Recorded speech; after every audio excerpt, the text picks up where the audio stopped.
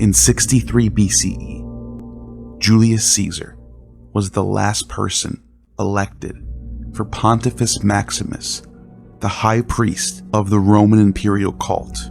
His heir, Octavian, born in the same year that Julius Caesar was elected, who was later known as Augustus, is credited with being the first proper Roman emperor of the empire. And Caesar was the last imperator of the Republic. The title of Pontifex Maximus would pass along to the next Roman emperor until the time of Constantine, who officially gave the title to the Christian Bishop of Rome, breaking a 300+ year tradition. Augustus, who started the tradition, would implement religious reforms that would change Roman religion, adopting foreign cults from newly acquired lands in the east. His Julio-Claudian, Flavian, and Nerva Antonine heirs during the Pax Romana also contributed to these reforms and changes, which included building temples to Egyptian gods in the Roman Forum, adopting Greek customs, importing Syrian priesthoods, strengthening the bond of their Trojan blood by giving attention and funding to priesthoods in Asia, 1,000 miles away from the Italian homeland, pilgrimages to famous temples like Baalbek in Phoenicia, as well as Petra in Arabia, became a practice of Roman piety as the empire grew beyond the Mediterranean. From the Augustan reforms of the 1st century BCE to the Edict of Milan in the 4th century that legalized Christianity, there was so much that happened in between that explain how Roman religion went from the worship of Jupiter, Romulus, and Minerva to God the Father, Jesus Christ, and Mary, Mother of God. The changes that replaced the Roman emperor as Pontifex Maximus with the Bishop of Christ would seemingly happen overnight, according to the traditional account of Roman religion being conquered by Christianity. But the truth is a lot messier than that. There are some transitional fossils in between the Roman archaic triad, officiated by a Rex Sacrorum, king of holy things, and his Flamen priest, and the Christian Trinity, officiated by the Holy Father and his cardinals, as well as transitional fossils in between the Vestal Virgins being replaced by the office of Villa Maria nuns.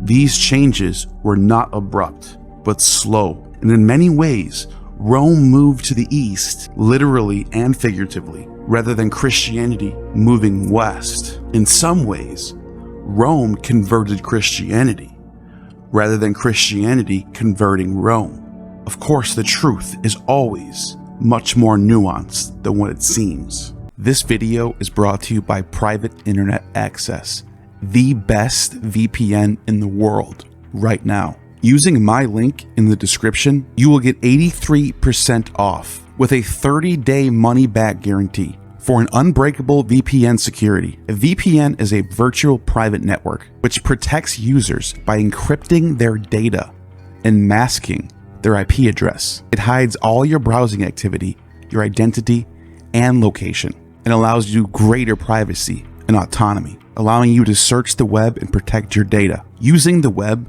without private internet access is like traveling the world with a see-through backpack on. Everyone can see where your wallet is. You can also use it on all your devices simultaneously. It even increases speeds. Seriously, what are you waiting for? Zero restrictions, unlimited content, thousands of servers in 91 countries across the world. You can easily access all of your favorite content, shows, apps, and more, regardless of where you live. Access freedom, built-in ad blocking, 24/7 customer support, advanced features, and they don't record traffic or store any browsing data for any users. Once again, using my link in the description, you get 83% off with a 30-day money-back guarantee. What are you waiting for? Thanks, Private Internet Access. Back to the video. The religion of the Roman Empire is arguably the exact opposite of what you would expect from a colonial imperial entity to be like. When you think of colonizing, you think of oppression and opposing your will and culture on the colonized. But this was not what the Romans did. Stories about how Romans oppressed and persecuted other religions are often overemphasized or just downright fictitious. The Edict of Thessalonica, which was issued on February 27th, 380 by Emperor Theodosius, which made Christianity the official state religion of Rome, was a turning point in not only Roman religion, but the religion of the Western world altogether. But what if I told you that nearly 200 years prior to this edict, Christians were already in high places of power in the Roman Empire, already enjoying success and already being treated with dignity? Julia Mamaea, mother of Caesar Alexander Severus, was the empress of the whole Roman Empire and was herself a Christian noblewoman. The Severan dynasty was reported to have treated the Christians and Jews with respect and dignity, even minting coins with biblical scenes on them, despite legends about Christians being fed to lions in the Colosseum. It was under a handful of emperors in which Christians were persecuted: Diocletian, Nero, Domitian, and Decius. Those four were not friendly to Jews or Christians. However, other cults, like the Egyptian cults of Isis and Osiris, got persecuted and outlawed by Augustus in spite of Antony and Cleopatra, his rivals. And Bacchic cults were persecuted long before that too, in 186 BCE, by decree of the Roman Senate. And under certain emperors, certain cults got bad political deals. This is not unique to Christianity. If we look at how Rome treated foreign cults as a whole, the Roman imperial cult was in fact more willing to import and adopt other religions rather than persecute them. This was the genius of the Roman imperial cult. Temples of Arabian gods like Dusares were built in Italy. Persian Mithras became central to Roman mysteries. Syrian sun gods took over the pantheon at times. Carthaginian gods found homes on Roman soil. The Tyrian god Melkart, later known as Hercules of the cattle market in Rome, may have first arrived in Italy with Phoenician traders. However, the first Eastern deity officially adopted by the Romans was Cybele, also known as the Mother of the Gods, worshipped in Pessinus, Asia Minor.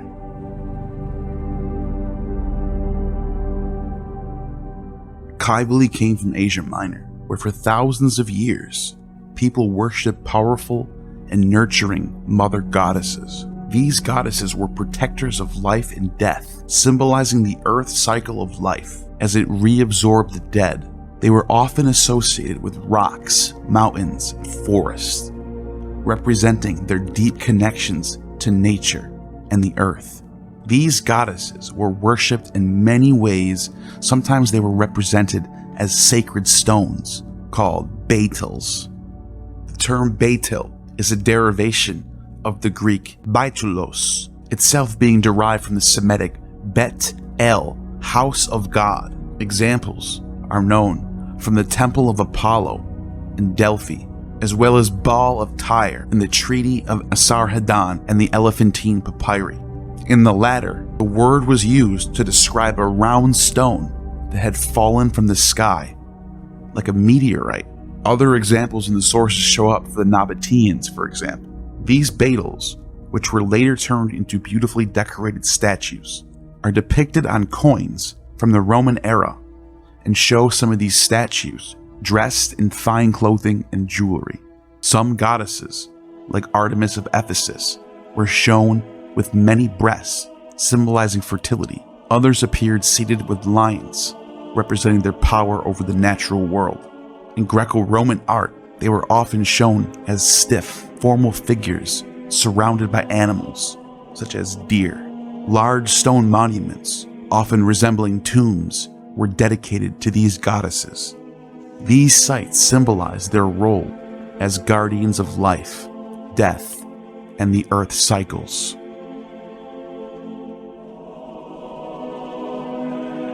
The idea of mother goddesses of the earth, mastering wild animals, was already popular in the Eastern Mediterranean. Art from Crete and Mycenae shows similar images, but the oldest known representation of a mother goddess comes from Çatalhöyük, an ancient site in modern-day Turkey, not far from Göbekli Tepe. This artifact, dating back to 6000 BCE, in the Stone Age, shows a goddess seated on a throne, flanked by 2 lions. This means that the oldest goddess in the historical record was still being preserved by the Romans all the way in late antiquity, keeping intact some of the oldest traditions of a mother goddess enthroned, flanked by lions, through millennia.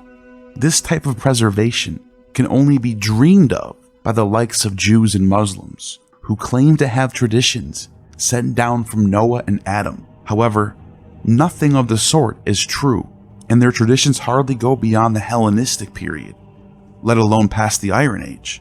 Cybele, on the other hand, has her tradition being preserved and vindicated in the archaeology, going back to not only antiquity, like the Jews and Muslims, but also beyond the Hellenistic period, beyond the Classical period, beyond the Iron Age, beyond the Bronze Age, beyond the Copper Age, and even into the Stone Age, predating the Sumerian Inanna and Ishtar of the Babylonians by thousands of years. And being in close proximity to Göbekli Tepe makes her all the more appealing. Strabo discusses her as being as old as humans, along with an older version of Dionysus, who was also preserved in Roman religion, called Sabazius.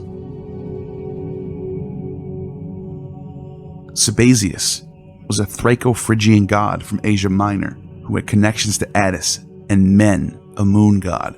Like these figures, he wore a Phrygian cap or conical hat. Sabazius was often shown holding an ivy-covered staff and a pine cone.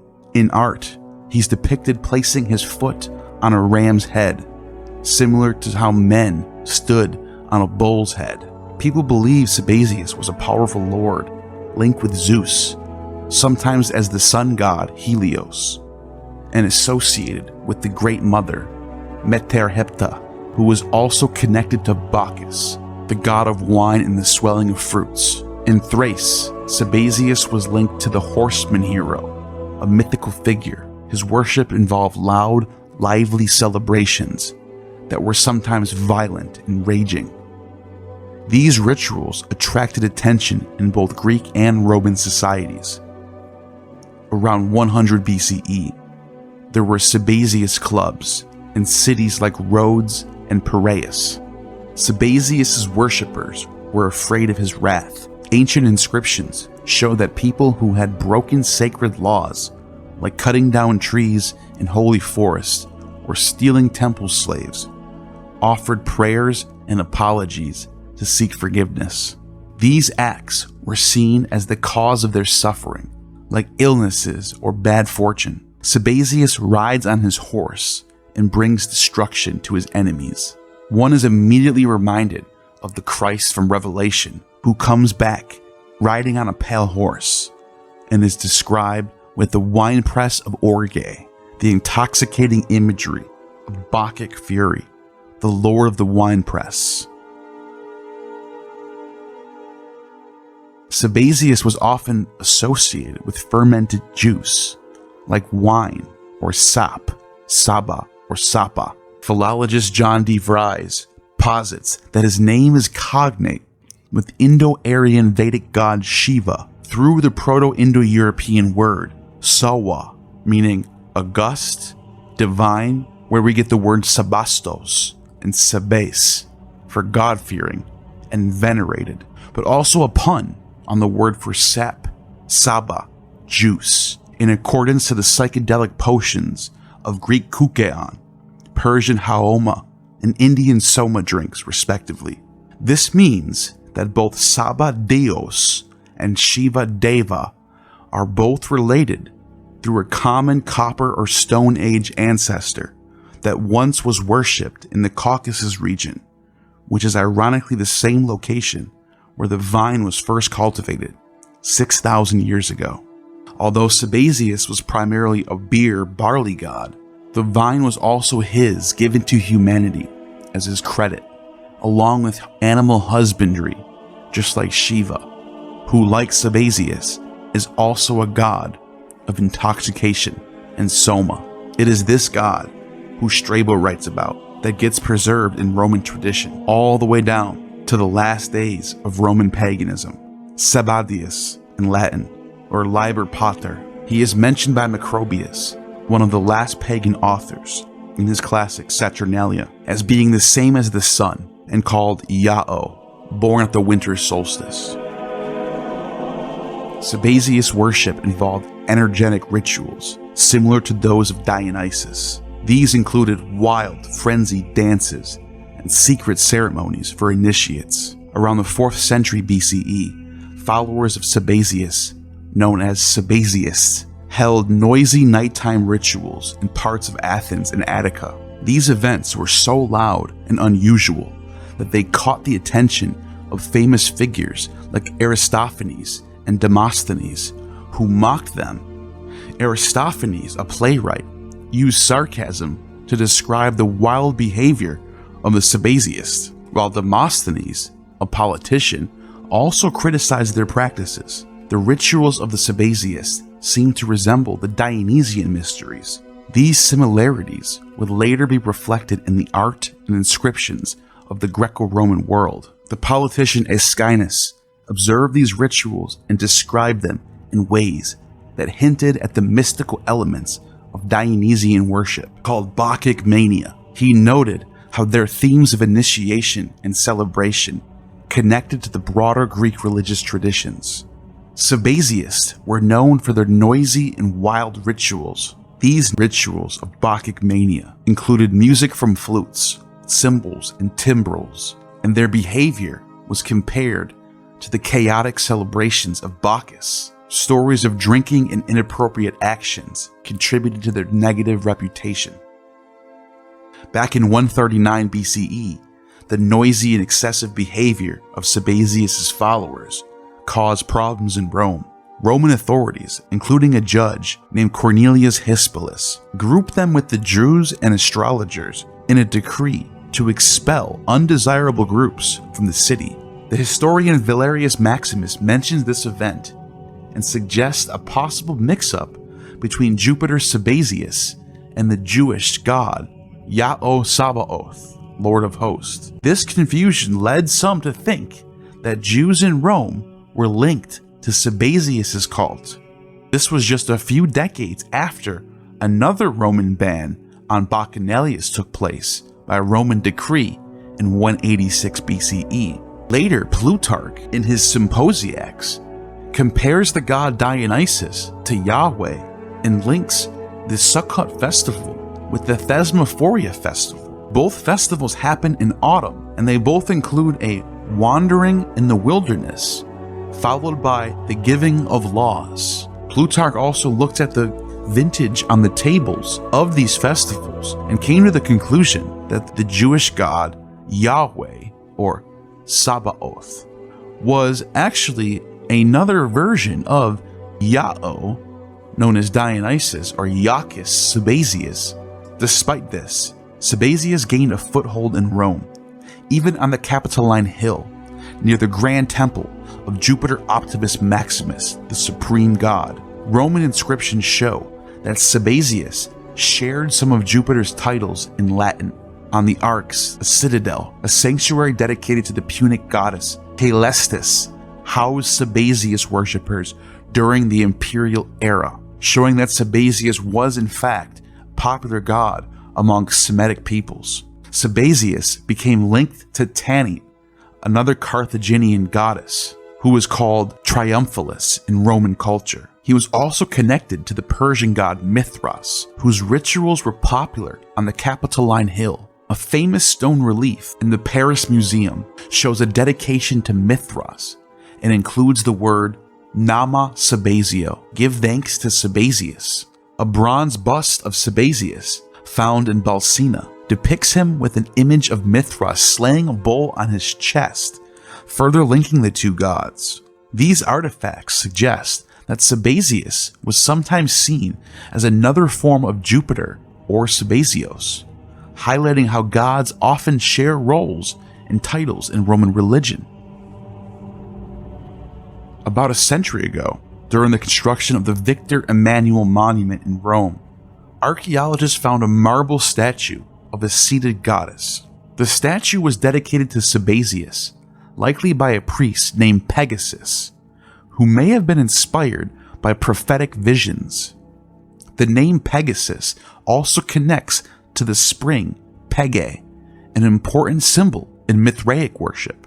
Sabazius had followers among the Roman imperial guard, particularly in the Equitus Singularis, the elite cavalry units, who can also be seen in inscriptions worshipping Mithras and Sol Invictus, evidence that these cults were merging in the Roman imperial cult during the 2nd and 3rd centuries. Evidence of his worship has been found under the Basilica of San Giovanni Laterano and the Trastevere area, where foreign religions often mingled.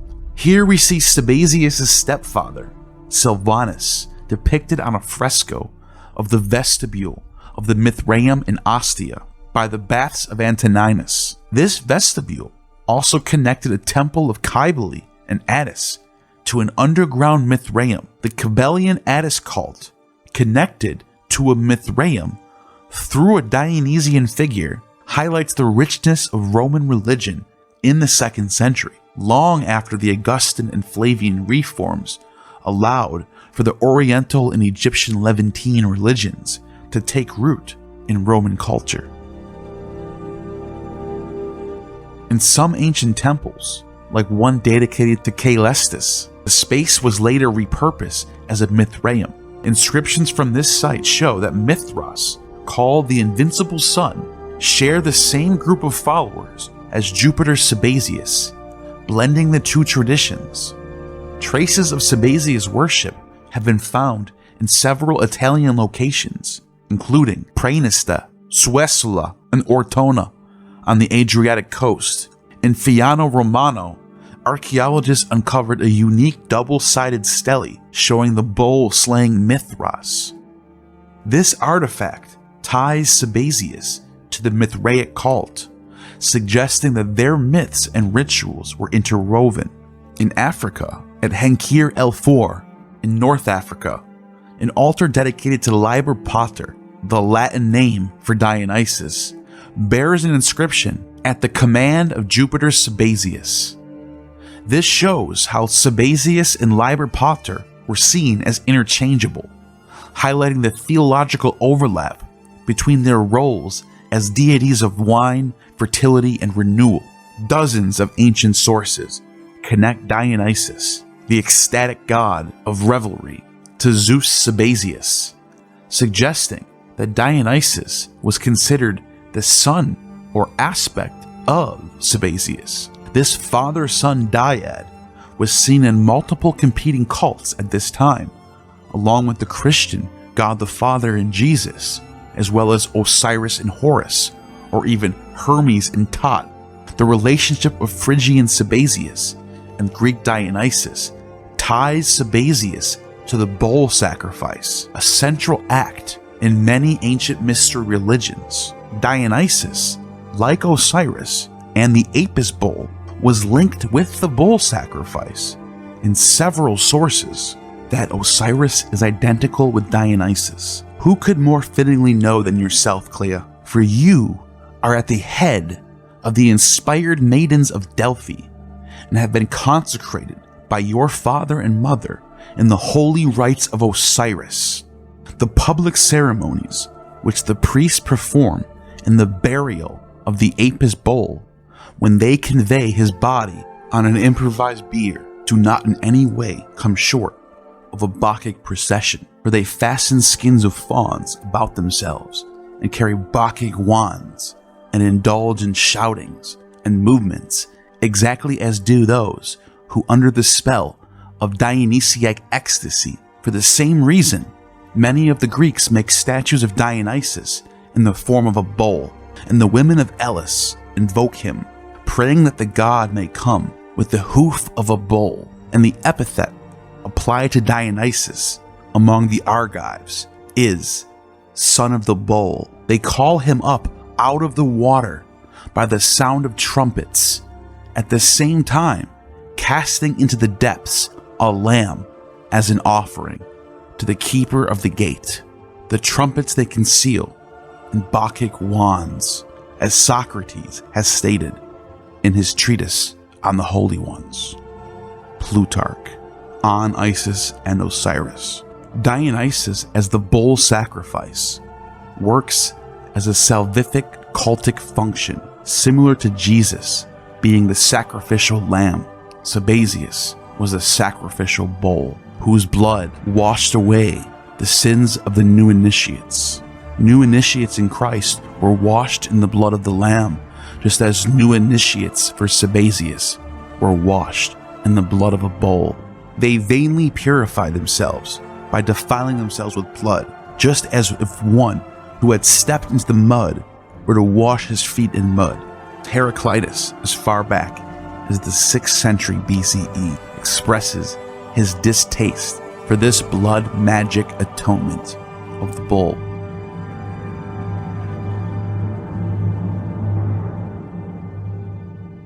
An image from the Vatican Museum depicts Sabazius with symbols connecting him to Dionysus and Mithras. In Mithraic iconography, the bull is the sacrificial figure representing cosmic renewal. Here, Sabazius is placed in the role of the bull, highlighting his symbolic sacrifice. He is the bull. His face is as if he has just been stabbed and is dying, while Mithras is in his regular posture as if he is slaying the bull as usual. We can see Nama Sabazio on the bull, an Indo-Aryan rendering that means give thanks to Sabazius, who is the sacrificial bull whose blood saves new initiates from death. This imagery suggests that Sabazius Dionysus was seen as the embodiment of life, death, and rebirth, mirroring the themes found in Mithraic and Dionysian mysteries. The artifact shows how these ancient religions often merge their gods and symbols to represent shared cosmic truths.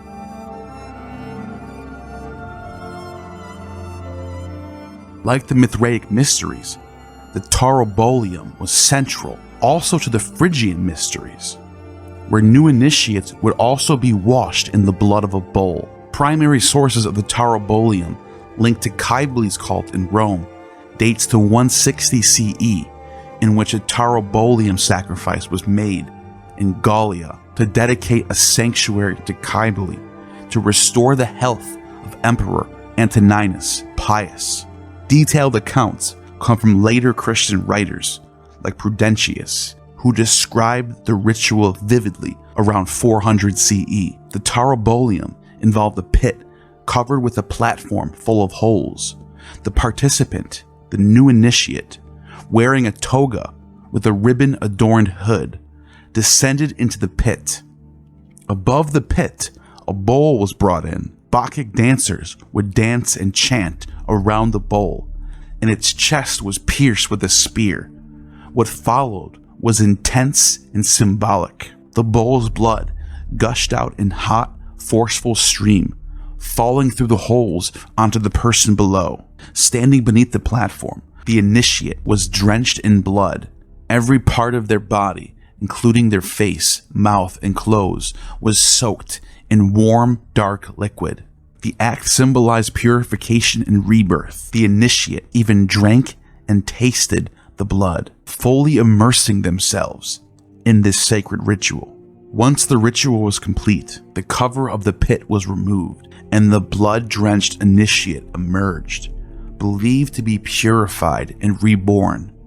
This ritual was a dramatic and powerful symbol of devotion to Cybele and her mysteries. In the Taurobolium ceremony, a special hooked knife called the harpe was used. The process involved first striking the bull and then making a larger wound with the hook. This allowed the bull's blood to flow freely, an essential part of the ritual. The practice may have been inspired by earlier rituals dedicated to Artemis Tauropolis, a goddess associated with wild and savage rites. According to legend, these rites were brought to the region of Comana in Cappadocia by Orestes, a figure from Greek mythology. Although the Taurobolium became a key part of Cybele's worship, it was not exclusive to her. Its exact origins remain unclear, but it was widely adopted in Roman religious practices. In Roman times, the Taurobolium was a symbolic act of purification and rebirth. After the bull was sacrificed, its remains, including its testicles, were buried beneath an altar. This act mirrored the castration of the Galli, priest of the Great Mother Cybele, as a form of devotion. Prudentius, a Christian writer, criticizes the ritual, describing the bloodshed as deeply disturbing, saying, "It is my blood that you see, not that of an ox." The person undergoing this ritual, known as the Summus Sacerdos Consecrandus, high priest to be consecrated, was later titled the Archigallus.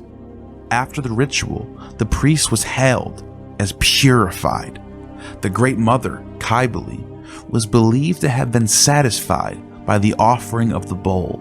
The Archigallus, who was a eunuch high priest, was adorned with a crown and gold bracelet called an arquebus, signifying their high status. This priest was part of the Quindecimviri Sacris Facundus, a group responsible for the sacred rites in Roman society and guarding the Cybelian books from the outside world, only consulting them during times of war.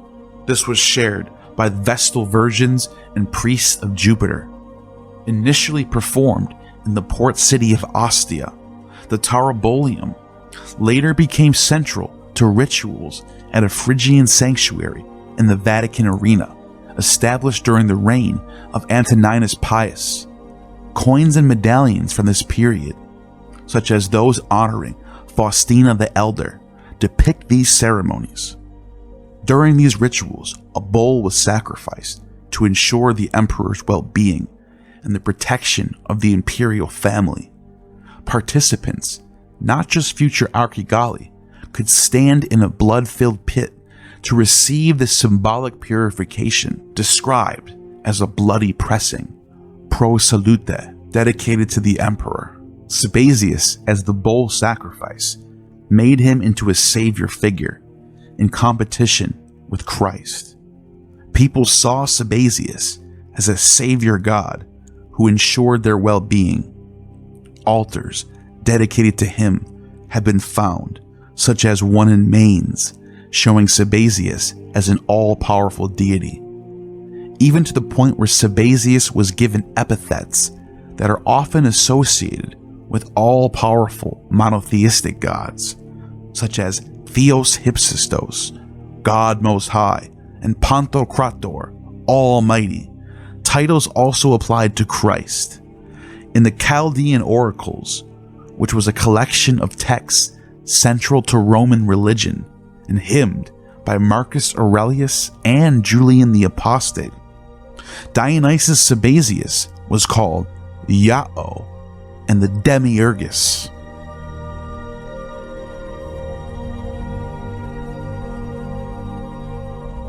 Father, mind, fire, monad, dyad, triad.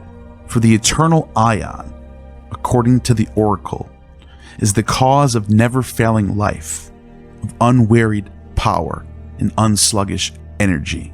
The Chaldeans called the god Dionysus, or Bacchus, Iao, in the Phoenician tongue, instead of the intelligible light, and he is called Sabaoth. The monad first existed, and the paternal monad still subsists.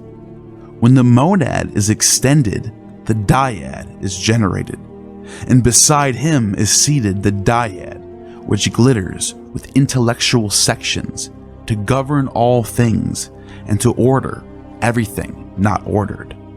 The mind of the Father said that all things should be cut into three, whose will assented, and immediately all things were so divided. The mind of the Eternal Father said into three, governing all things by mind. The Father mingled every spirit from this triad. All things are supplied from the bosom of this triad. It is also in these Chaldean oracles where Dionysus, Jupiter, and Saturn are worshipped in a triadic Trinitarian form through Pythagorean and Neo-Platonic theology that also influences the triune Christian Godhead. We can see this trend of Trinitarianism through these pagan sources. These Godheads were in direct competition with each other.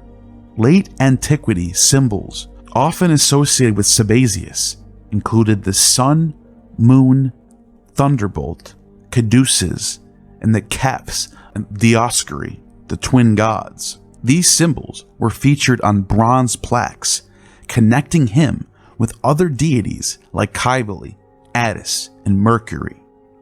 In regions like Gaul, his cult blended into existing religious practices. For instance, Vichy, a place known for its springs, contained around 80 offerings to Sabazius. These were typically silver plaques, often shaped like palm leaves or stylized branches, and decorated with motifs such as the thunderbolt and eagle. These items symbolize fertility and abundance, linking Sabazius to health and fruitfulness of the land. Unlike other gods, Sabazius did not have many temples in the West. Instead, his followers included pilgrims and nomadic groups, carried small triptychs, foldable displays containing images of Sabazius, Cybele, and Attis. These portable shrines allowed worshippers to honor him wherever they traveled. Some of these triptychs often found in places like Rome and Ampurias. One of the most distinct signs of Sabazius worship was the use of bronze hands, often referred to as pantheistic hands. These hands were designed to make the Benedictio Latina gesture, where the first three fingers, thumb, index, and middle, pointed up, and last two curved under. This same Benedictio Latina gesture would go on to be central to Christian artworks all throughout the Middle Ages and Renaissance, a symbol that can be traced back to the classical Dionysus. These hands were sometimes hollow, possibly designed to be mounted on poles, and they often displayed images of Sabazius along with various symbols representing his power and divinity. It was this hand of Sabazius that represented the right hand of God the Father, which is a phrase also familiar to Judeo-Christian theology. The dactyls, or fingers of Sabazius, are his angels or messengers. Sabazius, a deity celebrated for his many powers, was represented through a variety of symbols. These included scales, caduceus, snakes, lizards, frogs, trees, pine cones, amphorae, flutes, ram's heads, round loaves, offering tables. Each of these symbols played a role in the rituals and stories surrounding Sabazius worship. One of the more intriguing depictions shows a woman nursing a baby inside of a cave. The ram's head, wine containers, bread, snakes, and musical instruments often accompanying this imagery were tied to the sacrificial and feasting ceremonies held by the followers of Sabazius. The woman nursing a child inside a cave has deep symbolic layers. The divine child, born in a cave or manger, is something found often throughout mystery cults at this time. Mithras, born from a rock, Ion, born in a cave by a virgin or from a rock, and Dusares, born from a rock or in a cave by a virgin. Epaphras, the child who was born without any sexual union, miraculously from Zeus laying his hands on Isis, was born in a cave as well. In the 1st century, mangers were always placed inside caves, not buildings, meaning Jesus was most likely understood to also be born in a cave. The act of nurturing reflects themes of care, protection, and creation of the divine child, while the cave may represent the sacred, hidden space of the deeper mysteries of God, perhaps even the womb of the earth, or a connection to the chthonic underworld. This nursing figure is sometimes accompanied by an eagle, a bird strongly associated with Zeus or Jupiter, reinforcing the connection between Sabazius and Zeus. The eagle serves as a reminder of divine power and authority of the demiurgus, often acting as a messenger between gods and humans. The ram's head, wine containers, bread, snakes, and musical instruments seen in these images further link this scene to the sacrificial and feasting rituals practiced by the followers of Sabazius.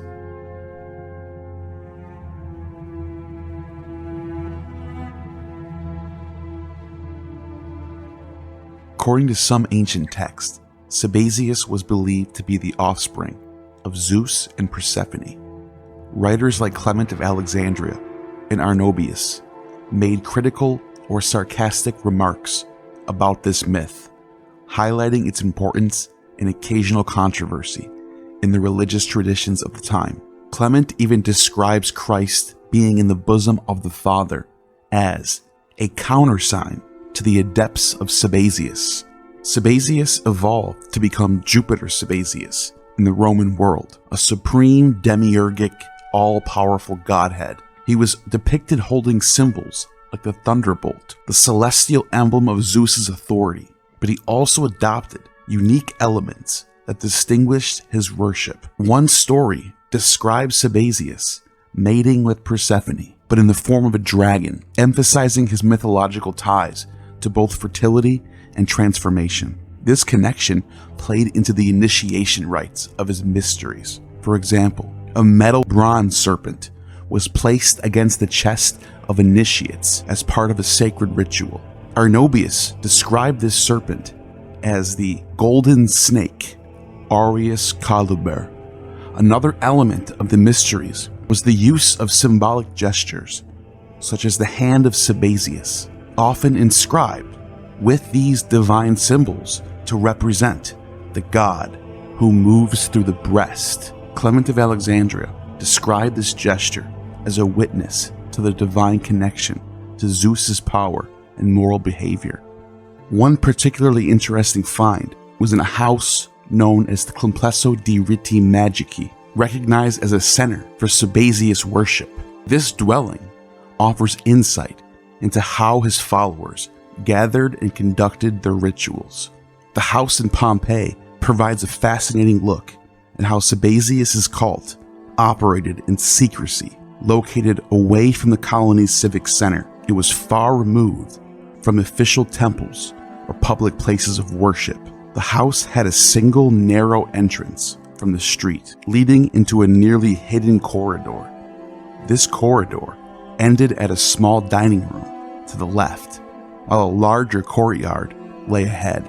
At the center of the courtyard stood a simple brick altar with iron rings where poles to hold sacred items or banners could be secured. Nearby was a podium, which served as a stage for theatrical presentations, possibly for rituals or religious storytelling. Around the courtyard were various rooms. Some of these spaces, surrounded by thick stone walls, were likely used for initiatory gatherings. Others, equipped with a hearth and a sink, function as a kitchen. Several additional rooms were likely bedrooms for participants or priests of the cult. This setup reveals that Sabazius' followers practice their faith in intimate, secluded settings. These spaces allowed for privacy and the freedom to perform their sacred rites away from the eyes of the public, profane eyes, profane ears, or official Roman scrutiny. The close proximity between Sabazius and Attis, as far as both gods being Phrygian imports who came to Rome after the Carthaginian and Macedonian wars, leads to the intermixing of the Dionysian and the Cybelian themes applied to Roman Sabazius, all of these being Oriental imports. Writing in the Augustan period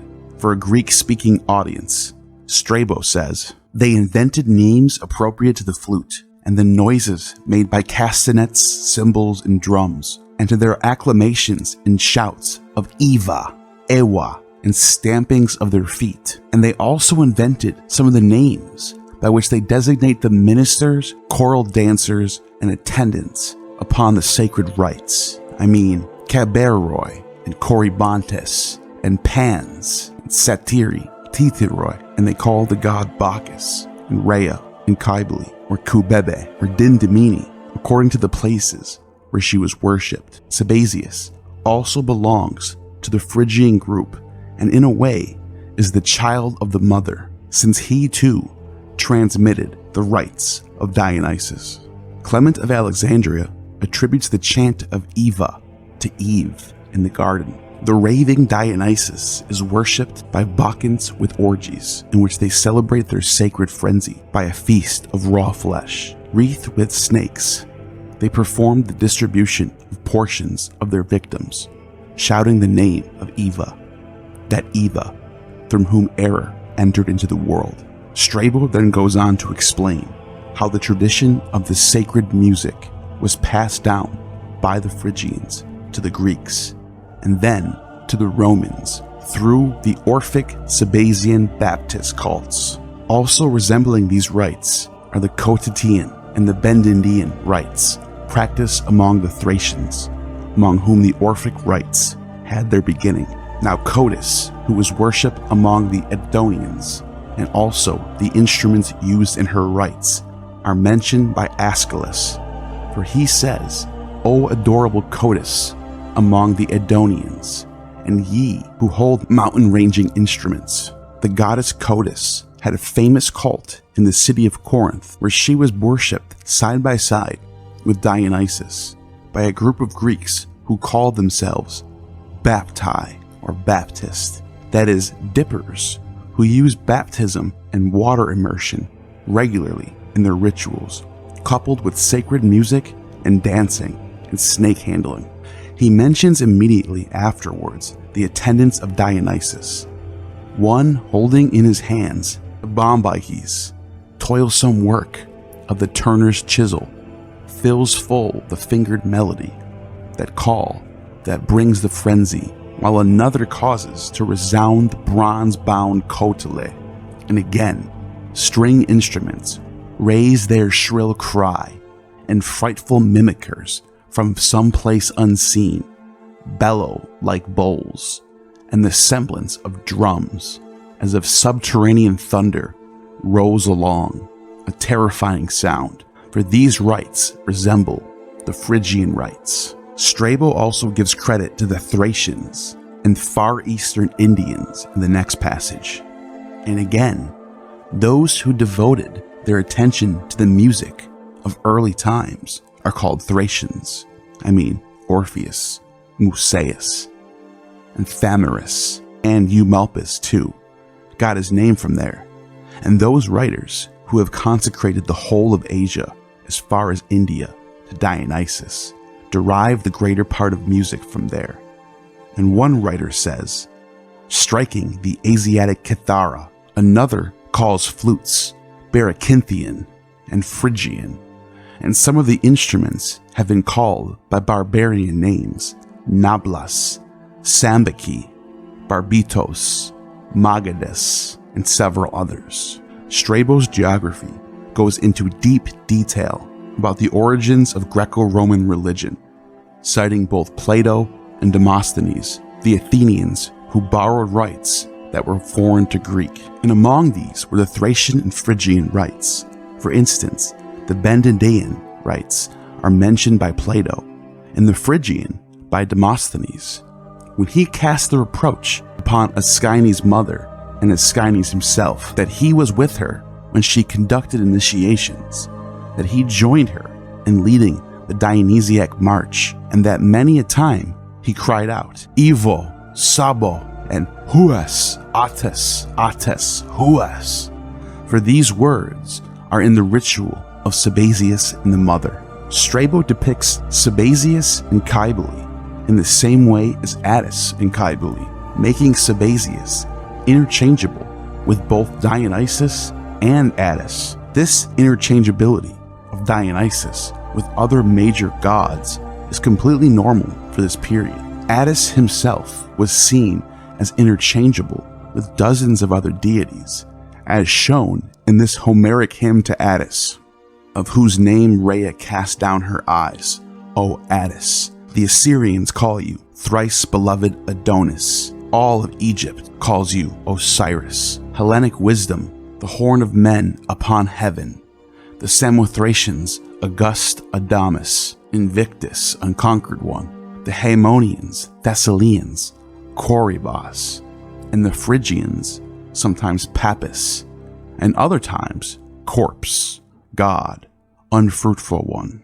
This ancient hymn for the god Attis was also applied and sang for Jesus Christ in the 2nd century by Anatolian Christians in Phrygia, which is preserved in St. Hippolytus. Attis was in direct competition for Son of God with Jesus in Roman-occupied Phrygia. Jesus was often depicted as the Son of Mary, a famous icon for early Christians.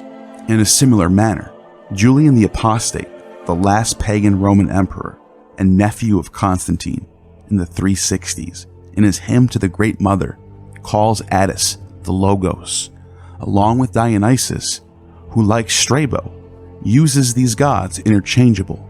And I discern also the divided creative function of Dionysus, which great Dionysus received from the single and abiding principle, or Zoe, life, that is in mighty Zeus. For from Zeus he proceeded, and he bestows that me on all things visible, controlling and governing the creation of the whole divisible world. At first we can see a similar theology of John's Gospel about Jesus being that Zoe, or life, abides and proceeds forth from the Father in heaven.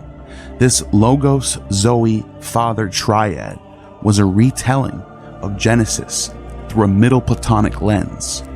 In the Septuagint, the Greek Old Testament, Adam and Zoe are a dyad that were created by God in paradise. In John's Gospel, the second spiritual Adam, called Word or Logos, is in the beginning with God. This Logos is then called the Zoe and light of the world. Zoe is the same name that Eve has in the Greek Septuagint. In the beginning was the Logos, and the Logos was with God, and the Logos was God. He was with God in the beginning. Through him all things were made. Without him nothing was made that was made.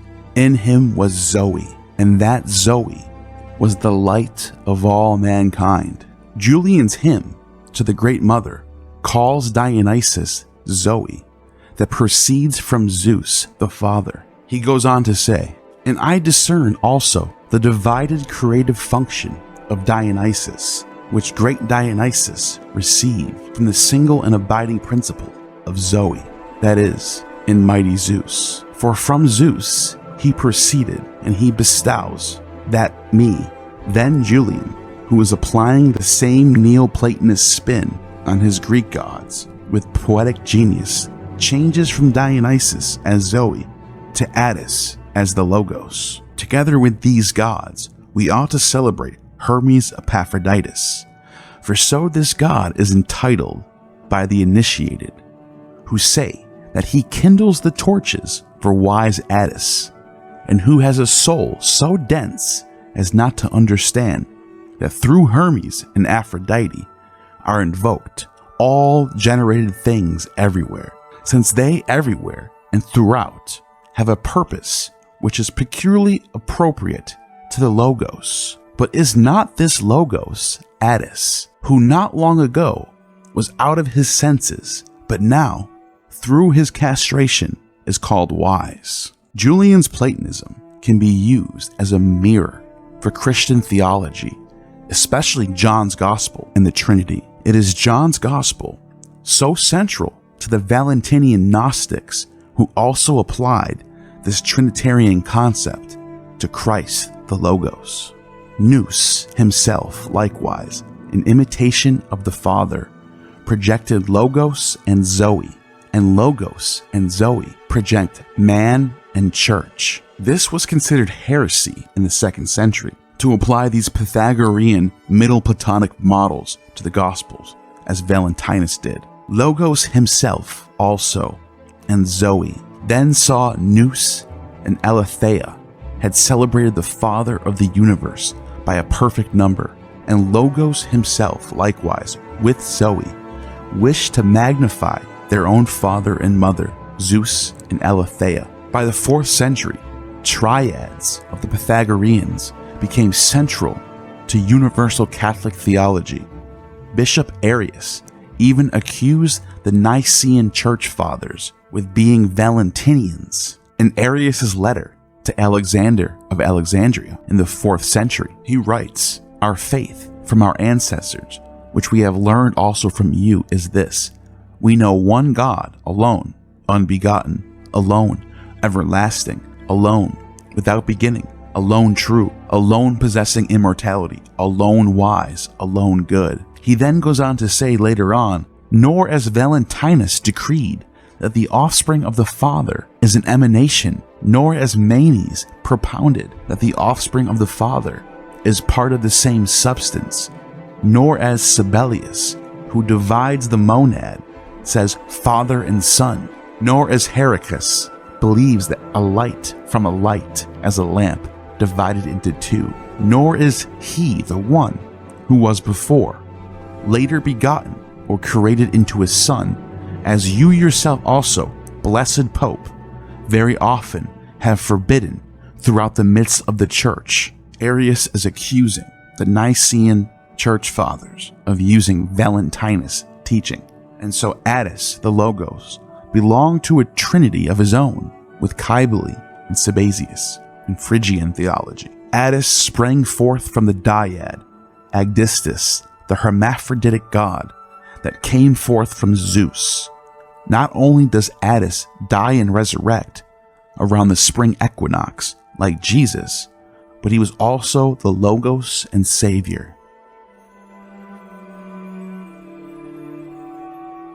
The geographer Pausanias recounts a story about Agdistis as told by the people of Pessinus. According to this tale, while Zeus was asleep, some of his semen fell onto the earth. From this union with the ground, a deity named Agdistis was born from a rock, a being possessing both male and female sexual characteristics. One way or another, various sources disagree, but Attis is born from an almond tree that grows from the male genitalia of Agdistis. Thus, the Phrygian myth contains the Platonic triad.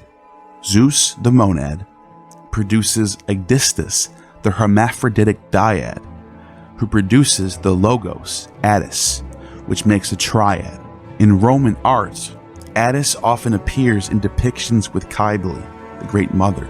These portrayals were less frequent than Cybele's own, but Attis's connection to her is evident. Notable examples include a relief in Venice from the Hellenistic period and the Grand Altar of Pergamon, where Cybele is prominently displayed riding a lion. Greek literature, however, avoided fully embracing Attis's story, particularly the element of his self-castration. By the late 3rd century BCE, poets such as Dioscorides described Attis in euphemistic terms, calling him the chaste Attis and admitting the more graphic details of his myth. Instead, Attis was revered as a protector and connected to a place of worship on the Sangarius River in Phrygia. Cybele's cult became particularly significant in Rome during the war with Carthage in 205 BCE. With Hannibal threatening the Roman Republic, people became fearful due to a series of omens and strange events, including showers of stones. The Cybelian oracles were consulted, and it was decreed that the Idaean mother, a form of Cybele worshipped at Pessinus in Asia Minor, needed to be brought to Rome for the city's protection.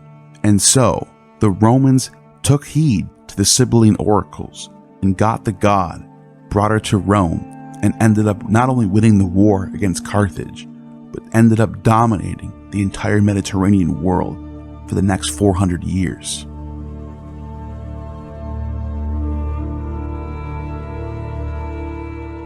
The Romans associated Cybele with their own mythological heritage. Her cult was linked to Troy, the legendary homeland of Aeneas, the supposed ancestor of Rome's founders. The Idaean mother represented a divine protector who had watched over Aeneas and his companions on their journey to Italy. To bring Cybele to Rome, her sacred stone, representing the goddess, was transported from Pessinus. This marked the beginning of her formal worship in Rome, where her cult became a prominent part of Roman religious life, especially during the annual March spring equinox festivals. This integration of Cybele into Roman culture demonstrates how the Romans adapted foreign gods and myths to align with their own traditions and values. Cybele, the mother goddess, is often depicted with prominent features sitting majestically between two lions. In ancient times, her name was not Cybele or Cybele, which we know today, but possibly Kubaba or Kubebe. These terms were not used until much later in the classical period, and their meanings remain somewhat unclear. The Hittites worshipped Kubaba, and even the Sumerians worshipped Kubaba. The Byzantine scholar Johannes Liddus linked her name to the word cube, referencing the sacred black stone that symbolized her at Pessinus. Another Byzantine writer, Hesychius, associated the term Kuba or Kumbe, which means symbol. Some have drawn parallels between Cybele's stone and the Kaaba of Mecca, another sacred black cube-shaped object, both thought to have fallen from the heavens. The name Kubaba on Hittite inscriptions can be seen in profile on ancient relief from Carchemish. This depiction dates back to the beginning of the first millennium BCE, showing her with a tall, cylindrical headdress known as polos and holding a pomegranate. By the 7th century BCE, another statue of her was discovered in Büyük Kale, modern-day Turkey, where she stands between musicians playing a flute and a lyre, indicating that music was already a part of their rituals. Kubaba of the Sumerians is so old that she predates Semitic dynasty of Sargon of Akkad and goes back to the early dynasties of Kish, from the 1st to 3rd dynasty of Sumerians. And as I pointed out earlier in the video, Kubaba seems to have originated around the Caucasus region, Black Sea region, as the ancient mother flanked by two lions, going back to 6000 BCE. This was the same goddess that was imported to the Romans, who they thought saved them from Hannibal, and ever since that day, they dominated the Mediterranean world, all the way through late antiquity to the Middle Ages. In the early days, the mother of Pessinus was typically depicted alone, without a companion god like Attis. Even as late as the Hellenistic period, her imagery often ignored the association with Attis, suggesting an original focus on a solitary mother worship. The later inclusion of Attis in the ecstatic ritualistic dances connected to him might have been introduced into her cult from the worship of Sabazius by Thracian tribes around 600 BCE. The devotion to the Great Mother in Asia Minor is argued to be the roots of the devotion to the Mother of God, Mary, by the Byzantines later on, as the mother figure, being so central to this part of the world, seems to have carried over to the Christian tradition in some way or another. One mystery surrounding Cybele's cult is the origin of the Gali, her eunuch priest. Scholars debate whether this tradition came from a Semitic background or if it was adopted from the Syrian goddess worshipped in Hierapolis, Bambyce. Herodotus, writing in the 5th century BCE, does not mention the Gali in his account of sacred evenings and festivals dedicated to Cybele at Cyzicus, suggesting that this practice may have developed later. Ishtar also has Galatur surrounding her in some of the mythology of the Sumerians, which is a possible influence on the Gali of Cybele. Cybele's worship spread from Asia Minor to Greece and Magna Graecia, southern Italy, by the 6th century BCE. In Greek art, she was often depicted riding a chariot pulled by lions. For example, in the Gigantomachia relief on the treasury of Sifnos at Delphi around 525 BCE, Cybele appears controlling wild animals. In other examples, such as the Cypriot terracotta figurines, she is shown holding a child in her arms, wearing a headdress similar to Attis's cap. Statues of Cybele have been found as far as Marseille, where she was placed in a small chapel or shrine, Naiskos, often accompanied by lion imagery, emphasizing her connection to nature and her role as a protector. Also similar to Cybele is Ishtar's association with lions, making it more intriguing that the Galatur could be influencing the Gali.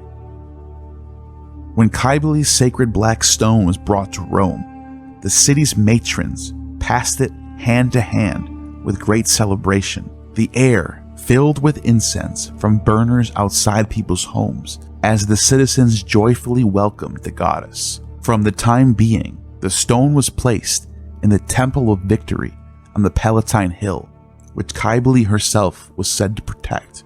While awaiting the construction of her own sanctuary, annual celebrations, including games and festivals, known as the Megalesian Games, from April 4th to April 10th, honored the arrival of the Great Mother to Rome.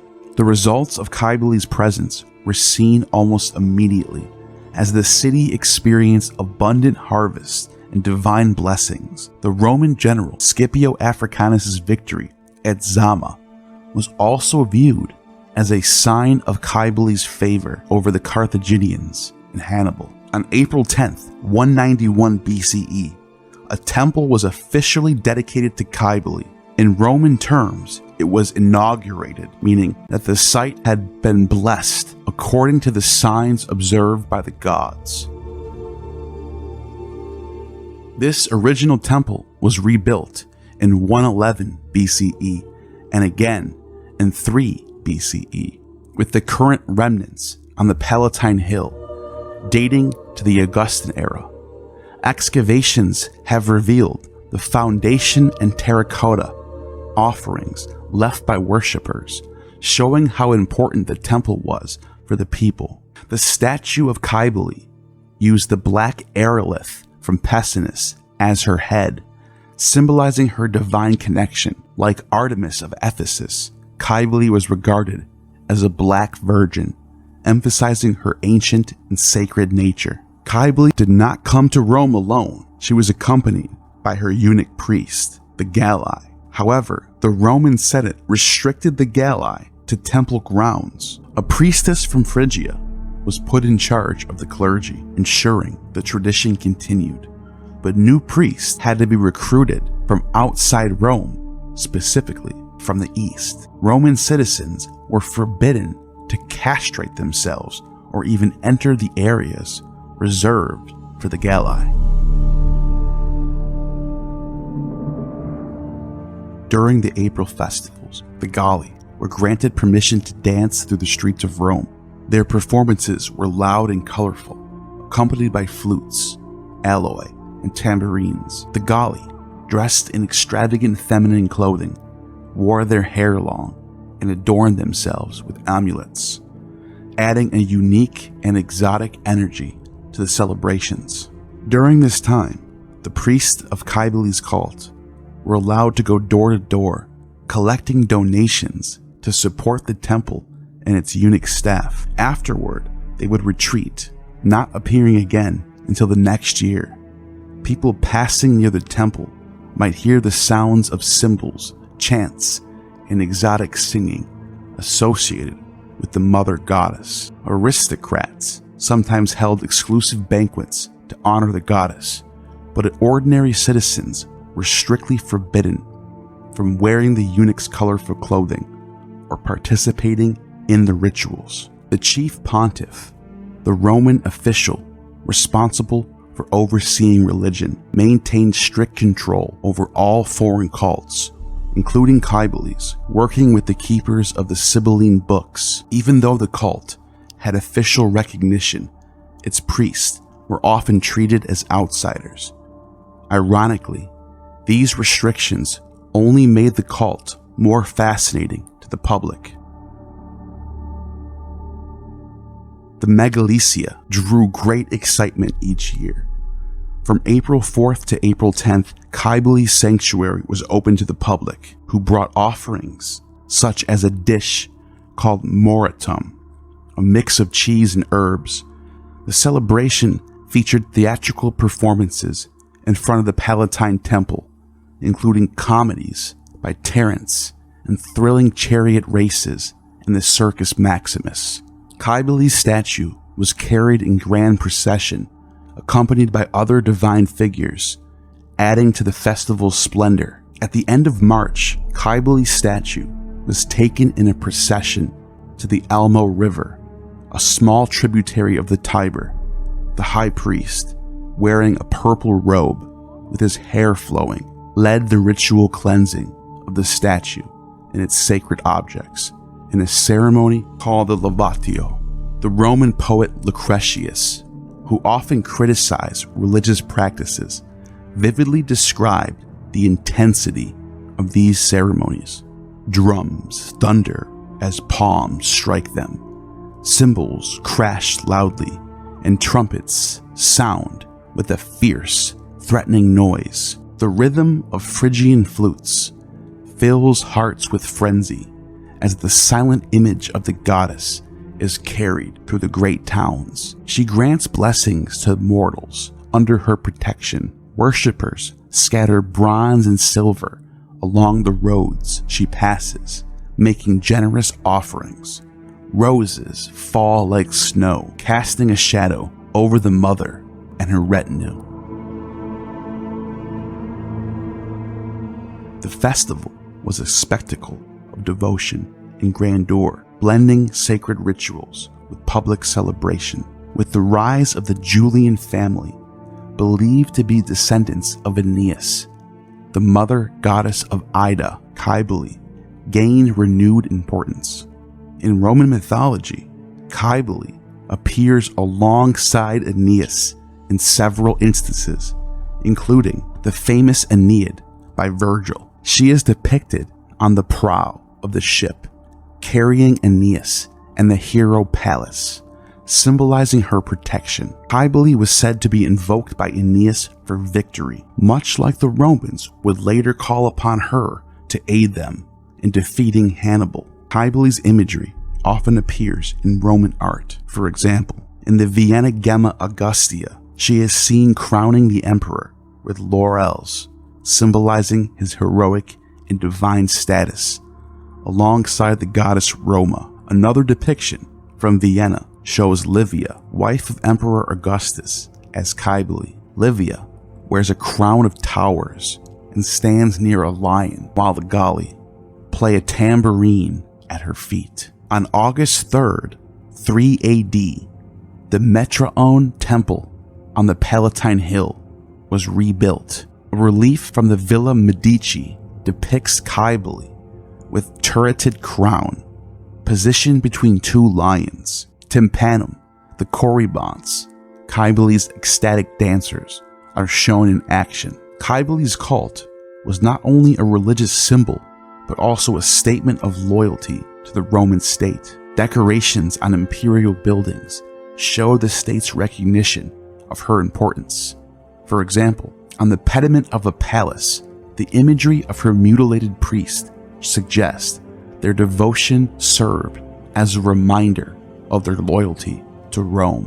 While Cybele's Eastern rituals were not widely practiced in Rome, priests of her cult were recruited from among the staff of the imperial household on the Palatine Hill. 2 freed slaves of Augustus and Livia were even titled priest and priestess of the Great Mother. According to Suetonius, Octavian, later known as Augustus, was often made fun of by the likes of Mark Antony and Sextus Pompey as being effeminate. Suetonius says that one day, while people were in the theaters, a loud, applauding audience, referring to Augustus as a priest of the Mother of the Gods, beating his timbrels, they said, "Seest how a wanton's finger sways the world," referring to Augustus in the form of Attis. Despite Cybele's significance, Attis, her companion deity, did not enjoy the same level of worship until later.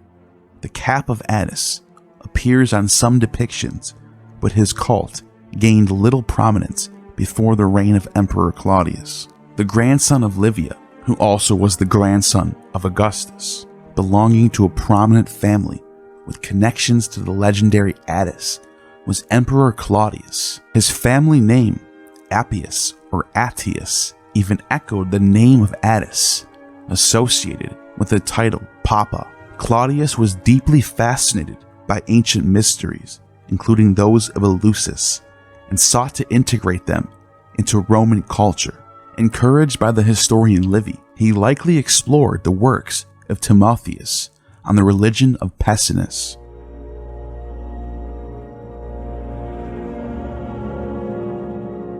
During Claudius's reign, many freedmen of the East, particularly of Phrygian origin, wielded considerable influence. This influence extended to the imperial treasury, and many of these Anatolians lived in Ostia, where the cult of Cybele steadily grew in prominence. Claudius, in the 40s AD, is credited with instituting a significant festival dedicated to Attis, formalizing its inclusion into the Roman religious calendar. This event, called the Hilaria, Holy Week of Attis, or the Rejoicing of Attis's Resurrection.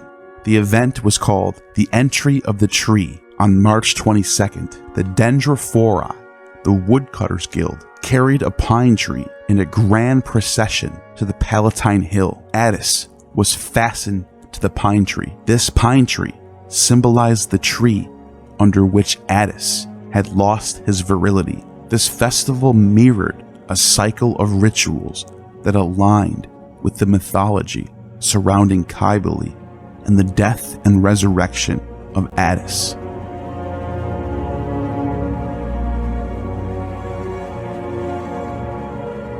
On March 15th, the Canophori, or reed bearers, processed through the streets. They carried reeds from the Elmo River, accompanied by a 6-year-old bull that the high priest sacrificed to ensure the fertility of the fields. Also on March 15th, according to Ovid, in Fasti, a white lamb was sacrificed on this day, the Ides of March. Interestingly enough, the Ides of March coincides with the 14th of Nisan, which is the day that Jesus dies, the Lamb of God. So a white lamb was sacrificed in Rome on arguably the same day that Jesus is crucified. On March 15th, also in Rome, the Canophori are sacrificing a 6-year-old bull. The high priest sacrificed this to ensure the fertility of the fields. While it's unclear whether the reeds symbolize Attis's childhood or his infidelity to Cybele, the event emphasized themes of protection and devotion.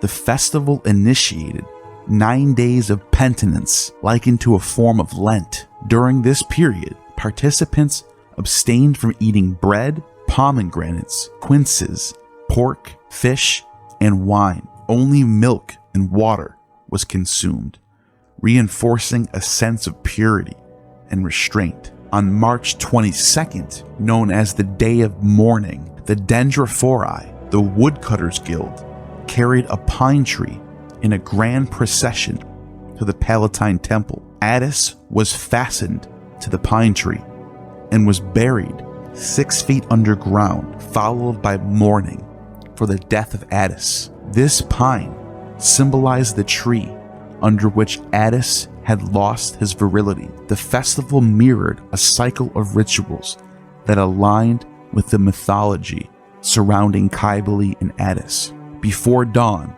a pine tree was cut down, a ram was sacrificed, its blood poured onto the roots of the tree in a sacred wood dedicated to Cybele. This dramatic procession, or Pompeii, resembling a funeral march, traversed the streets of Rome with solemn music. Women mourned and wore sackcloth and put ashes on their foreheads, marking one of the most important rituals in Cybele's worship, the day of mourning over the death of Attis. During the peak of the Attis cult, elaborate rituals and festivals were celebrated to honor the deity. One of the key events involved was this funeral ceremony of the pine tree symbolizing Attis, which were accompanied by a solemn night vigil. This ritual differed from the midnight ceremonies held in Lyon in 160 for the consecration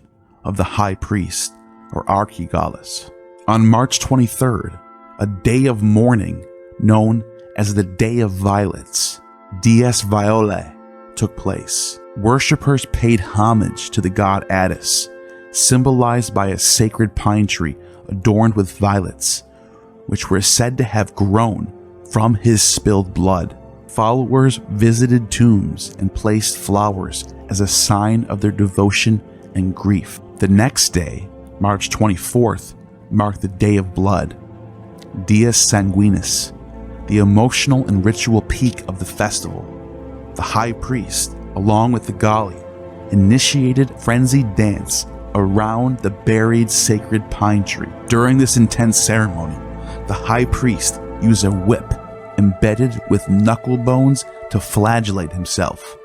The air was filled with the sound of clarinets, cymbals, and furious tambourines, creating a chaotic and intense atmosphere. Devotees demonstrated their deep commitment in dramatic ways. They beat their chest with pine cones, slashed their arms and shoulders with knives, and spilled their blood over the tree and altar. Screams and cries of pain echoed throughout the gathering, and the ritual's energy was so overwhelming that some spectators, overcome by the intensity, joined in the dance, as if they were possessed by the god himself. In moments of extreme frenzy, some individuals castrated themselves using broken glass or flint, marking their transformation into Attides, followers completely devoted to Attis and willing to become eunuch priest of the Great Mother.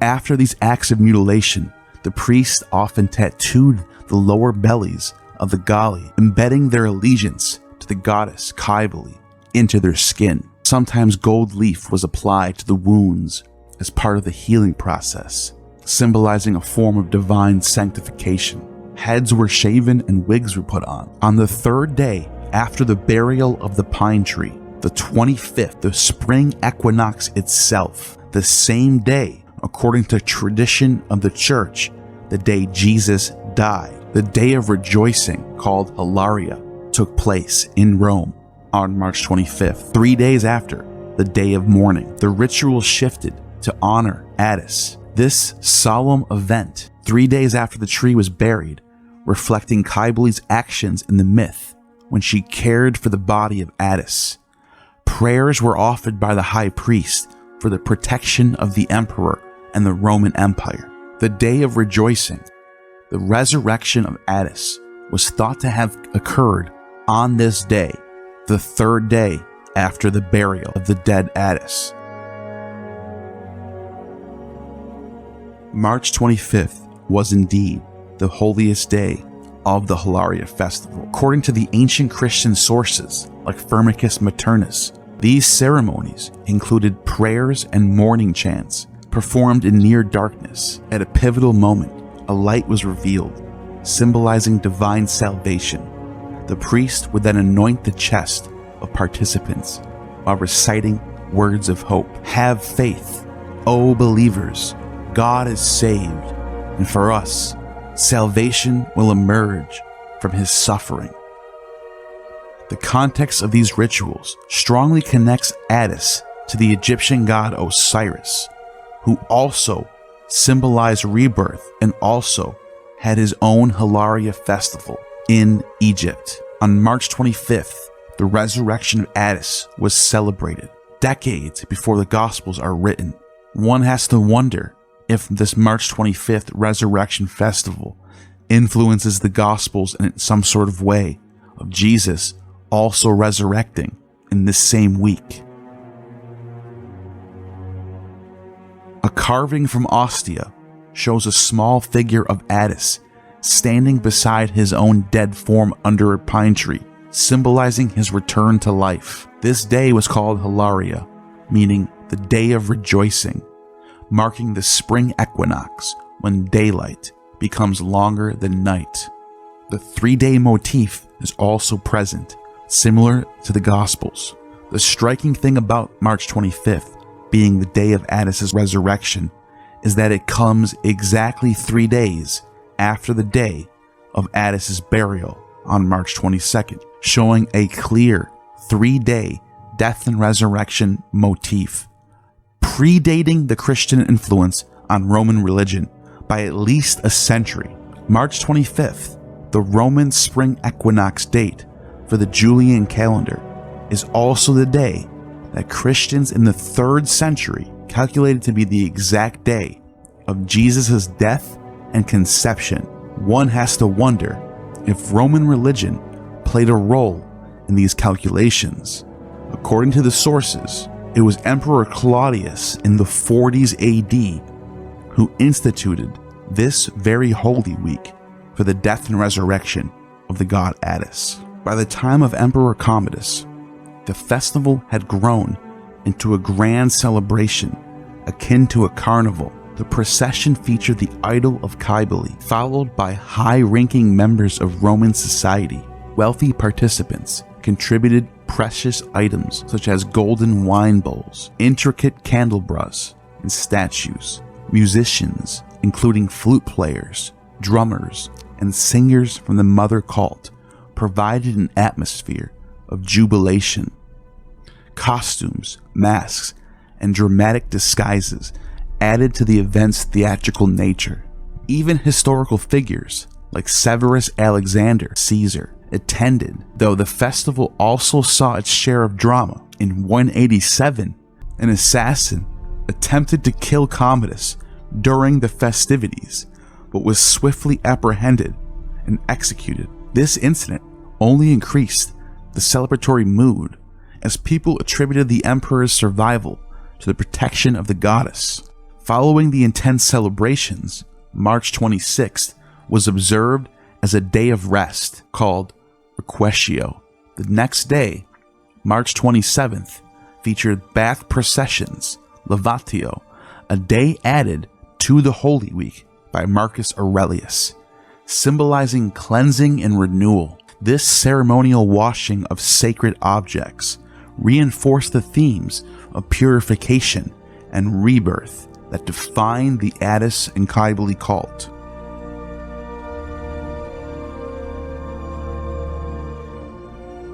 One week later, on April 4th, the Megalesia Festival began, celebrating the arrival of Cybele's sacred black stone. These festivals ran back-to-back against each other, just like Saturnalia ran back-to-back with the winter solstice and the calends of January. At the Megalesia Festival, a sacred black meteor that was thought to have fallen from the heavens seemed to be a theme for various religions in this period. This festival also marked the reopening of public theaters, which had been closed for over 4 months. However, under the Roman Empire, classical plays, like those of Terence, were replaced by mythological dramas and performances. These performances often told stories of Cybele's love for Attis and the tragedy of his death. Emperor Nero, known for his theatrics, once performed a song lamenting Attis's fate during the festival. His performance was mocked by writers like Persius, who found it ridiculous. At the time, Roman theater had become more violent and gruesome, reflecting the shocking rituals of the festival, like the Day of Blood. Christian writer Tertullian even claimed to have witnessed horrifying acts, including the castration of an Attis and the staged death of Hercules, who was burned alive. The festival concluded on April 10th, the anniversary of Cybele's temple. The grand finale was held at the Circus Maximus, where chariot races thrilled the crowds. A statue of Cybele, riding on a lion's back, was placed in theater of an arena near the obelisk. Before the races began, Cybele was paraded in grand procession, known as the Pompa Carensis. She rode in a lion-drawn chariot alongside other gods, led by a magistrate dressed in a toga embroidered with palm leaves. This spectacular event symbolized the triumph of Cybele's cult.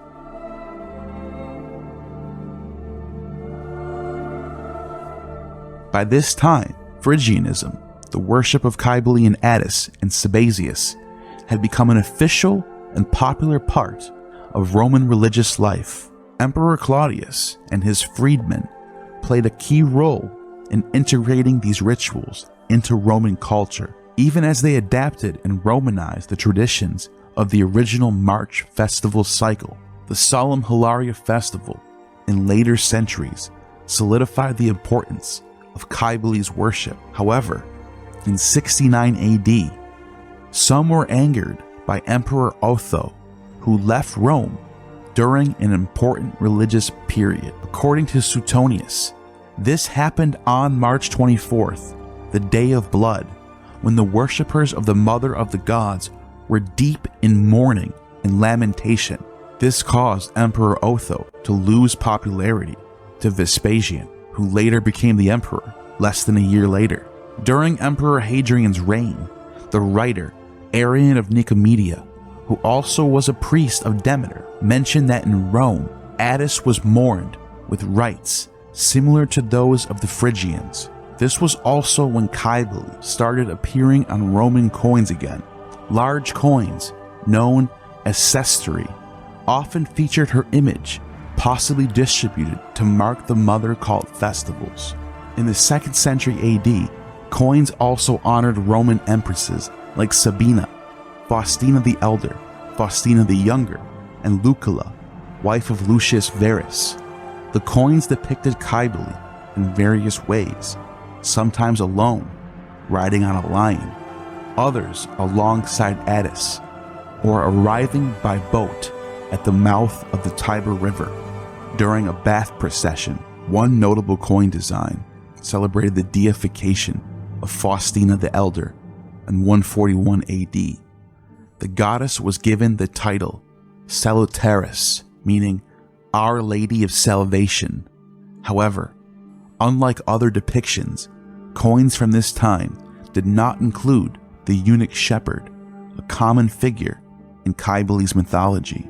During the reigns of Commodus, Julia Domna, and Heliogabalus, Cybele was prominently featured in coinage, emphasizing her role as the mother of the gods.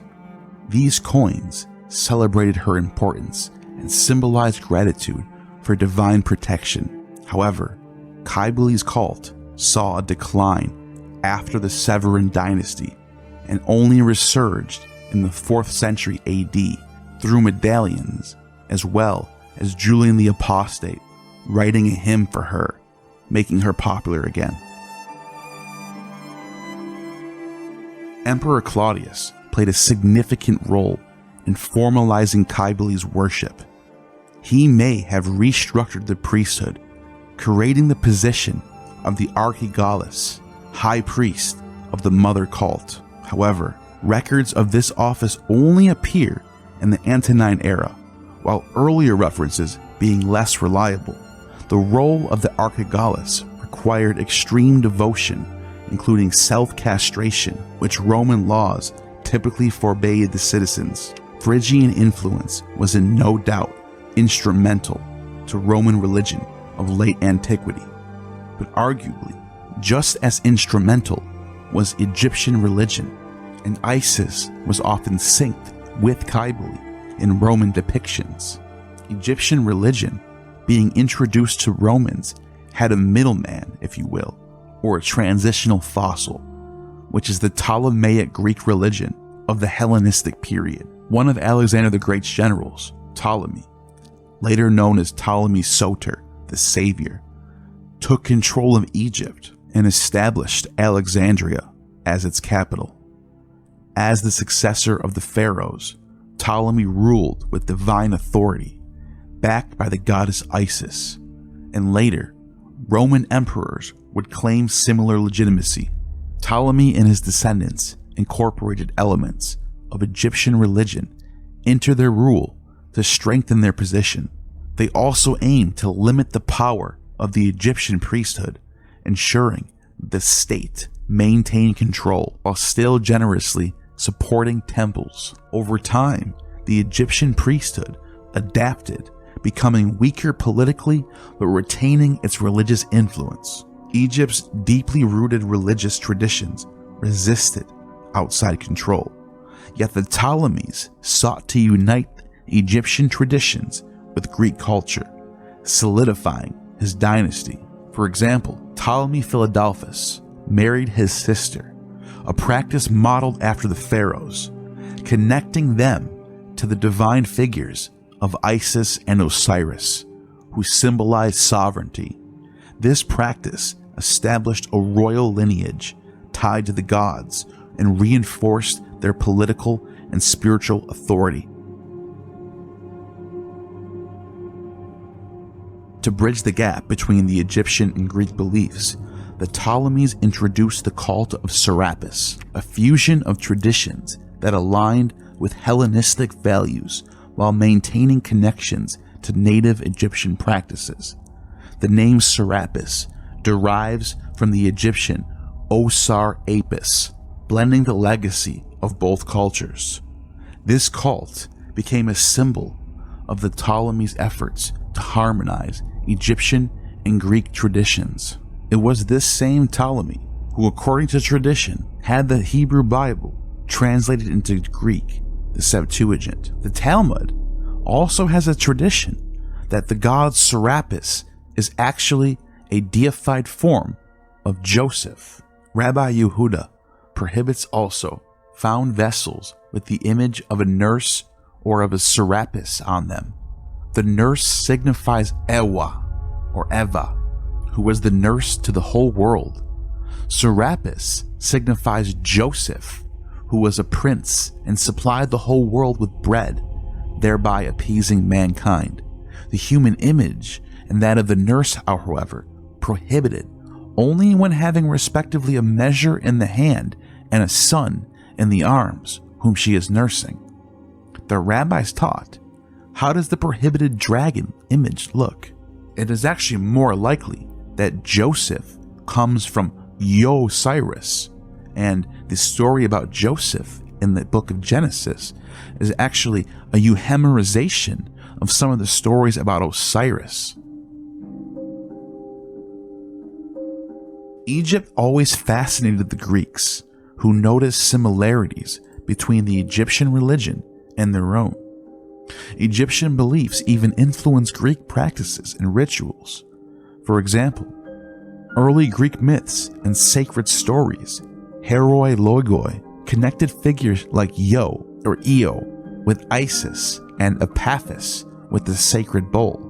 Apaphis is a divine child in multiple myths who was born from Zeus laying hands on Io or Isis and a flash of light coming down from heaven, a virgin miraculous birth of a divine child. In the 5th century BCE, Herodotus highlighted the alignment between the Egyptian religious rules and the Orphic and Bacchic traditions in Greece, noting their direct Egyptian origins. In these points, they are in agreement with the observances called Orphic and Bacchic, which are really Egyptian, and also with those of the Pythagoreans. For one who takes part in these mysteries is also forbidden by religious rule to be buried in woolen garments, and about this there is a sacred story told. The worship of Demeter in Greek festivals like the Thesmophoria even mirrored Egyptian rites. This connection was credited to the daughters of Danaos, who brought Egyptian rituals to the Pelasgian women of Argos. Similarly, Plato in his dialogue Phaedrus suggested that the myths involving the god Thoth originated in Egypt. Hellenistic traditions later developed these ideas further, with figures like Orpheus adopting Egyptian rituals and incorporating them into Greek mysteries, who calls himself a revealer, apocalypse, and a theologian, includes representations of suffering and purification. Orpheus revealed the future apocalypse, just as the Hebrew prophets did. And some of the Greek-speaking Hellenized Jews in Alexandria even claim Orpheus as a prophet in some of the 2nd century and 1st century BCE Jewish writings in the Pseudepigrapha. A text known as Psalm 151 seems to have David in the place of Orpheus, playing his music, and all of nature obeys him, just like Orpheus. Mosaics of Orpheus in Aramaic are found throughout Judea and Syria in the 1st and 2nd century CE. Even one of them, stone's throw away from Nazareth and Sephri, which Jesus would have grew up in.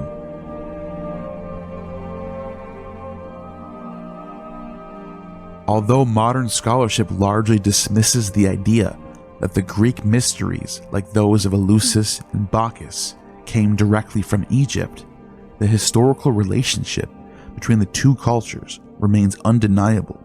The Greeks of Naucratis and earlier Phoenician sailors have long traded goods like scarabs, amulets, and other Egyptian symbols. These exchanges help spread the imagery of Egyptian deities throughout the Mediterranean, reaching places like Sicily, Sardinia, and Spain. The Egyptian deity Hapi, or Osiris Apis, symbolized the afterlife. Greeks interpreted the name Apis to mean coffin, Soros, and connected it with death. The god Serapis combined the majestic and fearsome traits of Pluto, the ruler of the underworld, and was depicted seated with Cerberus by his side. His crown was filled with fruits, symbolizing fertility and control over agriculture. The direct link of Osiris to Serapis is obvious. He carries all his powers, especially over the dead. This image was sculpted by Bryaxis, though his creation predated the Ptolemaic statue by at least 50 years. The Serapis cult is thought to have been established during the reign of Ptolemy I or II and is surrounded by conflicting legends. Plutarch claims that Ptolemy had a dream about a statue of Pluto, while Tacitus describes the figure as a young man. Supposedly, the god guided Ptolemy to the city of Sinope in Pontus to retrieve him. He also specifically calls for the priesthood of the Eleusinians and the Phrygians to serve as the priesthood in Alexandria. The Egyptian term Sen-Hapi means dwelling of Apis, connecting the cult to the burial of the sacred bull Apis in Memphis.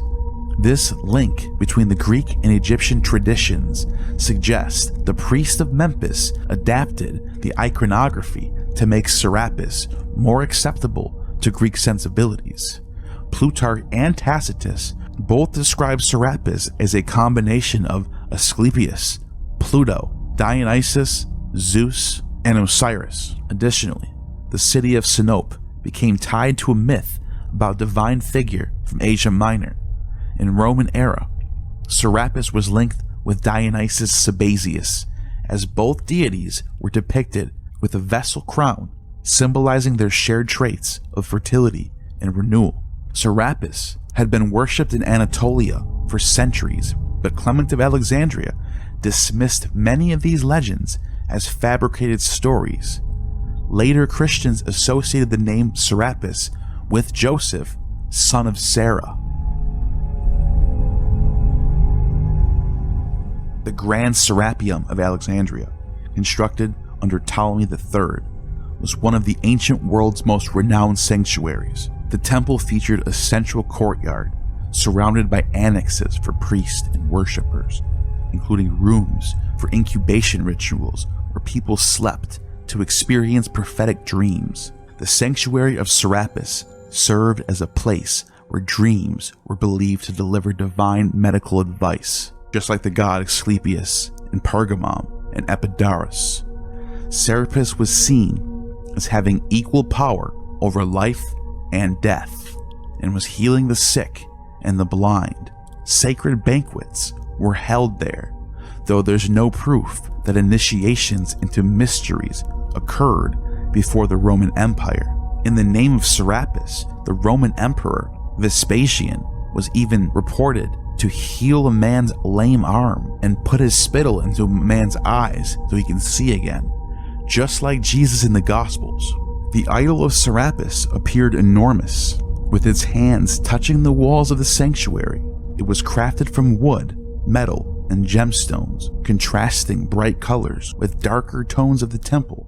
The statue featured white eyes, golden ears of corn, and its basket-shaped crown and silver garments. According to Clement of Alexandria, the sculptor Bryaxis used a mix of precious metals, including gold, silver, sapphire, and emerald, dyed them with blue, and even incorporated embalming substances from Osiris and Apis. Plutarch and Tacitus recount that Ptolemy sought the advice of Timotheus, a priest interested in the myths of Cybele and Attis, for the creation of the Serapis cult. Ptolemy also consulted Manetho, an Egyptian priest, to help integrate Isis into this new religious framework. Timotheus reportedly brought elements of the Greek mystery traditions, such as those from Eleusis, to Egypt, merging them with the Egyptian deities. This effort resulted in a universal priesthood in a unique Greco-Egyptian cult, combining Serapis with that of Asclepius, Pluto, Dionysus, Sabazius, as well as Isis and Osiris, connecting Isis to Demeter, and sometimes her daughter Persephone as Kori in the underworld, being the wife of Pluto, who is Serapis, making Isis and Serapis into a version of Kori and Pluto. The myths and power of Isis allowed her to be interpreted in many ways. Her name, meaning seat or throne, symbolized motherhood, like Cybele, often depicted as holding an infant Horus or Harpocrates, Horus the child in Greek. This nurturing image became popular in Greco-Roman art and endured across time. Plutarch even says that Harpocrates was born around the time of the winter solstice, predating Christmas by centuries. The story of Osiris, the good god, and his jealous brother Seth, or Typhon, is well known. Seth, embodying evil, traps Osiris in a casket and sends it down the Nile. The casket eventually washes ashore at Byblos in Phoenicia, where a great tree grows around it. The tree is later cut down and turned into a pillar in the king's palace. Meanwhile, the grieving goddess Isis, Osiris's wife, is divinely led to Byblos. There, she becomes a nurse to the young prince, burning away his mortal parts during the night. As Isis reveals her power, she convinces the king to open the pillar and retrieve Osiris's casket. However, Seth seizes the body, cutting it into multiple pieces, either 14 or 26, depending on the version, scattering them across the land. Isis embarks on another journey to recover Osiris's remains. She honors each piece with a burial, creating multiple tombs of Osiris. Legends say she magically restored Osiris to life, and he has a physical bodily resurrection, according to Plutarch.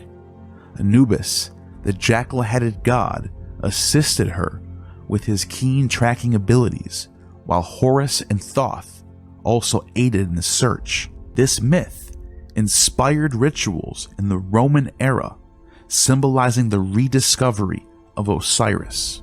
To the Greeks, Osiris's story echoed Demeter's search for her daughter Kore and Zagreus's dismemberment by the Titans. Like these figures, Isis was seen as the goddess who revived a dead god. Timotheus and the Alexandrian clergy helped reinterpret this Egyptian myth, blending it with the Dionysian traditions. The Ptolemies further expanded the synchronized cult through the Mediterranean, reaching regions like Sicily, Cyrenaica, even Pergamon had a big center for Serapis worship. As the goddess of Alexandria's lighthouse, Isis Phrygia became the protector of sailors, guiding ships under the Ptolemies' rule. Her image and myths were transported across the Mediterranean, spreading the vibrant and adaptable traditions of the Nile. In 21 BCE, Rome faced unrest while Augustus was in Sicily. Agrippa, his son-in-law, restored order and expelled Egyptian religious cults from the city. At that time, these cults were banned within a radius of 7.5 stadia, 1.3 kilometers from Rome. Despite this, in the Trastevere district, Agrippa himself shared a villa with Julia, Augustus's daughter. This villa, discovered in 1879 near present-day Villa Farnese, featured Egyptian-style decorations like painted characters and scenes inspired by Hellenized Nile mythology. It seems Augustus's daughter appreciated these designs despite her father's ban on them, which stood out from the official Roman religion, offering an artistic escape. Romans loved the religions of the East, of the Orient, of Egypt, of Asia Minor. Meanwhile, on the Palatine Hill, the Aula Isiaca, influenced by the Alexandrian decor, dates back to the 20s BCE when Egyptian cults were banned. Yet this was part of the emperor's palace. Livia's house, decorated with plaques showing Isis, featured sacred symbols of Egyptian solar theology. Similarly, terracotta plaques depicting Isis between sphinxes were found in the temple of the Palatine Apollo, located near Augustus's residence. It's clear that Roman fascination with Egypt, sometimes referred to as Egyptomania, had a strong presence. This was evident not just in art, but also in the imperial household's decor, which included graffiti praising Egyptian gods. The influence extended to the Caesars, who adopted Egyptian themes to create a mystical atmosphere. Additionally, Mark Antony's marriage to Octavian's sister brought Egyptian devotion into the imperial lineage through their daughters Antonia Major and Antonia Minor, who became ancestors of Emperors Claudius and Caligula. Egyptian culture naturally made its way into the family's traditions. It may have been the Julian name whose dynasty won, but it was Antony's bloodline who ultimately was behind the Julio-Claudian line. Ironically, it may have been Augustus who wanted to suppress Egyptian influence over Roman cults, but it was ultimately the Egyptian gods who were supreme in Roman imperial religion. Emperor Tiberius later banned Egyptian rites, labeling them as superstitious. According to Suetonius, he ordered their sacred objects to be burned, enforcing a strict suppression of Egyptian practices. This crackdown also targeted Jewish communities, leading to the deportation of 4,000 freedmen to Sardinia. In 88 BCE, Delos was taken over by Archelaus, a commander under Mithridates. During this time, the Italians and Romanized Greeks, who survived the massacre of about 20,000 inhabitants, expressed their gratitude to Sulla, who had the title of Imperator and crossed the Rubicon before Caesar did, who later liberated the island of Delos. Sulla, the future Roman dictator, held strong ties to the cult of Venus and enjoyed the title Beloved of Aphrodite, Epaphroditus. It has been suggested that his Venus Felix could have links to Isis Fortuna or Tyche, both popular among sea traders. Additionally, Sulla heavily invested revitalizing Praeneste, enriching it after the town's reconstruction for his veterans. Within this region, Isis adopted titles such as Tyche Protogeneia, blending the Greek interpretation of the local goddess Fortuna. A hall in Praeneste was adorned with a mosaic of Nile-themed imagery, hinting at an Isis sanctuary.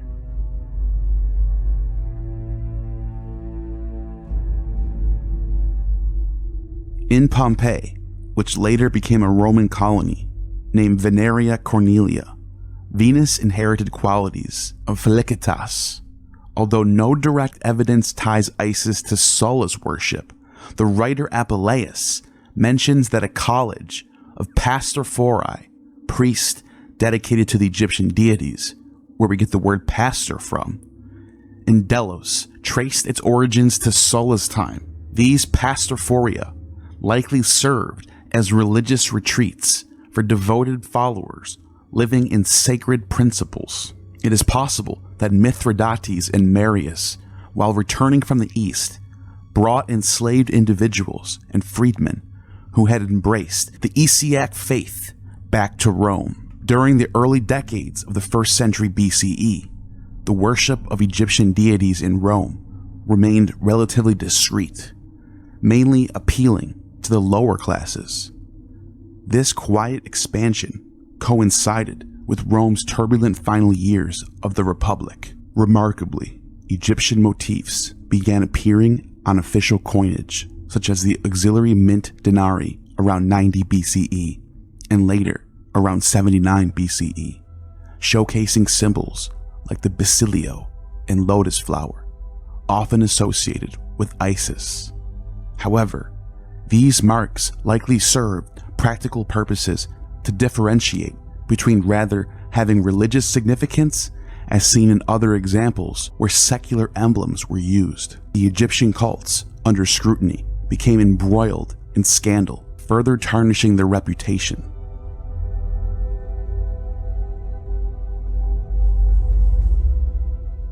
Among the Roman elite, the cult of Isis faced criticism for being linked to questionable moral behavior, likened to that of courtesans. This comparison challenged the virtuous image of women associated with the cult. A notorious incident involved Decius Mundus, a knight infatuated with Paulina, a woman of aristocratic standing.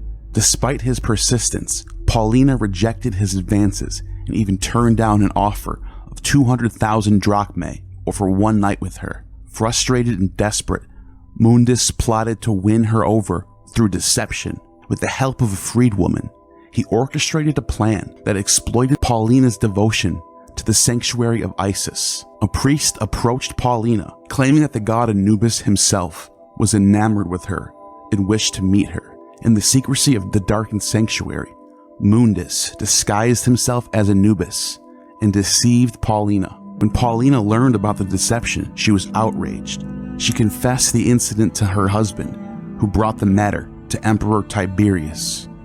In response, Tiberius ordered the temple of Isis to be destroyed and had the priests punished, including the crucifixion of the freedwoman involved. Josephus tells this story just after he talks about Jesus in the topics of calamities that happened to Jews in Rome, as if Paulina was a Jew herself that worshipped the god Anubis. This wouldn't be that out of the ordinary either. Jews that lived in the city of Elephantine were also documented worshipping other gods other than Yahweh. This tale, as sensationalized as it might be, underscores the tensions surrounding the Egyptian cults in Rome and highlights the influence of the clergy in such controversies. Nero's tutor, Chirimon, was a Stoic philosopher deeply knowledgeable in hieroglyphs and Osirian theology. Additionally, Nero's astrologer, Balbillus, shared a strong interest in the Egyptian religious traditions. Poppaea, Nero's wife, came from a family with ties to the Isis cult, with a cousin known for a household shrine dedicated to Isis and her divine consorts. In his work, De Clementia, Seneca even likened Nero to the sun in a matter akin to pharaonic praise. Otho, Nero's friend and Poppaea's first husband, participated in the rituals of the Isis cult, wearing its characteristic linen robes. The devotion to the Egyptian religion during this period reached extraordinary heights. In 69 CE, amid political upheaval, Vespasian, who had been proclaimed emperor by the Eastern legions, was reported consecrated and recognized by the god Serapis. Upon his arrival in Alexandria, the Nile flooded dramatically, and miracles were attributed to him in the name of Serapis. As I stated earlier, Vespasian restored the sight to a blind man and healed a cripple while visiting the Serapeum, where he spent time alone with the deity's oracle.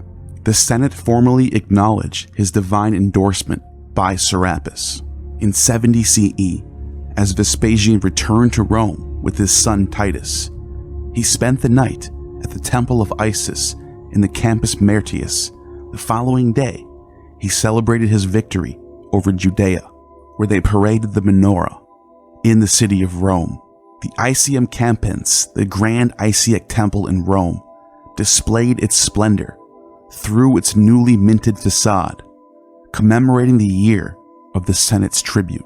Domitian, who rose to power shortly after, remembered the protection Isis had afforded him during his perilous escape from Vitellius's forces in 69 CE. Dressed in Isiac ceremonial robes, he fled to safety during the attack on the capital.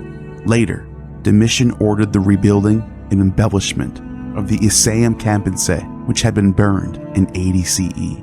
To honor this restoration, he erected a striking obelisk inscribed with dedications glorifying himself as beloved of Isis and Ptah, equating his reign to the radiance of the sun god Ra. This obelisk, which still today stands in the Piazza Navona in the Vatican, reflects Domitian's connection to and veneration of the Egyptian deities. The Isis cult, unlike Phrygianism, did not seem to receive direct support from the official authorities or enjoy consistent solidarity with the imperial cult, similar to how Christianity was in the 3rd century under the Severans. They weren't persecuted, but they also weren't getting direct funding as well. However, on occasion, a Roman emperor or high-ranking official might make a gesture of homage to the goddess Isis of the Delta. In a similar fashion, Philip the Arab, decades before Constantine legalized Christianity, publicly got baptized in showing his solidarity with the Christian religion. The widespread production of objects, including lamps, figurines, and decorative medallions, suggest that the Gallo-Roman artisans were catering to a broad audience, well beyond the niche of elite circles. In Spain, for instance, Isis was more frequently represented than Serapis, while in Gaul, Osiris played a significant role as a protector of the deceased. In southern England, evidence of Isis worship is particularly notable, especially in London, which had an Isiac chapel as early as the 1st century CE. Other sites include the mouth of Thames, the southwest region of the island, and York, where a temple to Serapis, likely built during the Severan period, was established. Further north, at the Roman fort of Bravionicum, modern-day Kirkby Thor, an altar was dedicated to an Alexandrian deity. Nilotic cults extended as far as Hadrian's Wall, where Syrian and Mithraic cults were more prominent. The spread of Isis worship in Roman Britain was mainly facilitated by traders, but it did not achieve the same level of penetration as in Gaul. In contrast, Italy often served as a crossroads between the Greek East and the Western provinces. Many religious symbols and representations passed through Italy, shaped by Roman influence and adapted to local traditions, creating unique variations of these cults as they expanded throughout the empire.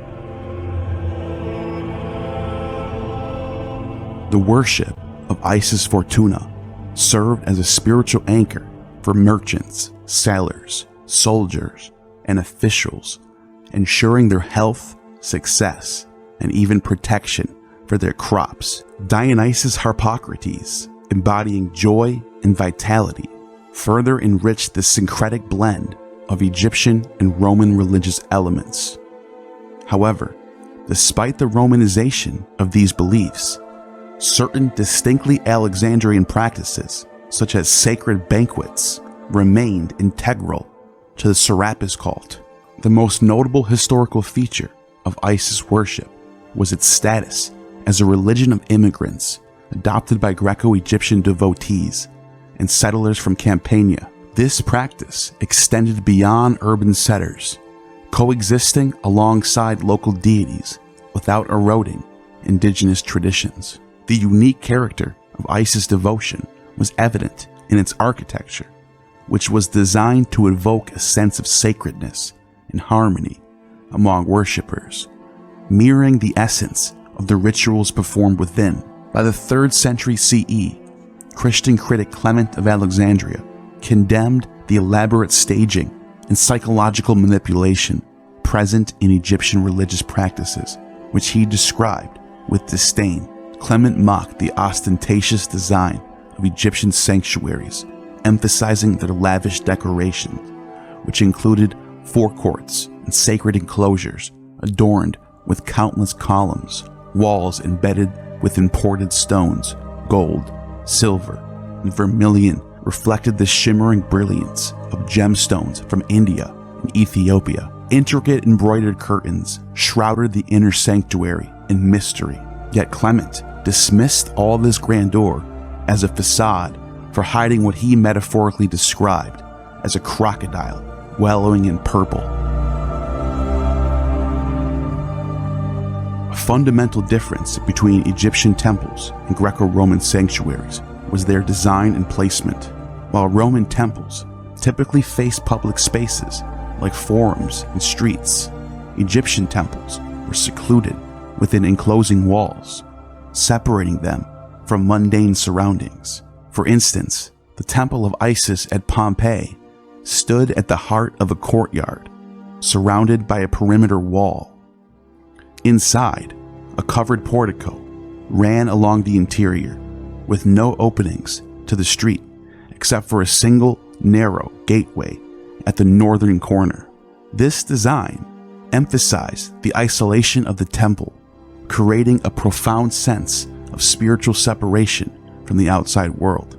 The artifacts unearthed in various parts of the town were marked with inscriptions like "Gifts of Serapis." The water from the sacred river associated with the deity was revered by devotees, and the altars were ceremonially lit with purifying scents burned upon them, accompanied by the music of flutes and the rhythm sounds of a sistra, traditional wire rattles still used in Coptic churches for Christianity. A hymn was performed in the Egyptian language by a cantor at the temple's entrance. This ritual, combining water and fire, was thought to revitalize the divine idol through sacred invocations. At the break of dawn, the worshippers announce the arrival of the first light, described by Apuleius in Metamorphosis. The voice of the faithful greets the return of light.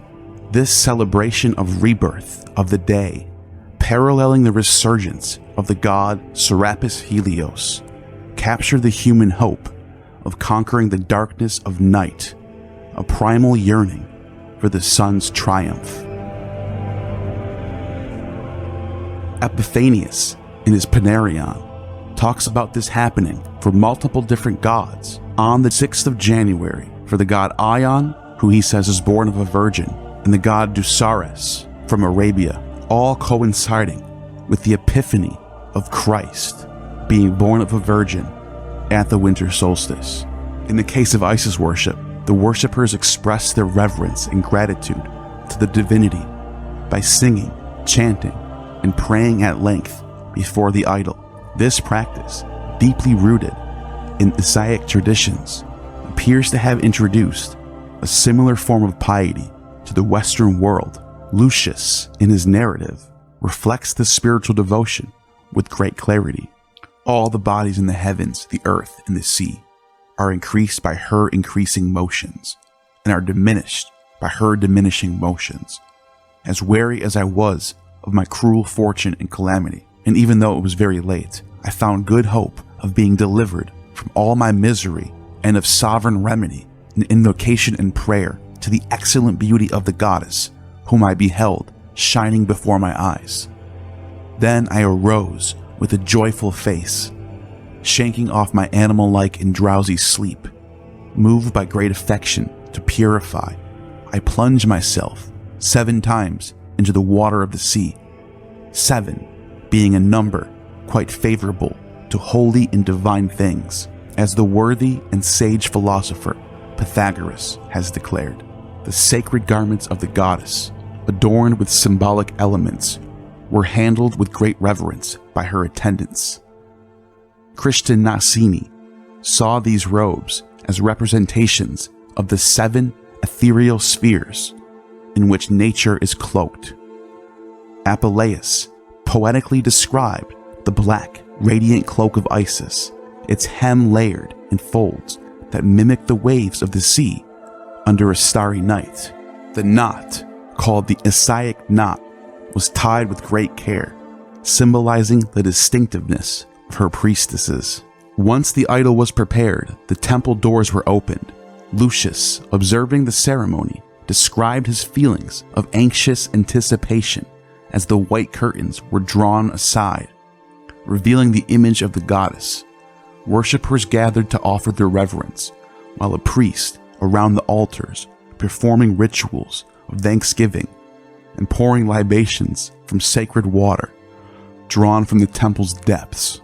This water, believed to have originated from the Nile, was considered holy and carefully preserved. Devotees of the Egyptian cult often kept amphorae filled with this sacred water in private shrines, as seen in Pompeii with the house of Octavius Quarto, also referred to as the house of Laurius Tiburtius. These vessels served as personal connection to the divine and a testament to the faith of the worshippers.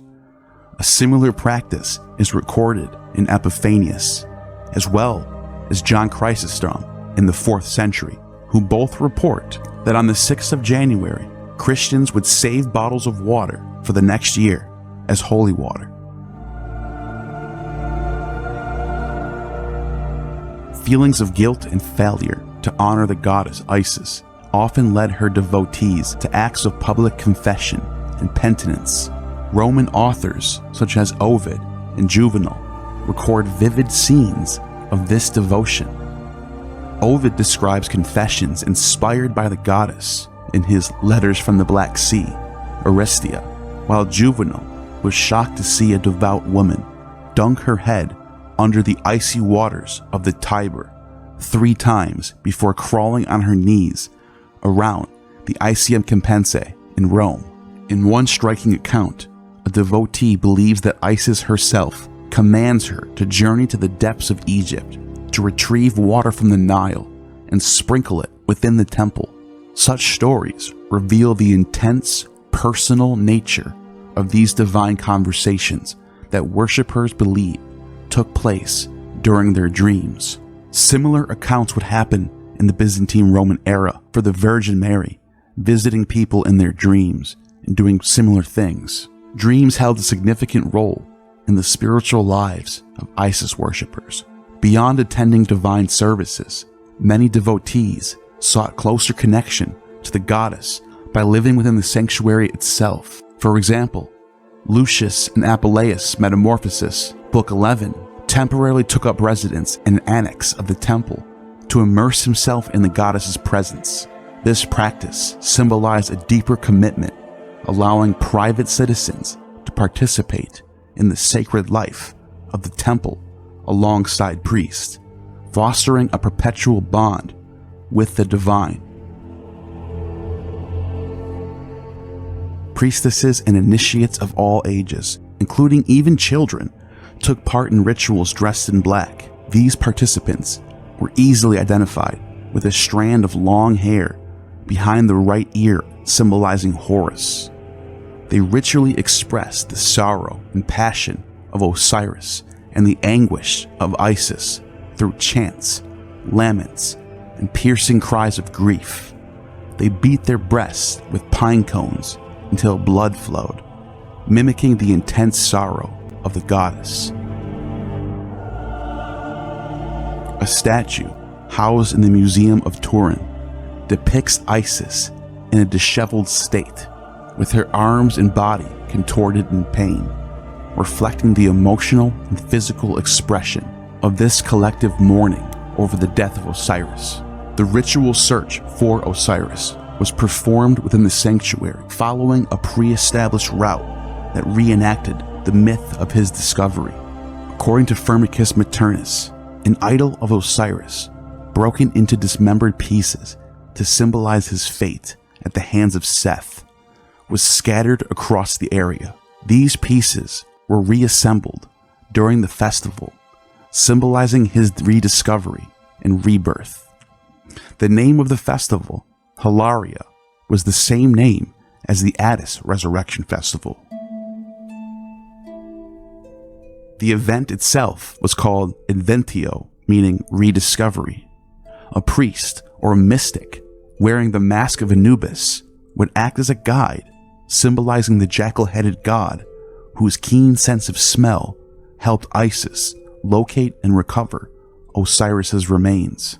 On November 3rd, the ritual culminated with a joyful procession through the streets, mirroring the celebrations of the Attis Hilaria of March 25th. Crowds proclaimed, "We have found him, let us rejoice," Hilaria, while shaking their sistra with fervor.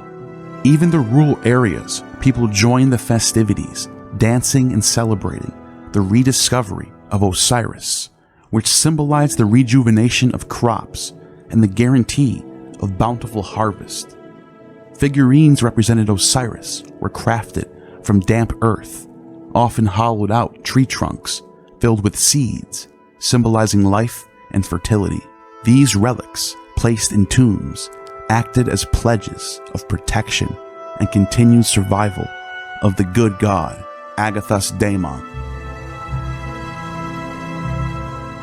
This agricultural rite, tied to the vegetating Osiris, originated in Egypt, all the way back in the Bronze Age, and flourished in the West. To the consternation of early Christians, Osiris was closely associated with wheat, symbolizing his resurrection and the renewal of life. As the Roman poet Rutilius described, the restored Osiris was celebrated as the bringer of fresh crops, ensuring future harvest. These lively and colorful rituals, part of the autumn festival of Isiac, captivated the hearts of all who witnessed them. Atargatis of Hierapolis was often referred to by the general title of Dea Syria, and synced with Isis and Cybele, as well as Venus. She presided over a grand and revered sanctuary that gained attention in the 2nd century through a short work attributed to Lucian. This piece, though filled with perhaps exaggerated claims, reflects the notable stature of her cult and sanctuary.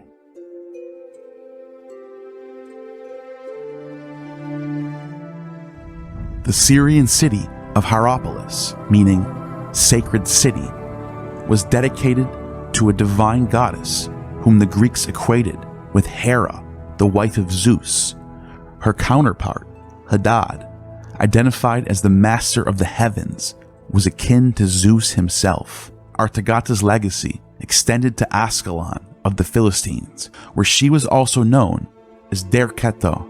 Tradition held that her temple's origins trace back to the mythical Deucalion, often likened to Noah, making Atargatis as a survivor of a great flood. Her dominion over water and fertility further reinforced her pivotal role in sustaining life. Sometimes she's depicted as half fish, half woman. According to Plutarch, Atargatis symbolized the cause or essence of moisture from which all principles of creation emerge. Venus is born from the foam of the sea. In a similar myth told by Hesiod, Aphrodite, the Greek Venus, was born from the white foam that produced from the severed genitals of Uranos after his son Kronos threw them into the sea.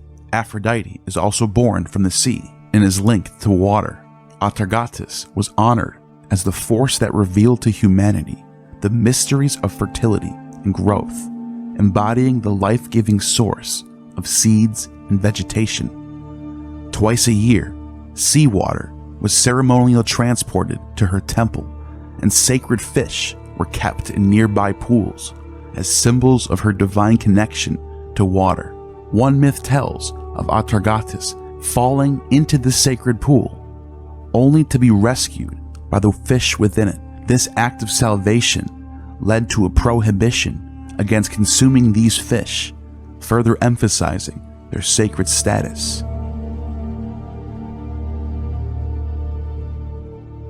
In Ascalon, Atargatis, under the name Derketo, continued to inspire awe and reverence, representing the profound link between the divine and forces of nature. The mother worship cult, officially acknowledged, enjoyed the privilege of having dedicated sanctuaries and financial backing for annual festivals, providing sovereign religion with considerable rewards.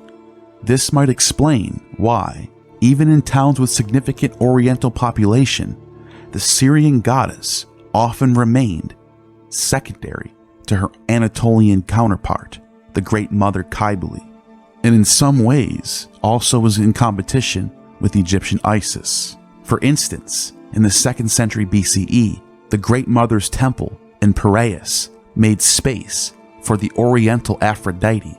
It's unsurprising that the deities of Syria and Phrygia were sometimes venerated in unison. The Isis of many names in Apuleius' account reflects the syncretic nature of the Great Mother worship, goddess worship of the 2nd century and 3rd century. At Brindisi, an epitaph mentions a Sacerdos Matris Magnae at Suriae Die et Sacrorum Isidis, priest of the Great Mother, the Syrian goddess, and the rites of Isis, suggesting notable religious inclusivity. In Vienna, in the Rhone Valley, the immigrant population, particularly from Levantine backgrounds, was well integrated. One interpretation of a bas-relief of a woman with a mirror links the Syrian goddess to the mother worship cult. Additionally, Cybele's temple in Vienna likely housed an idol of Artagatus Astarte. The differences between the rites of Cybele and Artagatus' priest, especially their infamous Day of Blood, were marginal, as their dances, though energetic, bordered on frenzied. This blending of traditions may have bolstered Astarte Artagatus following despite Greek disdain for her practices and her priest begging and stealing. On Hadrian's wall, a Roman tribune, favored by imperial recognition, composed an inscription honoring a goddess associated with Ceres, the Great Mother, and the Syrian goddess. This goddess, depicted with traits of justice and linked to Virgo, may evoke Julia Domna's apotheosis. For a Roman officer to express fervent devotion, as Lucius did for Isis and Metamorphosis, was rare. This particular tribune, likely of Eastern origin and tied to the Severan dynasty, perhaps influenced by Heliogabalus, acknowledged the Syrian goddess domain over both earth and the heavens. At Carveron, a cohort of Syrians known as Hami from Hama Epiphania dedicated altars to the Syrian goddess, further evidence of her reach. Another dedication came from a soldier stationed in Yorkshire. The goddess of Hierapolis remained marginalized for quite some time, only gaining a degree of prosperity in Rome in a limited and delayed manner. A temple dedicated to her is mentioned by the chronicler of 354, though its exact location remains uncertain. Meanwhile, Atargatis wandered alongside her notorious itinerant Gali. Apuleius offers a vivid depiction of these companions. They were likely a motley group that moved through the towns and villages, dragging the Syrian goddess with them and soliciting alms. Upon arrival at a settlement, they adorned themselves with bright, multicolored garments, painting their faces with garish clay and accentuating their eyes with thick grease paint. Their attire included small turbans and robes of vibrant saffron color, fine linen, purple, and shimmering silk. Some wore red-striped tunics that swayed dramatically and were pinched tightly at the waist. Their footwear consisted of striking yellow boots. In Apuleius' account, he is transformed into a donkey, is forced to carry the goddess, who is clothed in a fine silk robe. What follows is a spectacle of prophecy and frenzied rituals through which the goddess and her fanatical eunuchs earn their livelihood. They would roll up their sleeves and wield massive double-edged swords and axes, shouting wildly while flutes played tunes that whipped them into a frenzied dance. Moving from one crumbling home to another, they eventually arrived at a grand villa of a wealthy landowner. There, at the entrance, they created a commotion with deafening cries and reckless, chaotic movements. They flung themselves about like lunatics, their heads jerking violently as their hair whipped through the air in a dramatic circle. Occasionally, they bit their own flesh and slashed their arms with double-edged blades. One of them would succumb to an even deeper state of delirium, groaning from the depths of his soul. Overcome by what seemed like divine inspiration, he appeared to channel the goddess's presence. Yet, this intense display left him utterly drained, a reflection of the irony, leaving its followers weak and depleted. In the Urbs, Atargatis was said to have a temple mentioned by the chronicler of 354. However, this does not necessarily align with the renowned Syrian sanctuary of Janiculum, which will be discussed later. The Trastevere area, known for its abundance of springs, was under the guardianship of the nymphs called Phrygia, who held a sacred grove there. This connection makes sense, as the goddess of Hierapolis, a deity of fertility and flowing waters, naturally drew veneration in an area nourished by fountains. A specific dedication associates this Genius Farinarum and Jupiter Heliopolitanus, who was often tied to the Syrian goddess as her companion. Ovid, in his Fasti, narrates the tale of Dione. She is shown fleeing with Eros along the banks of the Euphrates River before plunging into the water. Two fish, destined to become the constellation Pisces, carried her on their back to safety. Because of this story, Syrians regarded it as sacrilegious to eat fish, refraining from polluting themselves by consuming it. The same prohibition is linked to the narrative of Atargatis. Philo of Byblos equated Dione with Baltis, the Lady of Byblos. Baltis, the feminine counterpart of Baal, was venerated in Pannonia and connected with the Syrian goddess, or assimilated to the Carthaginian deity Callistus. This Baltis corresponds to Astarte, or Venus.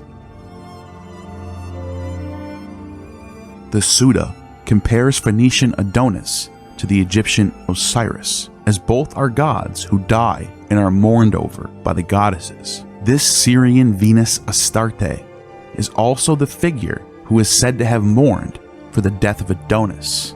The Adonia Festival, as celebrated around 270 CE in Cybele, is detailed through the account of two martyrs, Saints Justus and Rufina. Under the reign of Diocletian, these women faced persecution for resisting participation in the event. The festivities began with a procession of women carrying an idol of Salambo through the streets, pausing to collect offerings. The revelers engaged in dances and solicited alms, much like that of the Galli of Cybele and Artagatis, requesting contributions from the townspeople for the gardens dedicated to the festival. The celebration culminated in barefoot pilgrimage through the countryside, during which the effigies of Adonis were cast into a sacred well. When Justus and Rufina refused to present a vase as an offering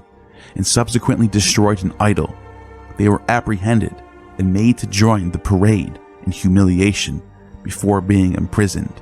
Ultimately, the Roman governor ordered Justus's body to be discarded in a well. Today, the monastery of the Holy Trinity near Cybele houses a cave believed to be the site of this martyrdom. However, most scholars dismiss this as legend, as the sources for this story come centuries after it supposedly happened. The feast day for these saints falls on July 17th or 19th, coinciding with the traditional period of the Adonia celebrations. However, according to Aristophanes, the Adonia Festival used to take place at the spring equinox before it was moved to the summer, and there might have been more than one. The mystical sects of the Gnostics, particularly those blending Greco-Oriental paganism with reinterpretations of suffering and love deities, also embrace the myth of Adonis. In their theology, as in that of Attis of Endymion, Adonis was a symbol of the soul in its yearning and vulnerability. The knot scenes reflected on Adonis as the soul itself, Aphrodite's anguish representing the soul's longing for love. According to the Nicene preacher, Adonis's union with Persephone symbolized the soul exposed to death, estranged from Aphrodite, and deprived of generative potential. The enduring influence of Adonis is also evident in art, particularly in sarcophagi from the 2nd to 4th century CE. These funerary sculptures portray Venus cradling the lifeless Adonis, her grief over his death, evoking themes of eternal love and hope for an afterlife. Such imagery encapsulates the dramatic essence of the myth, paralleled by the theatrical performances of the period, and amplified the emotional weight of loss, love, and erotic longing. Indeed, the Adonis myth resonates most profoundly in the context of youthful lives cut short, symbolized by the hollowed flower and the heroization of the prematurely deceased, known as the ahoroi. Heliacal Syncretism deeply influenced the myth of Adonis. Macrobius, referencing a treatise on the sun by Porphyry in his Saturnalia, offers an interpretation linking Adonis's story to the sun's annual movement. According to this account, Adonis spends half the year with Venus and the other half with Proserpina, symbolizing the sun's passage between hemispheres. Among the Assyrians and Phoenicians, Venus, the goddess, is said to mourn as the sun enters the lower hemisphere in its zodiacal journey The shortening days and the apparent retreat of the sun evoke a sense of death, as if it were carried away by Persephone herself, the goddess of the underworld. Adonis is reunited with Venus at the spring equinox when the sun returns to the northern hemisphere, his resurrection, bringing longer days. The boar, a cold and damp creature, is emblematic of the winter and the death of Adonis. Macrobius describes the statue of Venus on Mount Lebanon, veiled and sorrowful, resting her face on her left hand as if shedding tears. This imagery reflects the earth in its winter state, shrouded and dormant without the sun's warmth. Yet, when the spring arrives and the sun crosses the equinox, Venus becomes radiant once more. The landscape flourishes with crops, and trees regain their leaves again. Animals begin to mate with each other, embodying her joy and rejuvenation. This renewal was likely why April was consecrated to Venus, which we still have for our calendars today. Adonis himself was part of a mystery cult. Some suggest that the villa of Phanius Sinistor, with its Room of Aphrodite frescoes depicting the divine couple, might have been a telesterion, or sacred inner temple, where the initiates experienced a ritual reenactment of the myth. The frescoes' lighting was designed to correspond with celestial events, marking the Adonia celebrations in the east. At Aphaca, near the road from Byblos to Hierapolis, this cultic tradition may have had its origins. The account describes a celestial phenomena involving a flame shooting down from Lebanon's summit, named after Aphrodite Urania, plunging into the Adonis River. Also, during the springtime, the Adonis River turns red from rains washing off the red rocks that are on the mountains there. This was thought to be the blood of Adonis washing through the river Adonis every year during his resurrection. Its connection to a true mystery ritual, Firmicus Maternus, recalls the dissembly and reassembly of an idol, referencing Osiris rather than Adonis. However, the Suda says that the god Ion is Osiris and Adonis. A bronze statuette from the Syrian sanctuary on the Janiculum depicts a deity entangled with a snake, bearing no resemblance to the grieving Venus's lover, Adonis, possibly saying that the god Ion himself took over in this cult. More evidence that Ion worship dominated in this region is a mosaic found in Antioch, Syria, where Ion is depicted with 3 other forms of himself at a banquet or symposium. Constantine ordered the closure of the Aphaca temple, reputedly associated with prostitution. By the late 4th century, St. Jerome writes of Bethlehem, considered sacred to Tammuz or Adonis. In his account, the grotto where Christ was born once resonated with tears for Venus's lover. Even until the Middle Ages, Haran's July festivals mourn Tammuz's death before the rise of Islam. Even my own Bethlehem, as it now is, the most venerable spot in the whole world, which the psalmist sings, "The truth has sprung out of the earth," was overshadowed by a grove of Tammuz, as mentioned in Ezekiel, that is, of Adonis. And in that very cave where the infant Christ had uttered his earliest cry, lamentation, was once made for a paramour of Venus mourning over the death of Adonis.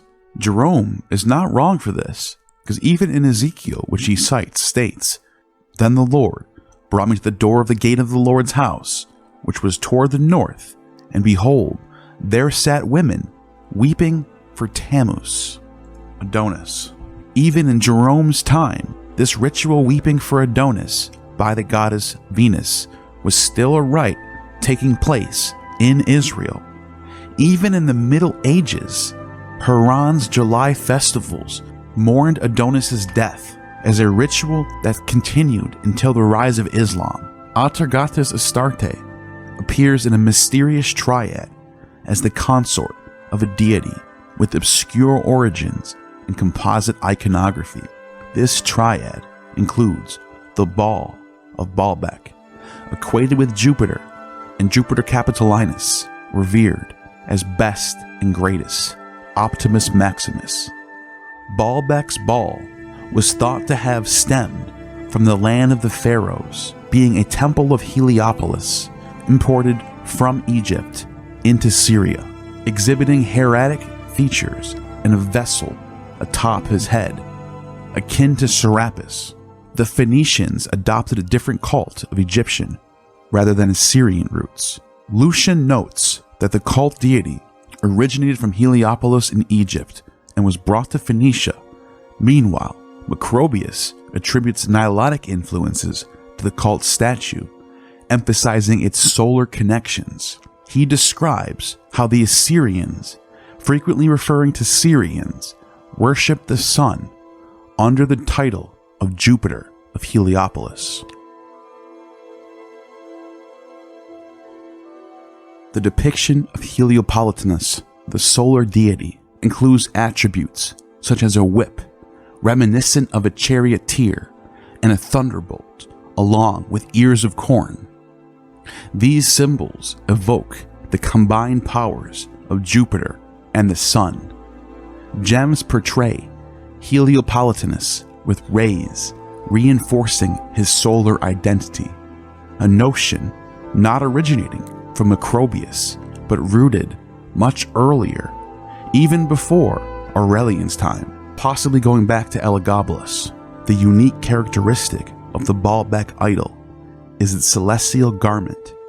This elaborate cuirass is adorned with representations of planetary gods, sometimes set beneath a winged globe or a disc flanked by Nile cobras. These celestial figures are arranged variably, often starting with the sun and the moon. A lion mask might symbolize Saturn or celestial fire, while a pillar featuring Mercury suggests the prominence of the sun god. In the Heliopolitan triad, zodiacal deities also appear on a Venetian statuette.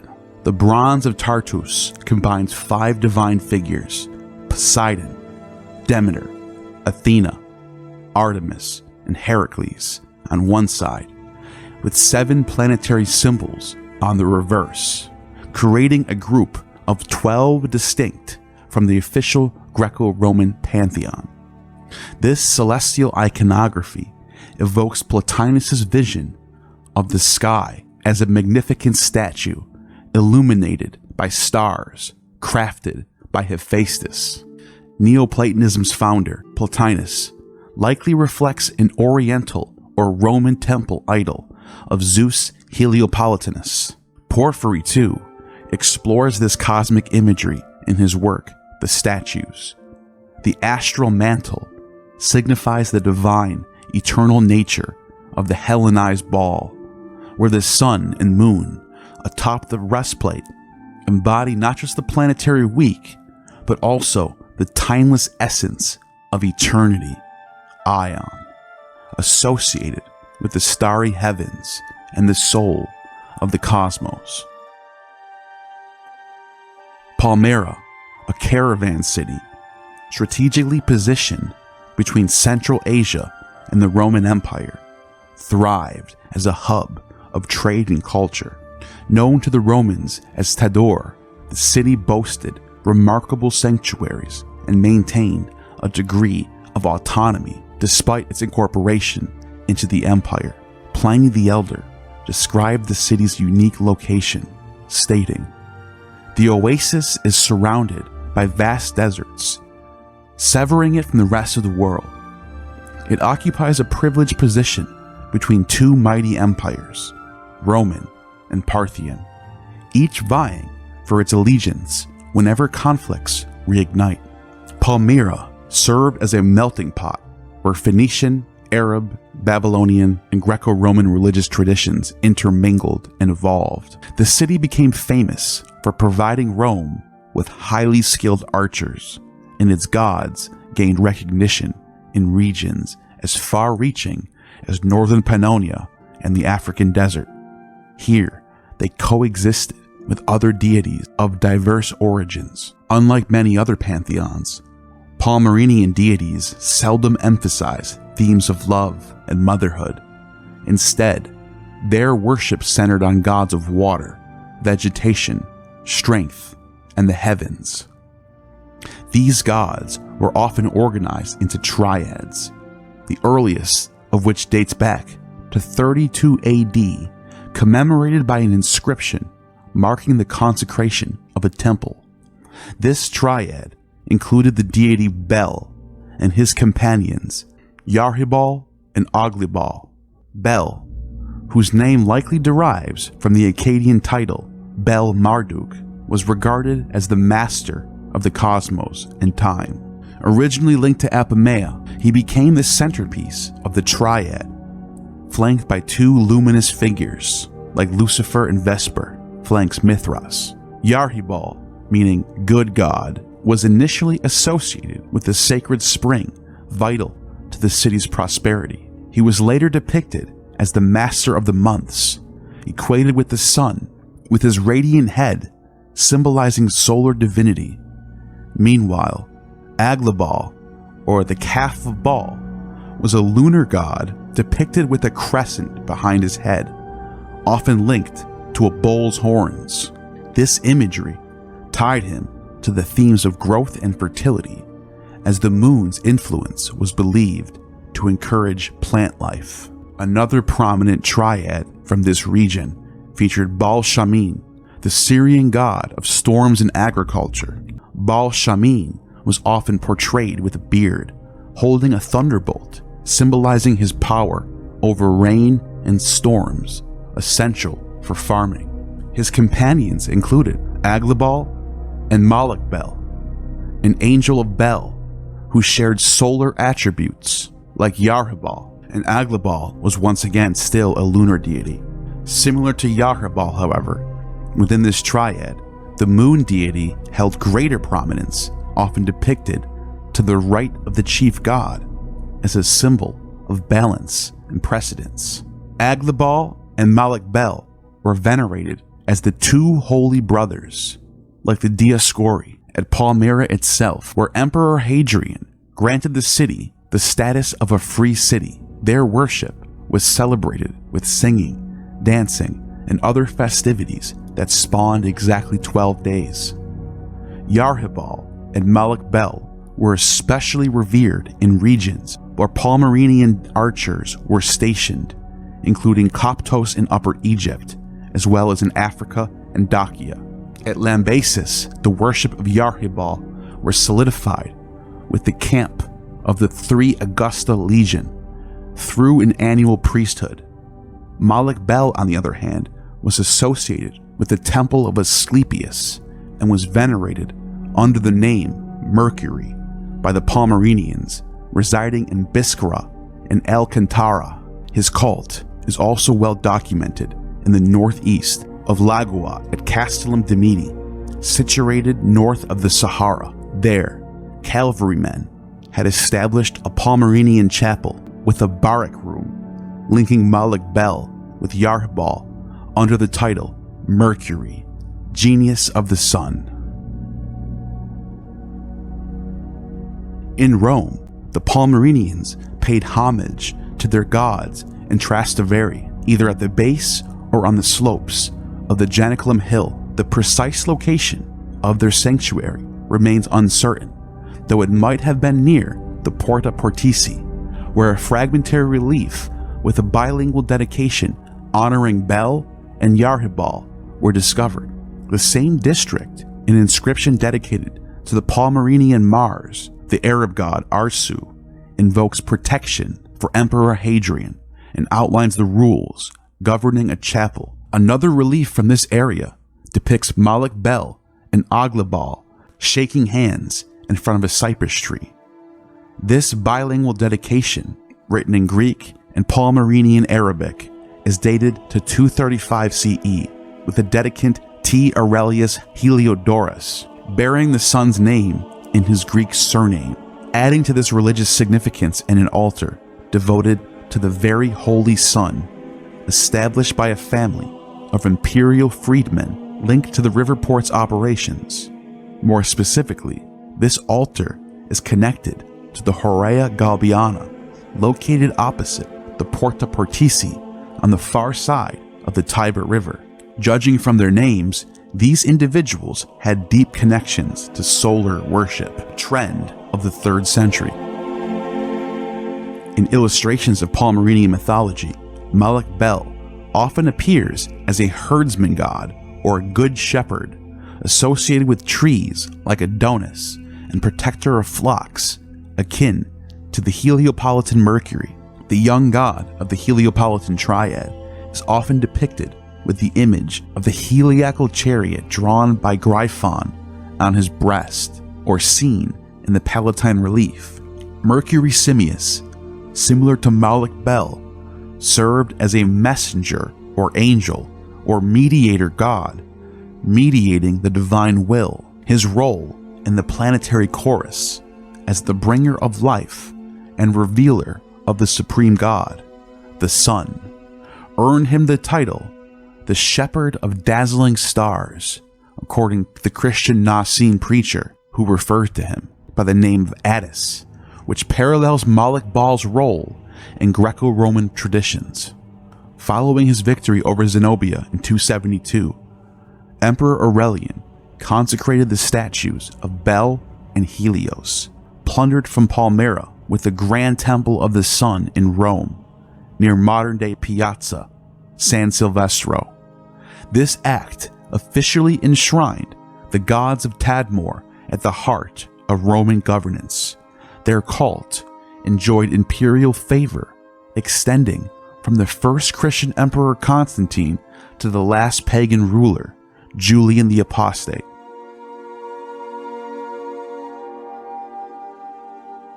Another solar deity, Sol Invictus Eva Messa, was also credited with Aurelian's triumph over Zenobia, introducing a revolutionary solar theology that shook Rome's foundations and took over as the main religion until the days of Christianity not much later.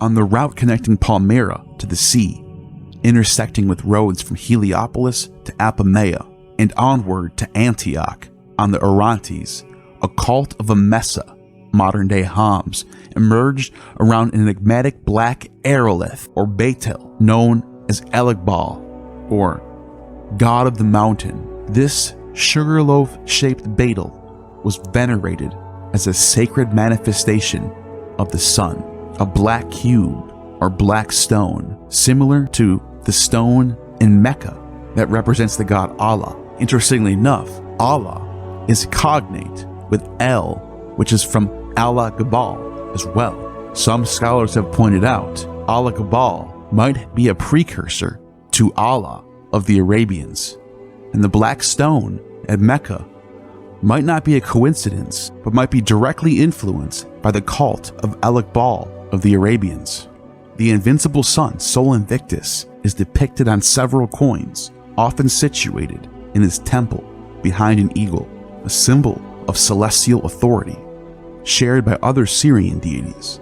On some coins, the eagle perches atop the sacred aerolith, which was adorned for rituals with garlands, a cloak encircled with jewels and gemstones gleaming in light, a grand altar featuring figures of numerous subordinate deities, including Zeus and Helios, was set within the sanctuary's courtyard.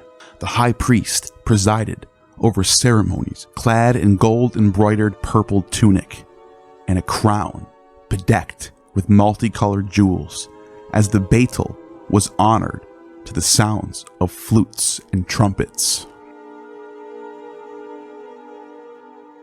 Since the fall of the Seleucid reign in 64 BCE, an Arab dynasty of priest-kings ruled Emesa. By the 1st century CE, they had obtained Roman citizenship in recognition of their allegiance and military support, such as contributions to Corbulo's campaigns against the Parthians and later aiding Vespasian and Titus during their Jewish wars. Their rule maintained a semblance of autonomy, bolstered by their provisions of mounted archers and soldiers to Rome. This continued until the reign of Antonius Pius. The temple of Elagabal, a site of wealth and prestige, drew pilgrims and visitors, both devout and curious, from far and wide. The god is not worshipped by the natives alone. All the barbarian kings and satraps in the surrounding regions annually send him offerings as grand as he might desire.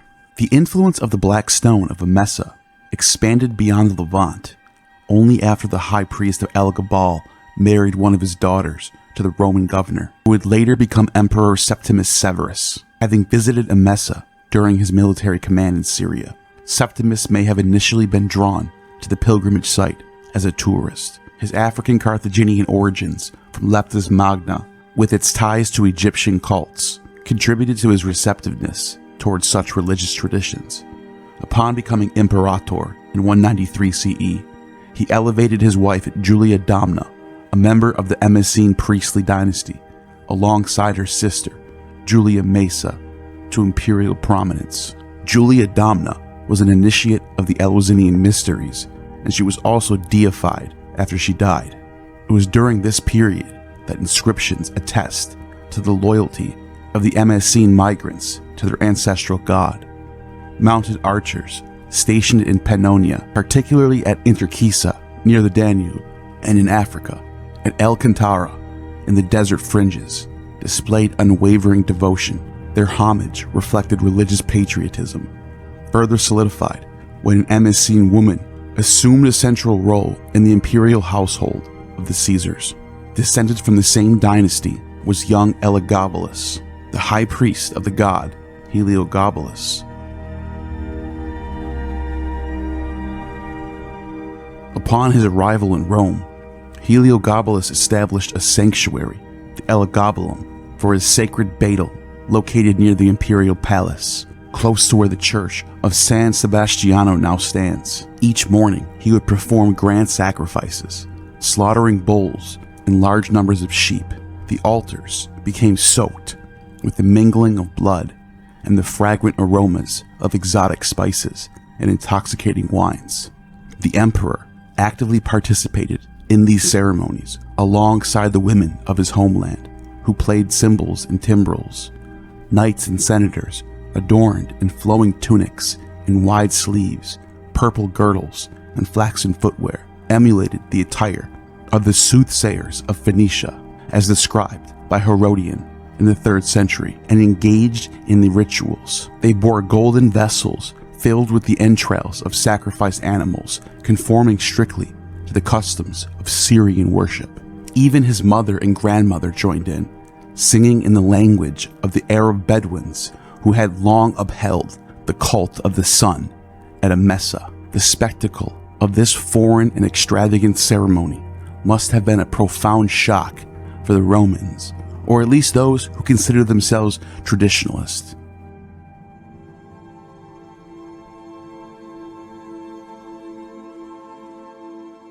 These acts were but a fragment of Heliogabalus's behavior, which some deemed both scandalous and anarchic.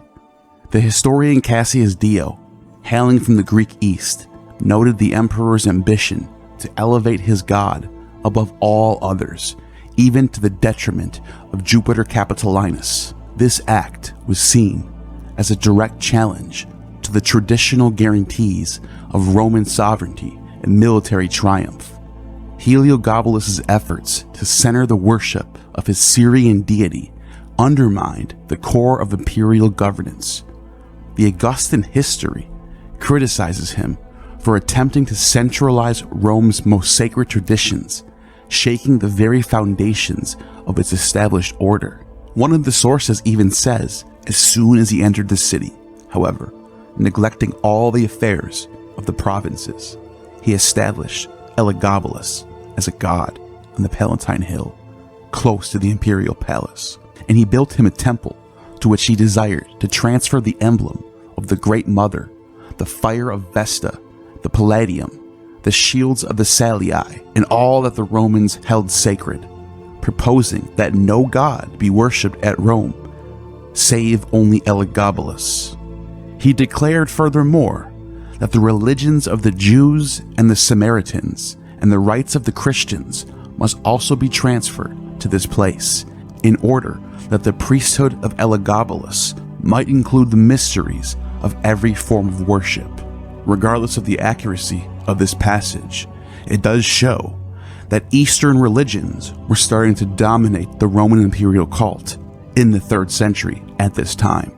In 201 AD, evidence points to a college of priests and an organized cult dedicated to Sol Invictus Elagabalus, with a chapel likely located in the Trastevere district outside the Palmyrene. During this period, a priest named Julius Babalus consecrated the image of an eagle to the god. However, Julia Domna, the empress, showed no visible support for the religion of her ancestors in the Urbs.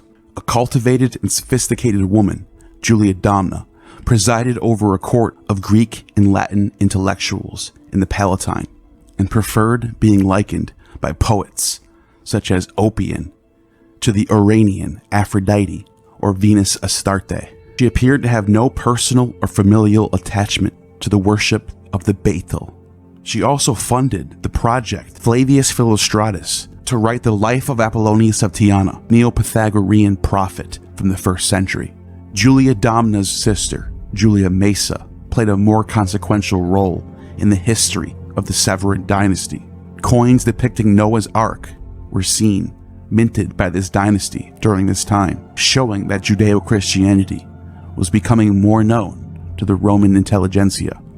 When Caracalla was assassinated in 217, his mother Julia Domna succumbed to either starvation or illness in the aftermath of her son's death. Julia Mesa and her daughters were left to face the challenge of reclaiming power from the usurper Macrinus, who had supported Caracalla's assassination. Julia Mesa alone embodied the dynastic legitimacy that intertwined imperial authority and priestly tradition. Julia Mesa's grandsons, Bassianus, the son of Julia Sohaemus, from the priestly dynasty of the Syrian that goes back to the Seleucids, and Alexianus, son of Julia Mamaea. They inherited the priesthood of the temple at Emesa. Bassianus, during his adolescence, drew the attention of soldiers who worshipped the black stone. They admired him for his handsome appearance, likening him to Bacchus, especially when he danced at the altar, adorned in a Phoenician robe of purple and gold, his arms and head glittering with jewels. This Bassianus, who went on to become Elagabalus. The rest of the story is well known. Julia Mesa, exiled to her native Syria, plotted from afar with the court of Rome, leveraging her piety to rally the legions. She spread rumors that Bassianus, soon to be Elagabalus, was Caracalla's illegitimate son, stirring support against Macrinus. The young man, renamed Marcus Aurelius Antonius Elagabalus, was proclaimed emperor. Ultimately, Macrinus was defeated and killed, cementing Julia Mesa's pivotal role in the restoration of the Severan rule.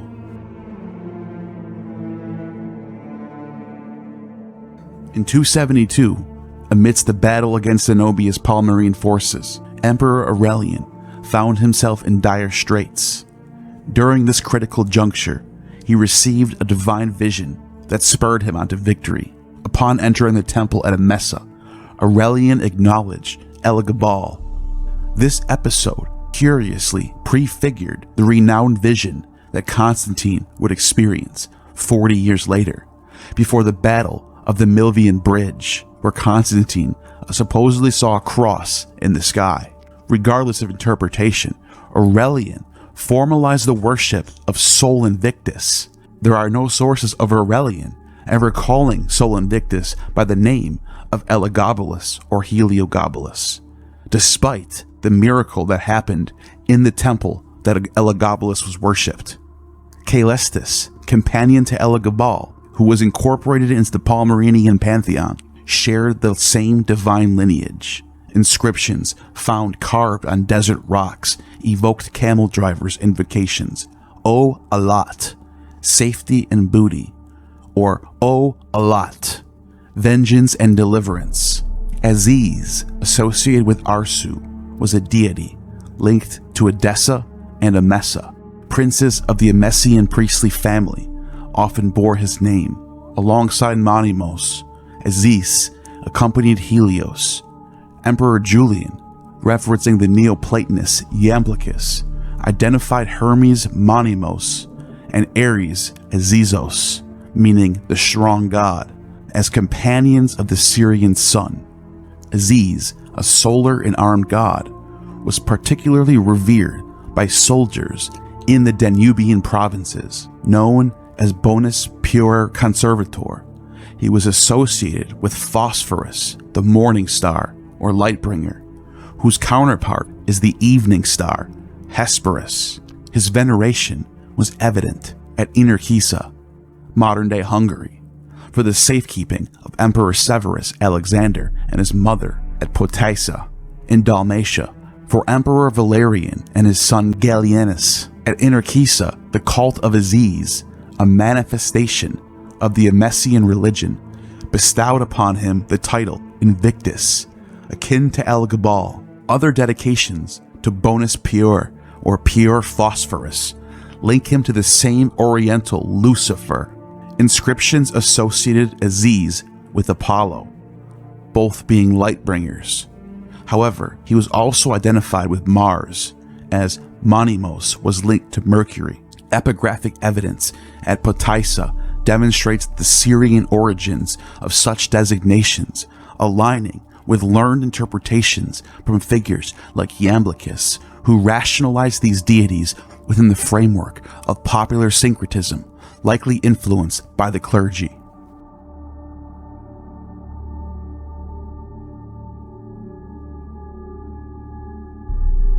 By this time, it should be clear to whoever's paying attention that Eastern gods are starting to dominate the Roman imperial cult. In literary tradition, Dusares is acknowledged as the great god of the Arabs. Some even say that it is Dusares who stands at the famous temple in Petra.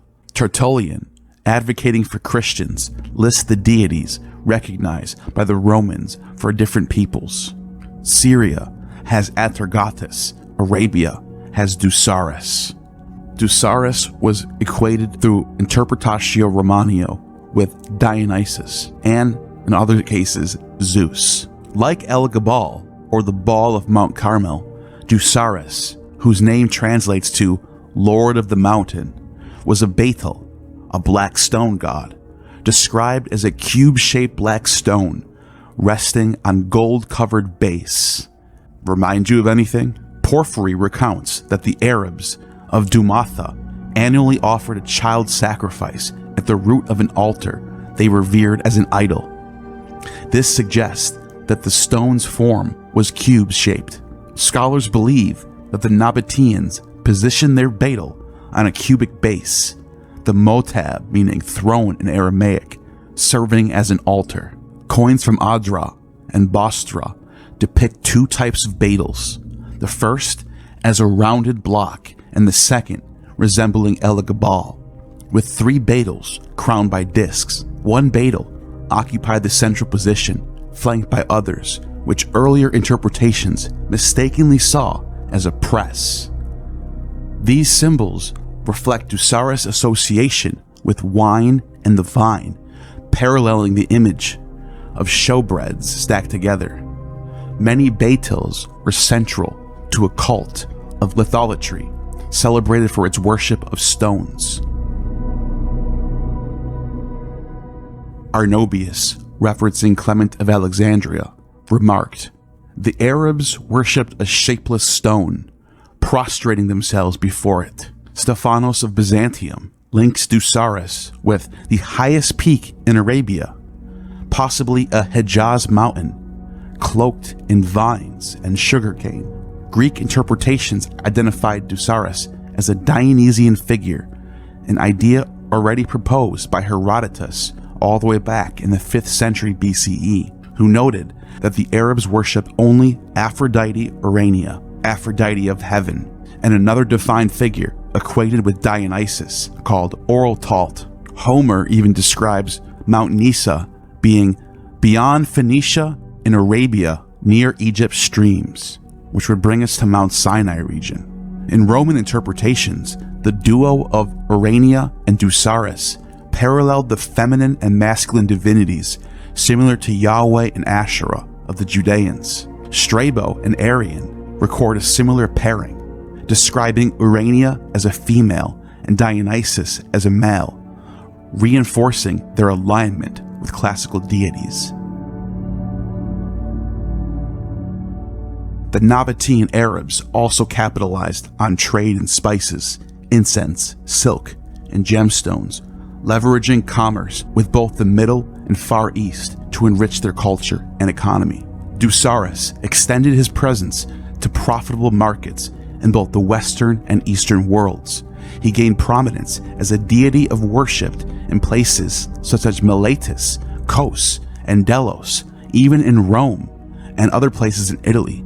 On Delos, a bilingual dedication to Zeus Dusares was carved around 9 BCE, and it is at this very location at Delos where a secret society known as the Poseidonist Merchants, where their House of Dionysus is located next to it. And this was a club of Phoenician, Greek, Latin, Egyptian traders who got together and worked out deals.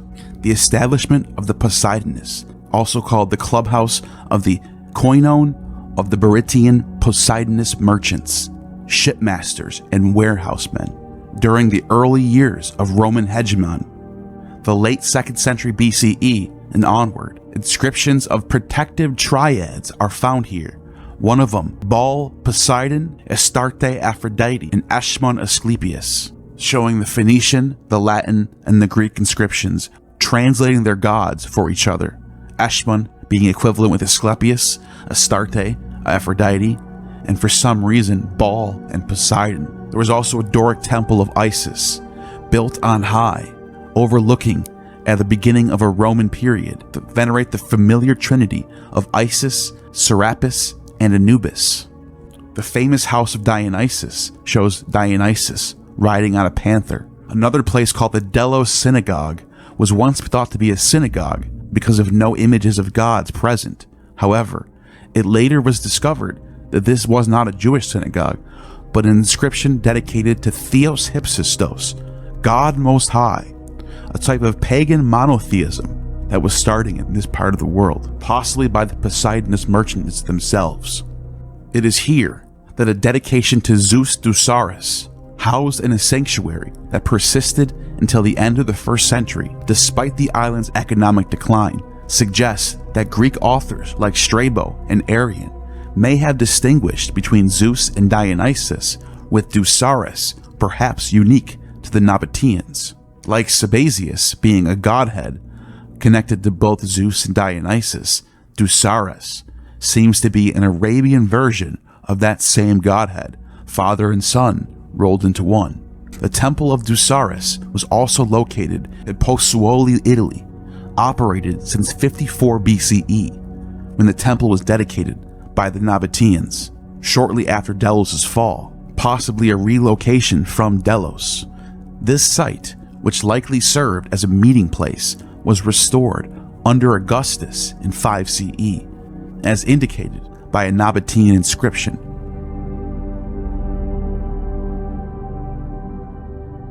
Another inscription, also Nabatean, describes a voting offering of 2 camels by Zido and Ablej, sons of Thaim, in 11 CE.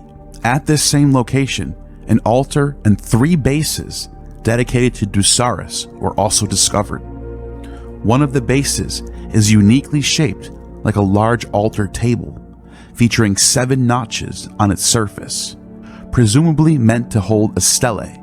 These stelae resemble beetles, black stones, and it is conceivable that the larger base with 7 notches formed a triadic ensemble similar to Delos akin to the Batelic triad depicted on coins from Bostra. Such an arrangement might symbolize a ritual observed by Arab traders who also traded with Phoenicians, Greeks, and Latins, probably on Delos.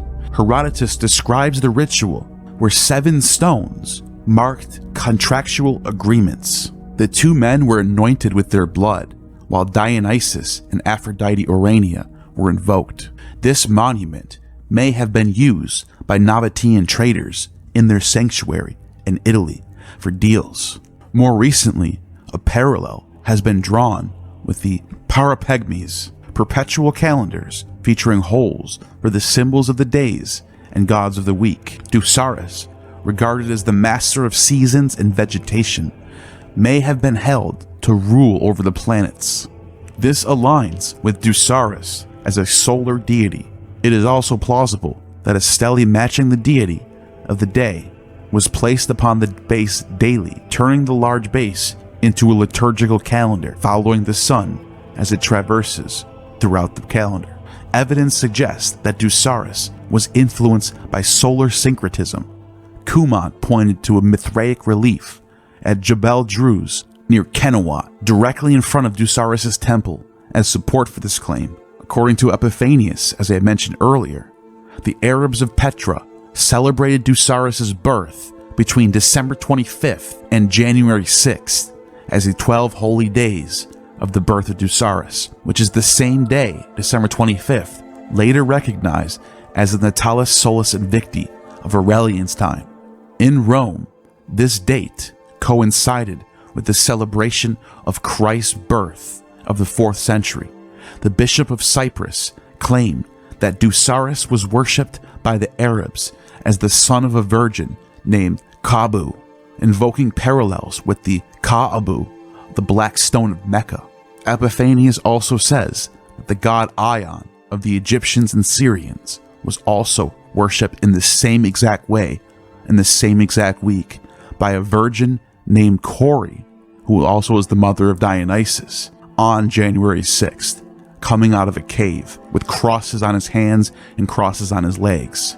It is known that the Arabs dedicated a solar cult to Dusares, which makes it even more believable that the winter solstice would be the birth of this god, and which explains the Christians reinterpreting this to distance themselves from their original tradition.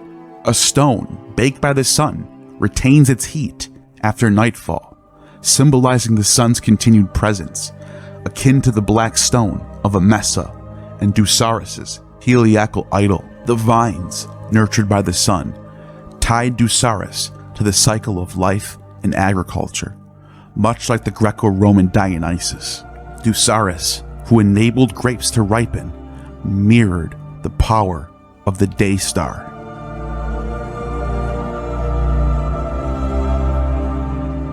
By the 4th century, when Christianity emphasized the Logos as the light of the world and the sun of righteousness, Epiphanius' commentary on Nabatean traditions became understandable.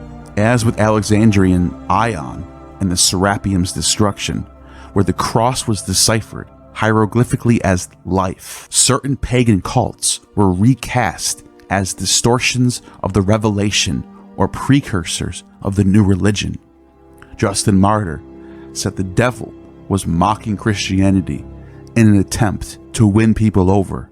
In 1908, just to the north of the caretaker's house, Gaukler uncovered what has since been commonly referred to as the Syrian sanctuary of the Janiculum. The excavators identified 3 distinct phases of construction. 1. An east-west oriented wall and rows of amphorae, which may correspond to an original temple from the age of Nero. 2. Similar oriented structures featuring rooms with mosaic pavements, likely dating to the latter half of the 2nd century. 3. A different orientation, southeast to northwest, comprising of a lengthy building nearly 45 meters long. This design is attributed to the 4th century, possibly during the reign of Julian the Apostate. The final architectural complex consisted of 3 sections, as shown here. The structure included a temple with a triple cella layout, the central nave housing a marble idol with a niche. This idol, possibly Jovian or Serapian in type, had unfortunately been decapitated, making identification uncertain.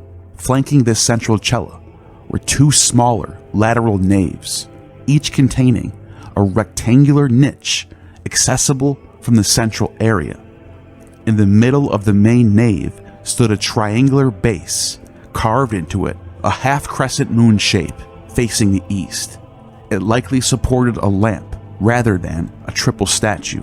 Beneath the niche of the apse where the supreme deity was placed, a rectangular cavity held a human half-skull. To the east of the interior courtyard, which broadened into an unusual octagonal room. Within the octagonal structure, a triangular masonry vat housed a recumbent bronze statue, positioned with its feet facing west.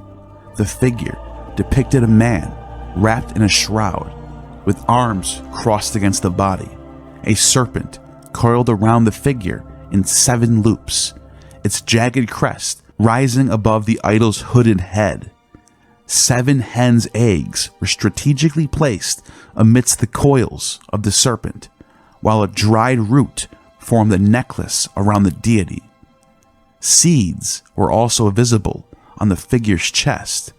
In one of the pentagonal chapels, a mutilated sculpture of 3 female figures, possibly representing the 3 hours, Horai, which discovered atop a triangular base. Additionally, a buried marble statue of Dionysus was unearthed.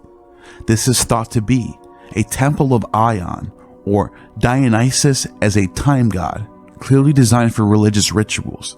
This structure exhibits unique features that defy categorization into known architectural types. The triadic architectural motifs observed both in the eastern and western buildings, and the triangular elements in the cultic furnishings, visible in both the western apse and apse of the eastern cella, suggest a possible dedication to a triad or a trinity.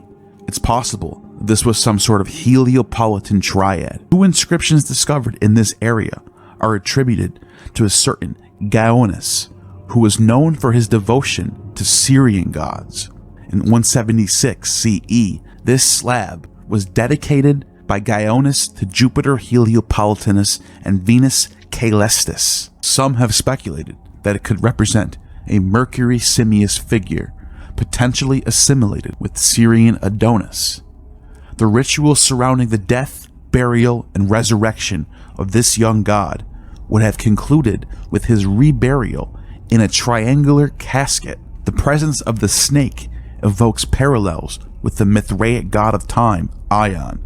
Its coiling form resembles the spirals of the solar revolution in the ecliptic.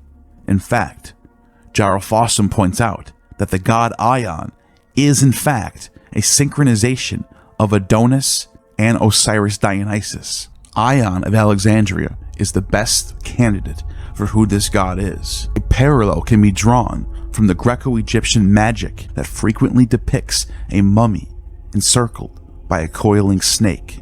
Other artifacts in this series portray a mummy lying within the snake's curve, a motif that mirrors the hieroglyphic meaning eternity, which would translate to Ion. The figure shrouded and encircled by the radiating serpent likely symbolizes Osiris, or Ion, who triumphed over death through the mummification rites established by the goddess Isis. In assimilation to the sun, Osiris's serpent underscores the cyclical motion of the rising dog star. The serpent's 7 coils likely reference the planetary hebdomad, of which Osiris Helios, or Ion, was the celestial Corrigus. The placement of this idol in its triangular receptacle further suggests that the death and resurrection of Ion Osiris may have been ritualistically enacted at the Janiculum sanctuary. Similar practices have been documented at Cyrene, Pompeii, and Eretria, where graves of comparable dimensions have been identified. and the Isis telesterion at Cyrene. The Bothros contained eggs, symbolizing an offering that recalls both origins and renewal, themes central to the god Ion. The seeds scattered on the bronze statue evoke a ritualistic symbolism associated with the vegetative Osiris, a deity linked to rebirth and the renewal of the world.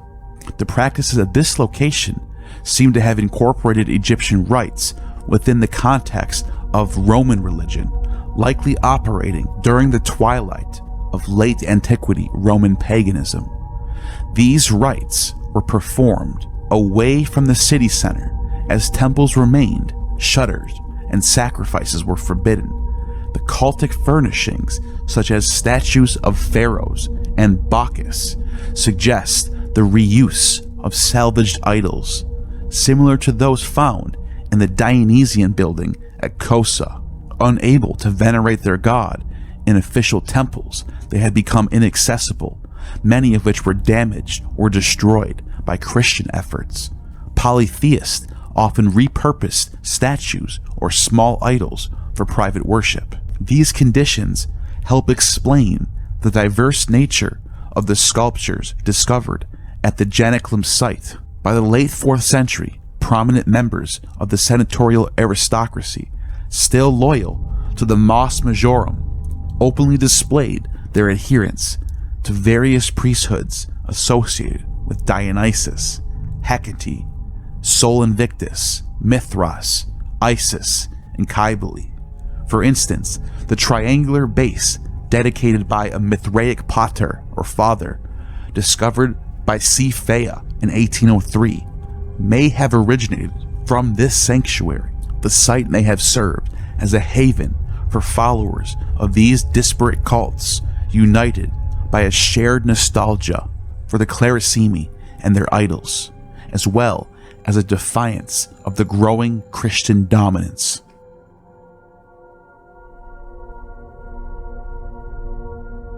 In the octagonal temple, the veneration of Osiris, or Ion, appears to have been linked to Dionysus, both representing the cycle of death and renewal. Ion, like Osiris, who shares attributes with Dionysus, also symbolize the annual rebirth of vegetation and the regenerative forces of nature. Meanwhile, the western building, composed of 3 naves, was likely consecrated to the cult of Jupiter Serapis and flanked companion deities such as Isis and Harpocrates. The presence of chapels dedicated to the Hours, or Hecate, and the triangular arrangement of bases reminiscent of Mithraic crypts further suggest a rich tapestry of religious syncretism. The inclusion of the bronze idol in a casket strengthens the connection to Porphyry's doctrine, which interprets the same deity as the sun in the heavens,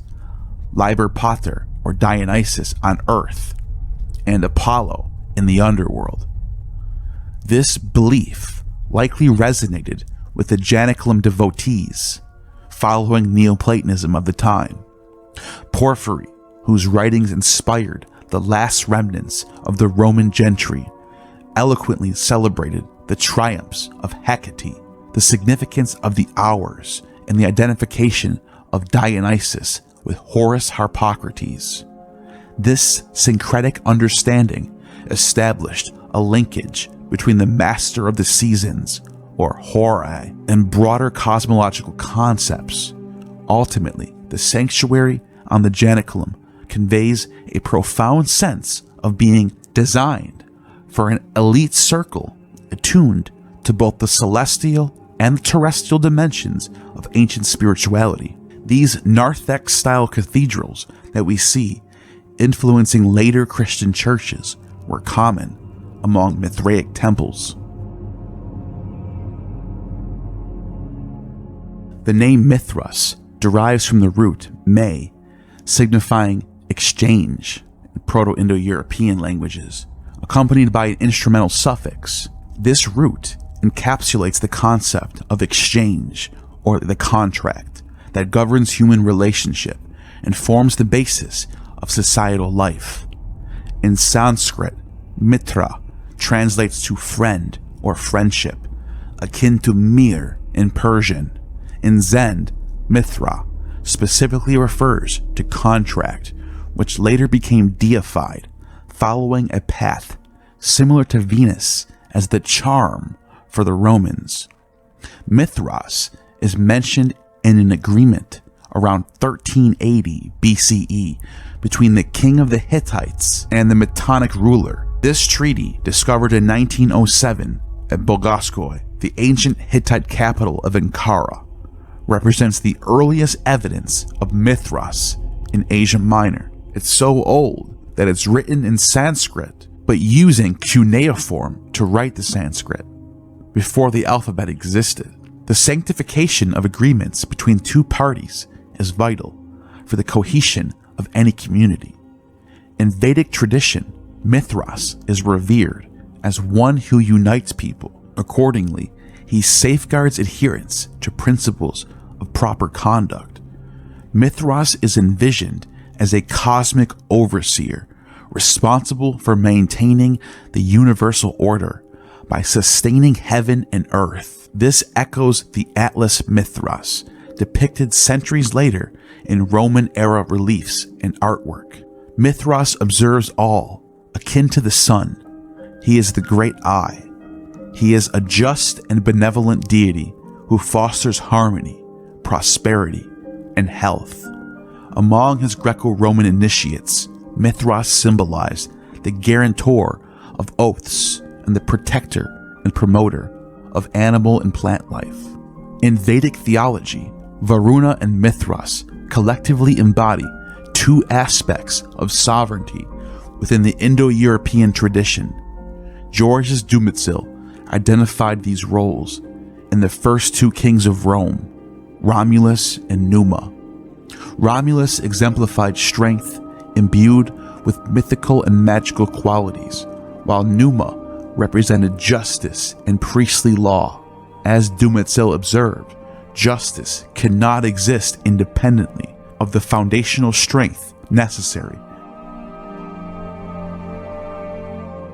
The epigraphy of Persepolis and the biographical accounts related to the royal family associated with the Achaemenid court reveal Mithras' widespread and fervent following. Theophoric names like Mithridates offer compelling evidence of the populace's desire to seek his divine patronage. This religious tradition, running parallel to the official cult, endured the collapse of the Persian Empire and the upheavals that followed Alexander's conquest, as well as the collapse of the Seleucid Empire. Iranian colonies and the aristocracies of Asia Minor notably preserved their cultural identity, with numerous local dynasties asserting their connection to the prestige of an Achaemenid lineage. Mithras prominently figures in the pantheon of kings from Armenia, Cappadocia, Pontus, and Commagene. The Parthian dynasty of the Arsacids, originating from northeastern Iran, often included Mithras in their regnal names. This tradition began with Mithridates I the Great, whose era some scholars associate with the composition of the 10th Yasht. Likewise, the monarchs of Pontus, the Bosphorus, and the Commagene bore the sacred theophoric name, meaning given by Mithras. According to Cumont, the Magi in Babylonia operated under the influence of Chaldaean astrology. More recently, arguments scrutinizing the iconography of Mithras have drawn attention to this petrographic representation. This depiction of Mithras is believed to stem from Akkadian imagery of Shamash emerging from a mountain. J. Carcopino described Roman religion during Caesar's era, claiming Mithras then recruited his followers. Cumont, drawing a comparison between the Iranian diaspora and the Jewish communities, speculated that Mithraism might have taken root in Rome's Trastevere district, citing Plutarch's reference to the Cilician pirates who joined Pompey the Great's army around 63 BCE. Right around the time when Mithraism starts to become a thing in Roman religion. This is deduced from certain signs historians have extensively debated. Historical evidence linking Mithras to Rome does not emerge until Nero's reign. After 8 years of war between Rome and Parthia, the latter recognized Roman supremacy over Armenia. In 66 CE, Armenia's king traveled to Rome to receive his crown from Nero. According to Pliny the Elder, Tiridates, of their Arsacid lineage, was accompanied by magi who introduced Nero to the ritual banquets. When Tiridates approached Nero, he prostrated himself at the emperor's feet, saluting him as a god and bestowing upon him the name Mithras. Nero's Heliacal and Apollonian aspirations were evident in a colossal 35-meter high statue representing the sun with Nero's face within a vestibule of his golden house, designed as a solar palace. Mithraism had already penetrated Rome and the imperial cult. If Pliny's mention of magic banquets indeed paralleled Mithraic rites, this would imply that the mysteries of Mithras had evolved among the Parthians, given that Tiridates was the brother of King Vologeses. These banquets may have been tied to Persian coronation rituals described by Plutarch, where the Magi officiated and required sovereigns to partake in symbolic foods like figs, cakes, terebinth, and whey. Nero being hailed as Mithras likely stemmed from the emperor conferring on Tiridates the consecration of royal power, which Mithras still symbolized. Corbulo's campaigns played a key role in the spread of Mithraism, as homage from the Arsacid rulers to Caesar may have facilitated Mithras' integration into the Roman army. Recruits from Galatia, Cappadocia, and legions stationed in Armenia, regions deeply connected to Mithras, were instrumental. In 71 or 72, the 15th Legion was transferred to Carnuntum, a move with significant religious implications along the Danube. A centurion of foreign descent, known as Barbarus, is recorded to have consecrated an altar to Mithras here. Vespasian's 4th Legion of Macedonica, which had opposed the Parthians and the Jews, expressed devotion to the invincible sun. The 2nd Legion, formed in 69 from freedmen of Asiatic origin, served in Britain before being deployed under Trajan. By the 1st century CE, Roman annexation of vassal kingdoms such as Cappadocia, Pontus, and Armenia Minor likely fueled the influx of Eastern religious currents such as Mithraism. Much like Egyptian and Syrian cults, Eastern slaves accompanying Corbulo and Titus may have also contributed to the Romanization of Iranian influences. One of the earliest epigraphic references to Mithraic devotion in Anatolia is a bilingual dedication in Latin and Greek by an imperial freedman, a former slave who had entered the service of Titus and later Domitian. Around the same period, or shortly after, an agricultural slave named Tiberius Claudius Livianus, who eventually became the Praetorian prefect in 101 CE, dedicated a sculpted group to the sun Mithras, Sol Invictus Mithras, now housed in the British Museum. This artifact stands as the oldest known and dated example of the iconic bull-slaying figure. However, it won't be the oldest mention of Mithras as a solar deity, because back in 63 BCE, Antiochus, the last of the Seleucids, dedicates a stele to Helios Mithras Apollo. Livianus's devotion was notable enough to receive poetic mention by Martial in his epigrams, who compares two slaves from the same household to the mythological Castor and Pollux, highlighting their significant standing with the imperial retinue. Statius, another poet from the same generation, further enshrined the bull slayer within literary tradition. His epic, the Thebaid, completed after 12 years of labor and published no later than 92 CE, features a remarkable reference to Mithras in its opening canto. The poet invokes Adrastus, king of Argos, addressing Apollo with these lines: "Whether thou wouldest rather bear the bright red name of Titan in the tradition of the Achaemenid people, or of fruitful Osiris, or of him who beneath the rocks of the Persian cavern twists the horns of the stubborn bull, Mithras." This invocation firmly situates Mithras within a syncretic framework, intertwining his image with Persian and Egyptian religious themes.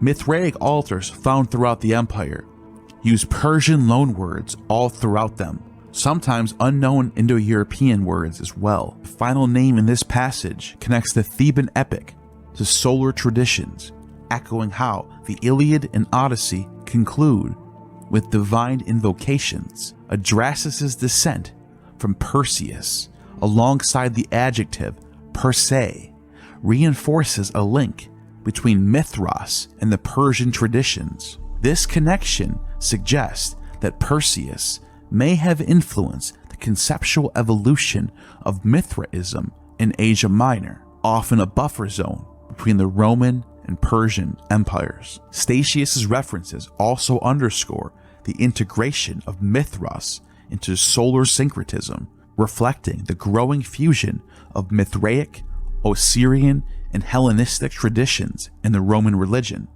His prayer and Thebaid modernizes classical mythology by blending the imagery of the Alexandrian Serapis and Osiris with that of Mithras, aligning with the imperial preference for Egyptian deities like Ion during this era. The poet elaborates further, describing Mithras as a figure whose divine essence emerges as if through revelation or epiphany. Statius envisions Mithras within a setting reminiscent of a sanctuary niche, sculpted or painted as though housed in a grotto.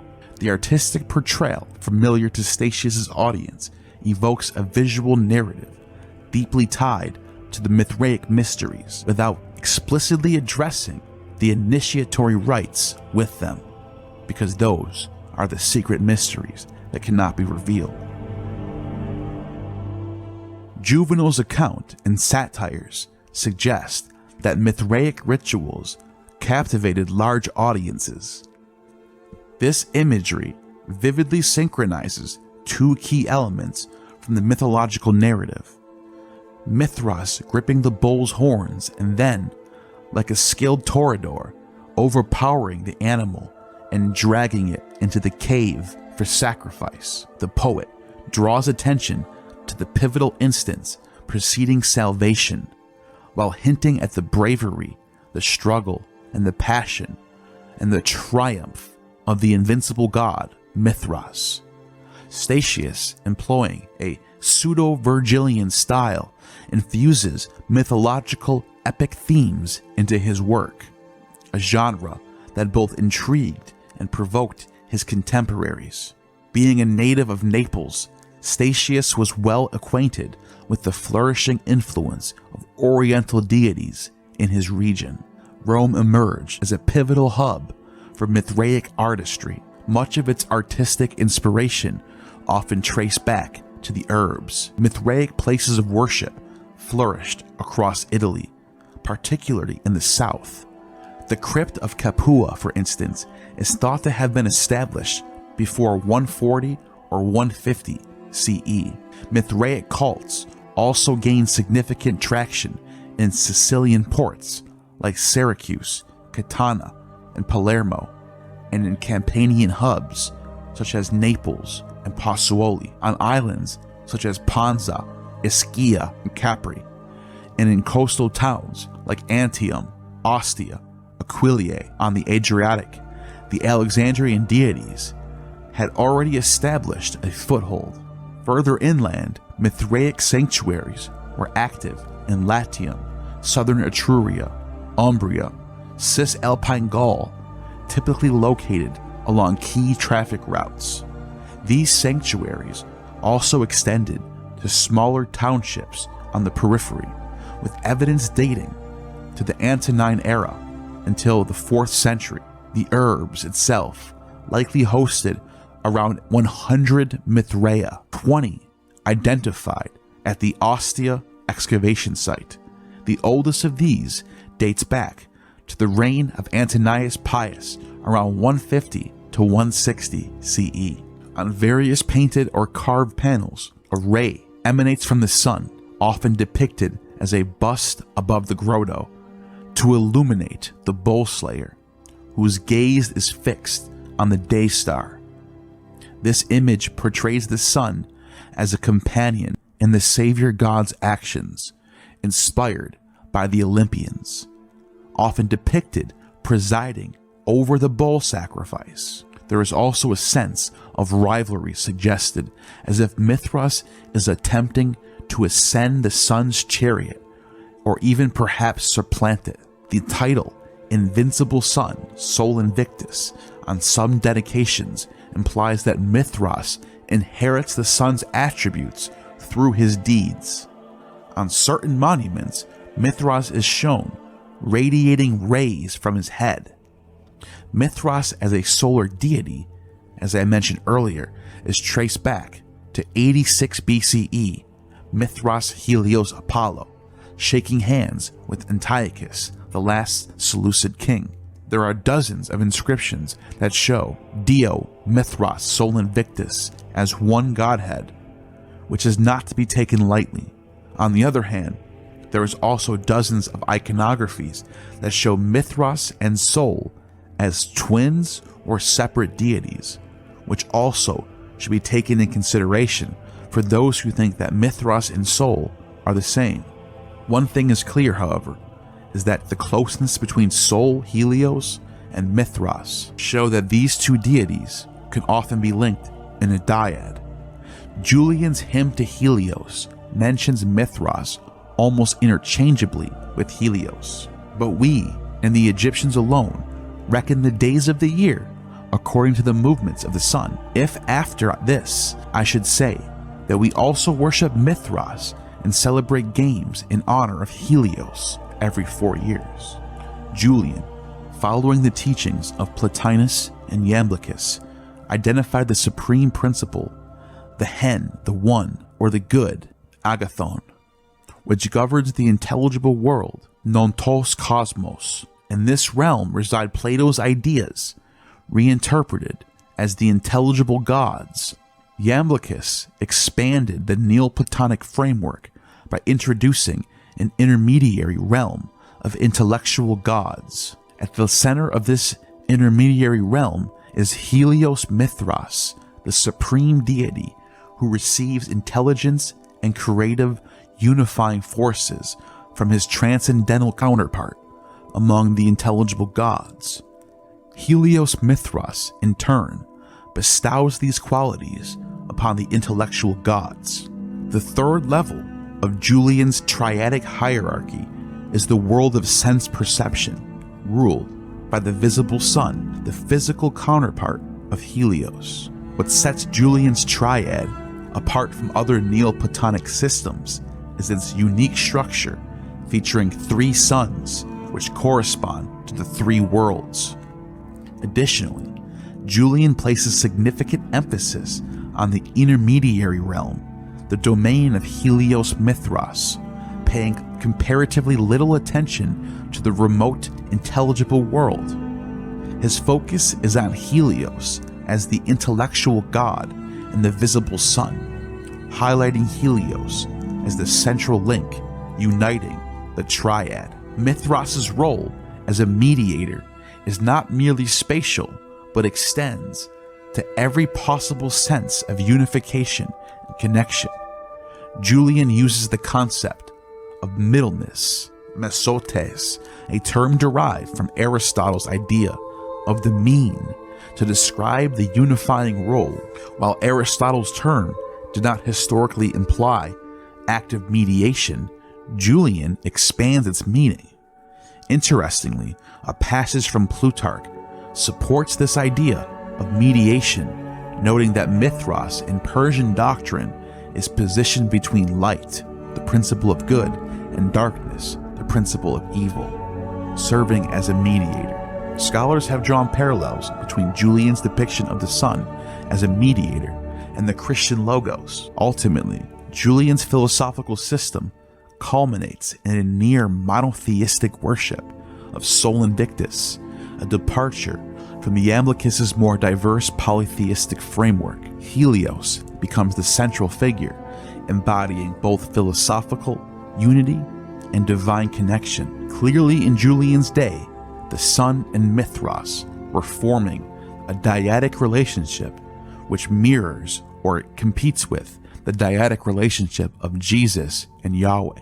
The sun is seen making a gesture of allegiance, with Mithras bestowing a count of recognition upon him.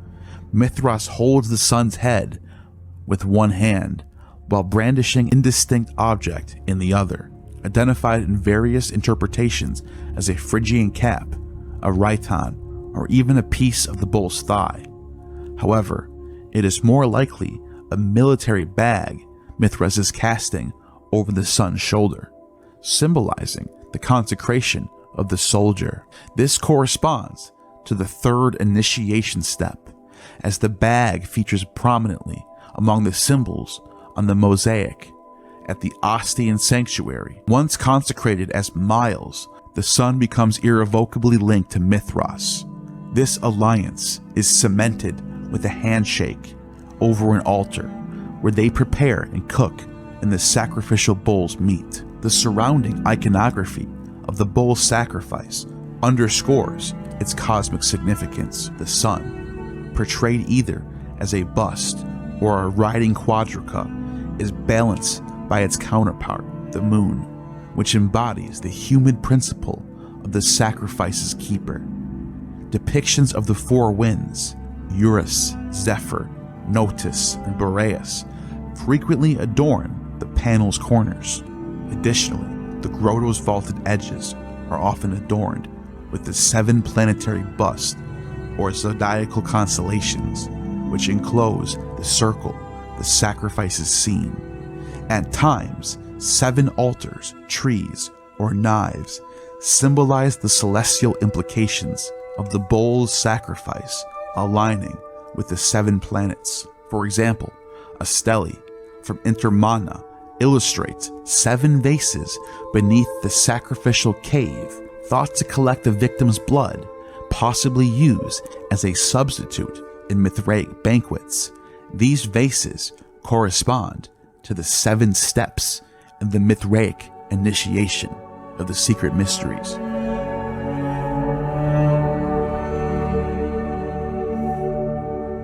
Mithras is regularly flanked by 2 attendants, dressed similarly in Persian-style trousers, short belted tunics, and Phrygian caps.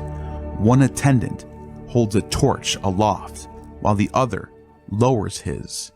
Exceptions of this configuration can be found in Noricum, Pannonia, and Dacia, where the stele craftsmanship is relatively mediocre, owing to the infrastructure of roads, urban development, and military presence. Mithraism spread significantly. By the late 2nd century, Tertullian, the son of a centurion, is an urban cohort who may have been initiated into the mysteries, testified to Mithraism's influence in Carthage and its esteem among Christians. At the legionary camp in Numidia, Mithras stood alongside Jupiter Doloctanus and other Syrian gods. Around 190 CE, Mithraic followers were recorded as far as modern-day Morocco. However, aside from Carthage, Mithraic cults were sporadically distributed across the western Mediterranean. Finds along the Iberian Peninsula's coast highlight the cult's occasional but notable impact.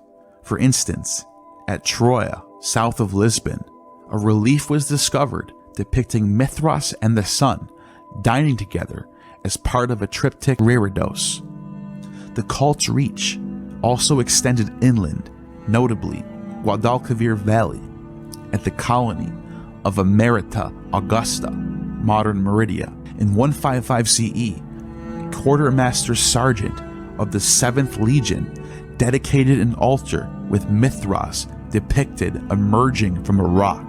That same year, the leader of the local Mithraic community consecrated a statue of Mercury, symbolizing Mithras as supreme mediator, with a lyre representing celestial harmony. The Mithraeum of Merida housed 2 statues of gods encased in snake coils, one with a lion's head and the other with a young man's face. These figures illustrate the Brotherhood's vibrant activity during the 2nd century. Mithraism reached the Atlantic coast at a Carmelite convent in Bardo. A Mithraeum was unearthed, recognized as one of the most prominent Mithraic sanctuaries in Roman Gaul. A stele from Gurs depicted the lion-headed god with a key, suggesting its Persian influences from Trier in the northeast. Trier's connection to the Rhone Valley and Alpine routes facilitated the cult's spread throughout eastern Gaul, with the Morcel, Langres, and Saoni contributing to its proliferation. Near the Circus of Arles, a Mithraeum richly adorned with marble statue was discovered, including one featuring time entwined with coiling snake encircled by zodiac signs, possibly a reference to Ion. Nearly 2 centuries ago, a remarkable sculpture of Mithras slaying the bull was uncovered at Hottas Alps, a major transit point in Roman Gaul. The mosaic of Felicissimus, found in Ostia, provides a detailed representation of Mithraic symbolism. Depicted are the Dadaphori, known as the Cottus and Cotopatus, who raise their torches in symmetrical alignment or parallel positioning. These figures symbolize dual aspects of the solar cycle. Cottus embodies the rising and ascending sun, while Cotopatus represents the setting and descending sun. Their roles illustrate the daily and annual revolutions of celestial bodies. The imagery is often layered with intricate associations. In some depictions, Cottus is positioned between the solar bust, representing the daytime ascension, while Cotopatus is shown beneath the lunar bust, symbolizing nighttime decline. However, a recurring variation reverses these placements, reflecting the dynamic interplay of cosmic forces. The mosaic serves as both an artistic and doctrinal tool, reinforcing the themes of light and darkness, life cycles, and cosmic harmony, central to Mithraic beliefs. The image on the back shows a diagram of the mosaic of Felicissimus in Ostia, which is an ancient temple dedicated to the god Mithras. The mosaic depicts a central pathway with a sequence of 7 panels that are believed to correspond to the 7 grades or levels of initiation in the Mithraic Mysteries. Each panel contains symbols and imagery associated with a specific level, revealing the spiritual progression of a Mithraic initiate.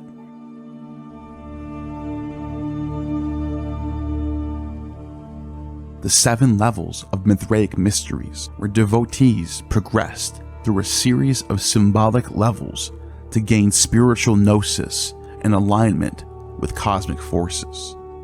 The 7 levels represent both personal development and alignment with the celestial order, particularly the 7 classical planets: Sun, Moon, Mercury, Venus, Mars, Jupiter, and Saturn.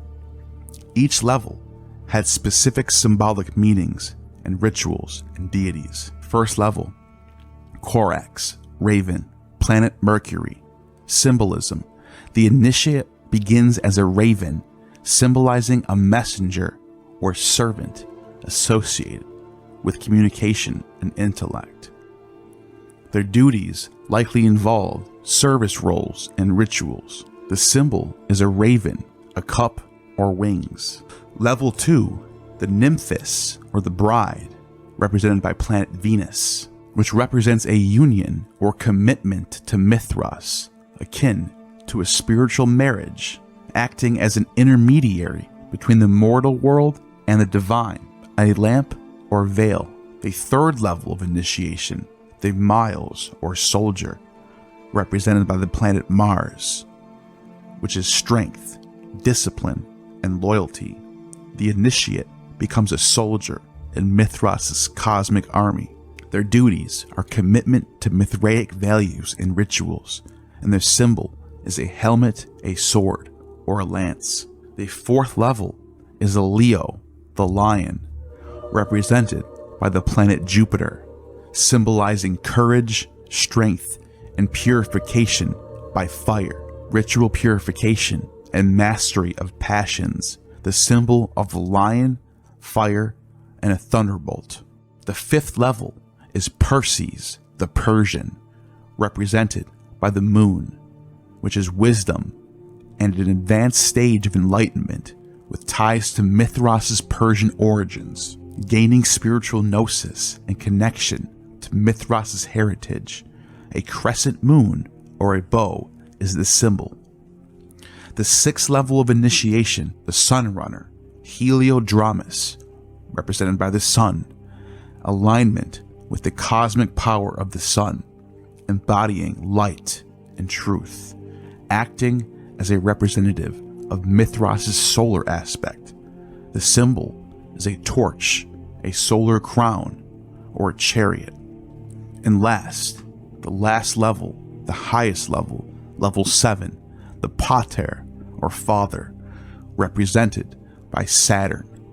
The highest rank and ultimate wisdom, the father, is a guide for others, leadership within the Mithraic community, and spiritual authority. The symbol is a staff or a crown. Each panel likely contains imagery relevant to the 7 levels, representing a cosmic journey and spiritual ascent through the 7 heavens. The 7 levels align with the 7 classical planets and symbolize a mystical progression towards spiritual enlightenment and the alignment with the divine order of the universe.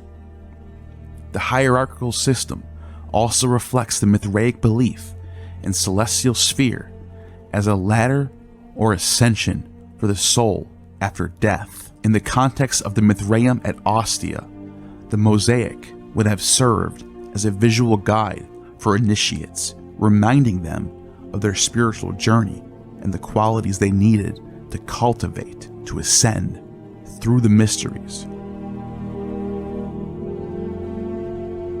One of the more perplexing aspects of Mithraic iconography involves the dataphori, the torchbearers, often depicted in the Mithraic scenes. Sometimes they hold a bull's head or a scorpion, representing the seasonal transitions of hot and cold. A rich color symbolism underscores their meaning. Positioned between Cottus and Cotopatus, Mithras might be portrayed as the sun at its zenith, embodying midday or the cosmic mediator. The role of a mediator, often attributed to Mercury, reflects the essential Mithraic function of connecting the celestial and terrestrial realms. Above the bull-slaying sacrifice, amid the zodiacal ribbon and the planetary-themed altars, depictions often feature a winged god entwined by a coiled snake, symbolizing time or cosmic eternity. Ion, a significant inscription found from the Mithraeum of Santa Prisca, encapsulates the salvific theme. And you have saved us by shedding the eternal blood. Here, the phrase eternal blood remains a subject is worth deep consideration. If taken literally, this eternal essence alludes to the divine life force nourishing the cosmos, akin to the stoic pneuma that animates all living things. The sun's rays striking the bull slayer may symbolize the dynamic force, solar fire, in a Heraclitean sense, representing the vital heat animating life. The moon's influence brings moisture, essential for life's renewal, creating a celestial interplay that mirrors the cosmic balance of fire and water. This imagery, beautifully paralleled in the two busts of the sun and moon, representing a cosmic duality and illustrating the broader Mithraic theology of divine and celestial salvation. Mithraism was inherently optimistic and dynamic, focusing on preserving humanity from evil and death. Followers placed trust in the gods who they believed ensured cosmic order, much like Pronoia of the Stoics. As the Neoplatonist Proclus explains, the Mithraic mysteries equated Themis, divine justice, with necessity, tied to astral destiny. It becomes evident why Mithras' wind-filled cloak is often painted blue, resembling the sky and the star-studded firmament, often showing the 7 stars from the Pleiades constellation. The ceiling at San Clemente is pierced by 11 holes, including 7 circular ones, symbolizing the planets. The Mithraeum in Ostia showcases a central corridor adorned with 7 interlocking planetary mosaic curves, engraved on the rims as reflected in a line from the Mithraeum of Santa Prisca. Here too, the ram runs at the head, strictly in order. The imagery further connects the 7 planetary spheres to the 7 stages of initiation in Mithraic rites and the 7 heavens in the cosmology of the time period.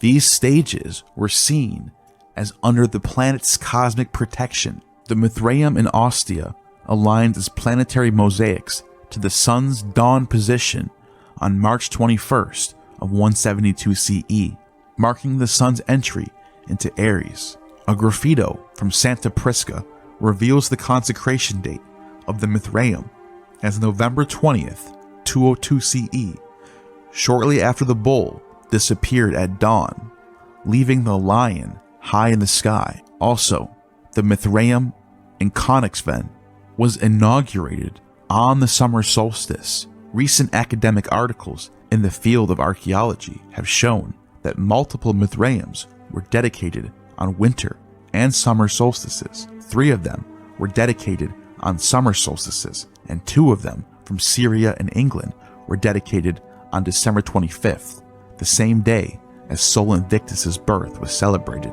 after Aurelian dedicated this temple in 274. This trend was adopted by 3rd century Christians who also calculated the birth of Christ on December 25th. Scholars have often explored astronomical and astrological interpretations of Mithraic rituals. The bull and the scorpion, for example, suggest a cosmic and seasonal transitions embedding Mithraism deeply within celestial symbolism. Plutarch says that Zoroaster invented the Eucharist, which was passed down to the Mithras. Zoroaster the sage, who they record lived 5,000 years before the time of the Trojan War.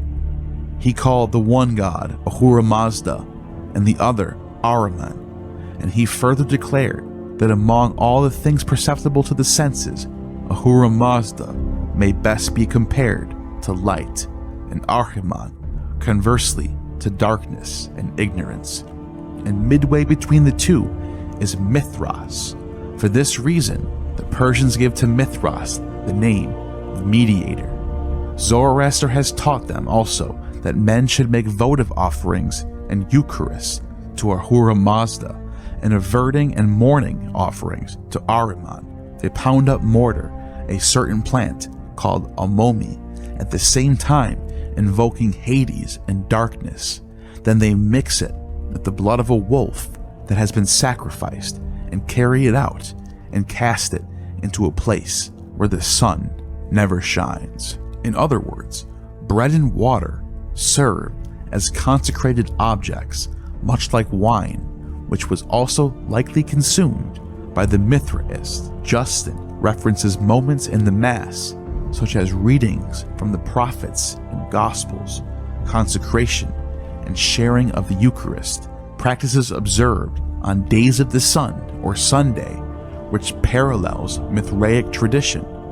Tertullian, whose father might have been a Mithraic initiate, criticizes the oblation of bread offered by bull slayer worshippers, using the same term later applied by Christians to the Eucharist. In most cases, Mithraists consume meat from previously sacrificed animals akin to other pagan customs in the marketplace. A relief from a Mithraeum in Germany portrays Mithras and Sol reclining on the bull's carcass with a tripod holding a bunch of grapes nearby.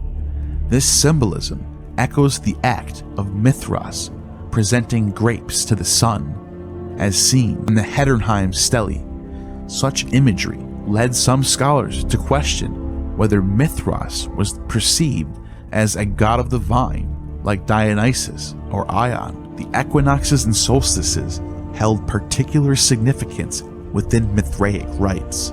For instance, the spring equinox of 172 CE marked the consecration of the Mithraeum of the seven spheres in Ostia to a new community. This date commemorated the anniversary of the world-renewing sacrifice. Interestingly enough, the same day that Easter would fall on. Similarly, at the winter solstice around December 25th, Mithras' emergence from the rock was celebrated, a motif frequently depicted in Mithraic crypts, which interestingly enough is also the same day as Christmas. It is plausible that certain Mithraea were consecrated, and as we mentioned earlier, certain Mithraeas were consecrated during the summer solstice and spring equinox as well, with rituals timed for when the sun's rays illuminated the bull slayer image. Orientation also played a symbolic role.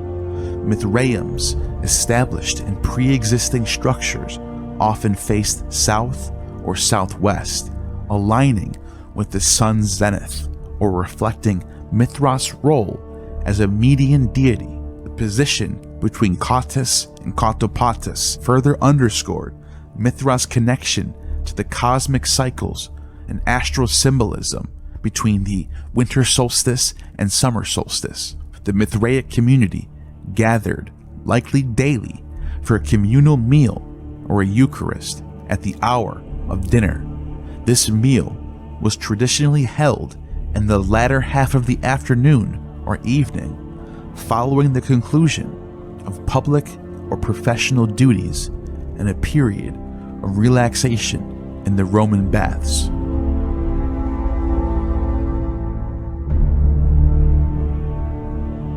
What did the Mithras consume during these meals? Were the meals symbolic, or did they involve real sacrifices? Evidence from the discovery of chains used to bind victims, daggers, knives, and an array of bones in pits suggests the animal slaughter might have occurred in the crypts. In several Mithraea, tables and counters located near the idols were likely used, arranging and presenting food and drink for communal consumption. Christian critics of Mithraism often accuse its followers not of animal sacrifice, but of imitating the Eucharist through their ritual meals. As the Christian apologist Justin lamented in his apology, demons have copied this institution in the mysteries of Mithras. Tertullian called Mithras worship a satanic plagiarism of Christianity because in certain of its rites, it recalled the sacraments of the Christian Church. The alignment between Christian and pagan monotheism during this period was facilitated by Christianity's apparent parallels with Roman sun cults such as Mithraism. Both traditions featured element of a revealed doctrine, a community of initiates, communal meals, and the promise of closeness to a supreme deity through a mediator, either Mithras or Christ. Christian churches were often oriented toward the rising sun, and the day of worship was Sunday, the day of the sun. These similarities have led some scholars to suggest that Roman pagans might have perceived Christianity as a continuation or reinterpretation of solar monotheism. Some Christians also embraced the solar imagery of pagan traditions. This is evidenced by a notable Christian mosaic from the mid to late 3rd century, which depicts Christ as the sun driving a solar chariot commonly associated with Sol Invictus. Christ also has 7 rays on his halo, the exact amount of rays that Sol Invictus is depicted with. And if I should also touch on the secret teaching of the mysteries in which the Chaldaen, divinely frenzied, celebrated the god of the 7 rays, that god from whom raises the souls of men. 7 rays is the 7 rays god of Julian the Apostate. This blending of Christian and pagan monotheistic imagery, which was emerging during the Severan dynasty, would later become a central concern during Constantine's reign as he navigated the integration of diverse religious traditions. Porphyry, despite his antagonism towards Christians, exemplifies the pagan attempts to reconcile Christian and pagan worship in the early 4th century. He did not oppose the Christian veneration of a supreme god or their devotion to Jesus, provided such worship was conducted in a manner that preserved traditional cult practices. Porphyry is noted to have not only assigned Jesus a place in the divine hierarchy, but also maintained that temple cults were a legitimate way to honor the one supreme God. According to him, God, being one, fills all things with various powers and pervades all in an incorporeal and invisible manner. These divine powers, he argued, could be worshipped through sacrifices made before the statues of the gods.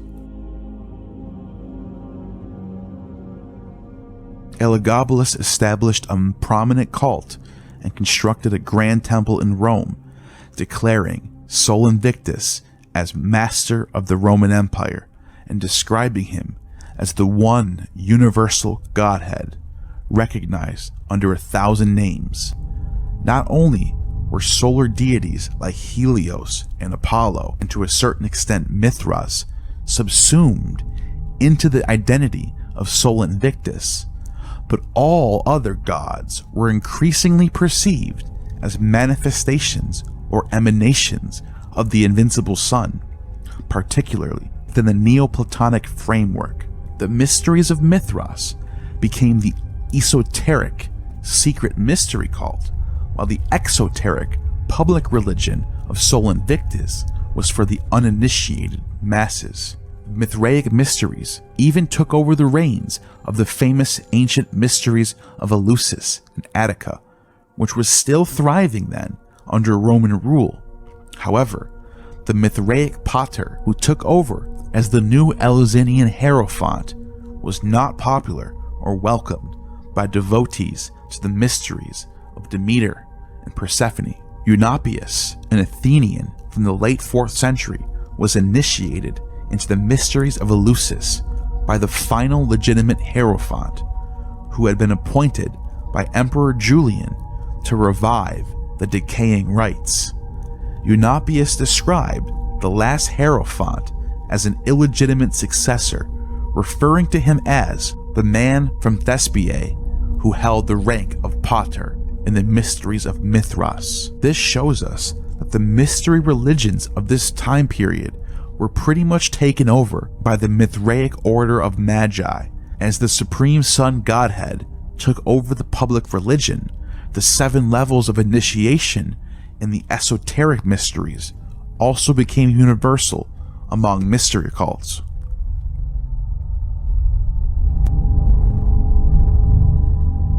Unlike the consecration described in Apuleius for Isis, which depended on a providential grace confirmed by communal liturgy, the Mithraic formula appears to operate as an individualized, mystical technique executed in secrecy. This method blends personal spiritual effort with divine revelation, set apart from the communal framework of traditional priest-led rites. Astrology and zodiacal charts became a new sensation, even among Christians, as Firmicus Maternus, a staunch opponent of paganism, who had Constantine as his patron, records not only the well-known Error of the Pagan Religions, but also a less-known text called Mythesis, which also could be mistaken as a pagan text with how much astrology is present in the text. But this text is far from pagan, and it is in fact a Christian text, which includes predictions about the future and personality types using astrology and zodiacal charts. The names of the 12 houses in this order: life, hope, dia or brothers, parents, children, health, spouse, death, deus, medium caelum, bonus daemon, malus daemon. Through these names and houses, the character of the entire nativity can be found. When you look at it carefully and put together all the information, notice which planets rule the individual houses. Look carefully to see which planets are nocturnal and which are diurnal, as well as the kinds of influence the favorable and unfavorable planets have on individual houses. For when the benefic planets are in aspect, whether in conjunction, in trine, or in sextile, all things which we have mentioned turn out well. But if without influence of an aspect from the benefics, only malefic are aspected to the same house, either in conjunction or square or opposition, there is danger or frequent disaster and misfortune. Firmicus Maternus, Mythesis, 325 AD. This type of Christian astrology is not rare. Paul of Alexandria, also a Christian from this period, wrote with deep seriousness about astrology through the Christian worldview. When malefics such as Saturn and Mars occupy angular houses and are in opposition or square to the luminaries, they indicate harm and adversity. Such placements, especially when the moon is waning or afflicted by these planets, foretell dangers, illnesses, or sudden misfortunes. Should Mercury, the angel of interpretation, also be in a poor position or retrograde, it amplifies confusion and misguided actions, leading to ruinous consequences for the native. These configurations warn against bold enterprises or travel during such times. Paul of Alexandria, 378 AD. Astrology was afforded a degree of respect due to its contemplative focus on the celestial spheres and the firmament, which were believed to elevate the soul beyond mundane concerns. Heliodorus recounts that after the incantations of a sorceress over her deceased son, prophets practiced their craft through ritual sacrifices and sacred prayers, leaving the profane to grovel on the ground among the corpses. In the Severan era, Philostratus similarly attributed such language to the Neo-Pythagorean miracle worker Apollonius of Tyana. The material cults of established religions were not only critiqued by rationalist or moralist philosophers, but also challenged by a theosophical movement rooted in the teachings of the god Thoth, known as Hermeticism.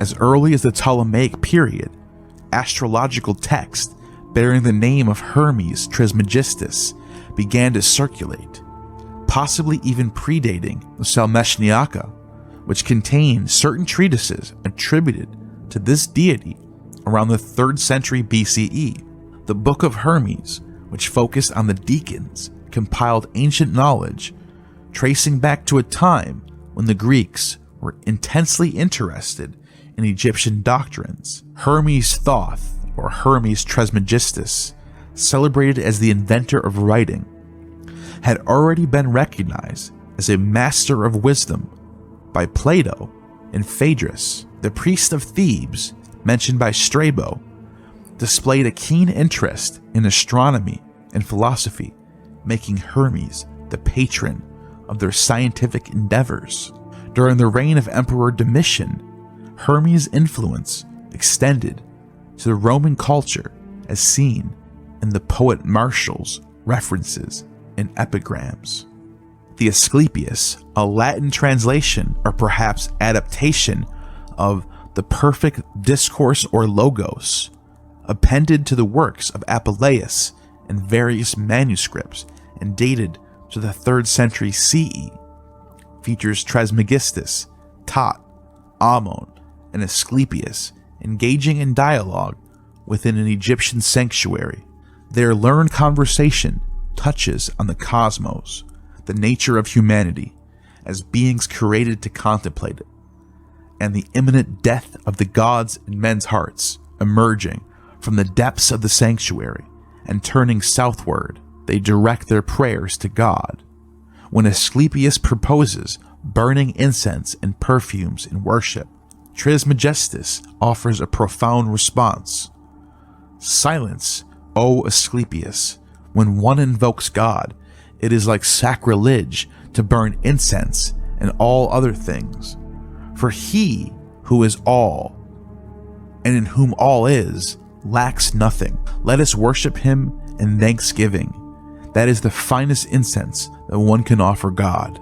This passage represents a striking critique on the traditional pagan praxis, which was ultimately outlawed under the laws of Emperor Theodosius, following the trend of Plato, who was very critical of Homer and Hesiod. Interestingly, earlier in the text, Asclepius describes humanity as the creator of the gods, further elaborating on the consecration of statues. The discourse concludes with a reference to a pure communion unattained by any food that ever had life. Hermetic initiation was not merely a philosophical endeavor. It did not focus on a return to oneself, but on becoming transformed through the absorption of total otherness, which represents divinity. The initiate became possessed, akin to divine mania of Dionysus. This process of salvation was no longer about overcoming prior error, but rather about liberation from astral inevitability and deification, similar to the liturgy of Mithras.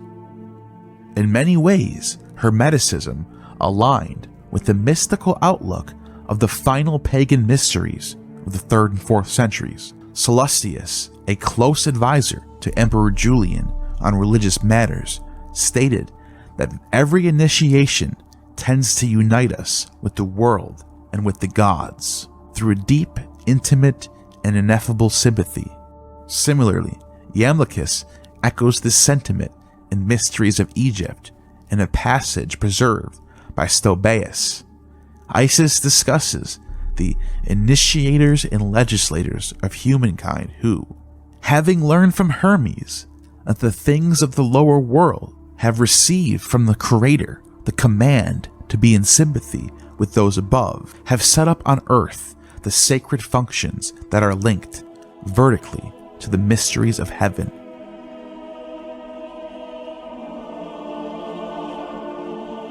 As above, so below became a phrase that is universal to these late antiquity religions. The Hermeticists recognized the legitimacy and even the efficacy of institutional religious cults. However, like Iamblichus, they emphasized the piety of the broader populace.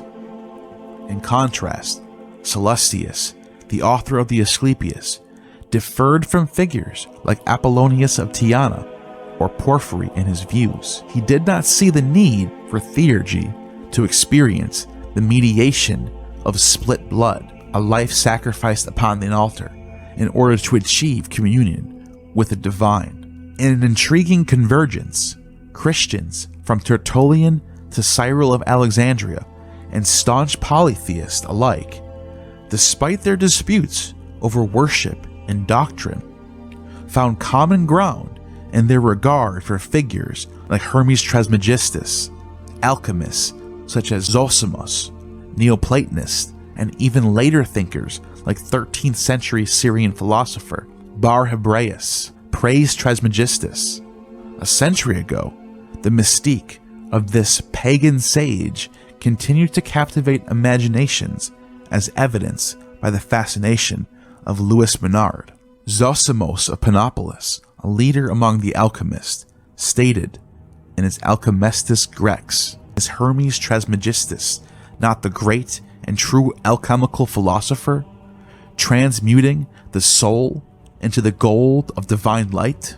Zosimos believed that the name Trismegistus itself hinted at the mystery of the triadic god so common among these traditions. Lactantius, an early Christian apologist known for his influence on Emperor Constantine, also extolled Trismegistus, declaring divine institutes. I do not doubt that Trismegistus arrived in some way at the truth, for he has said everything about God the Father and much about the Son implicit in the divine mysteries. While Lactantius's orthodoxy may lack precision and critical rigor, his endorsement reflects the widespread appeal of Hermetica within intellectual circles during the rise of Christianity. Arnobius had noted the devotees of Hermes, and Carcopino argued that Constantine himself, as a recently converted Christian, had long been exposed to Hermetic thought. Constantine's statements in his discourse to the assembly of the saints did not overtly conflict with the doctrines attributed to Trismegistus. Indeed, some Hermetica exhibit traces of Judeo-Christian influence, monism, suggesting that an early 4th century Hermeticism served as a bridge between pagan henotheism and Christian monotheism. The Chaldean oracles emerged as a revelation of Oriental origin, akin to how the Hermetic Poimandres represents Egypt. As Franz Cumont remarked, these texts highlighted indigenous beliefs enriched with philosophical elements. Discerning the essence of these indigenous beliefs remains challenging. It is evident, though the last pagan communities were particularly drawn to the mystical, apocalyptic nature of these logia, seen as embodying the profound wisdom of the Mesopotamian Magi. At the end of his life, Porphyry took a deep interest in these oracles, viewing them as a means of liberating the soul to regain astral light. Iamblichus referenced these texts in his Mysteries of Egypt, reportedly devoting 28 volumes to commentaries on the Logia. Proclus, among the celebrated texts, held the Chaldean oracles and Plato's Timaeus in the highest regard. Both in the West and East, these oracles were cited, often by Christians influenced by Neo-Platonism, such as Marius Victorinus, Synesius of Cyrene, and Pseudo-Dionysius. Even Arnobius, before his baptism, had explored the Hermetic and Chaldean traditions. The oracles are attributed to Julian the Theurgist, who lived during the reign of Marcus Aurelius in the 160s.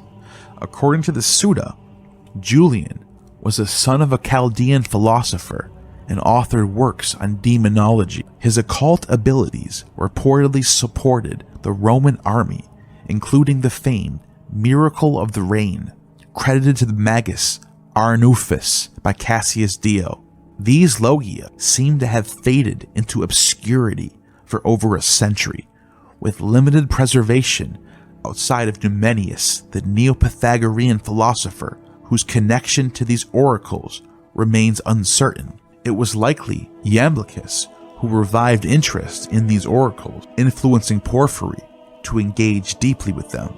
This renewed fascination with Chaldean doctrines at the close of the 3rd century might be attributed to Iamblichus, connected to the ancient priestly dynasty of Emesa. He adopted the role of Hierophant, integrating these teachings into his philosophy. In the Mysteries of Egypt, Iamblichus extolled the virtues of theurgy, likened the Chaldean oracles to sacred text akin to the stelae of Hermes Trismegistus, thus legitimizing them as holy scriptures and embedding them into a divine framework in the name of the gods.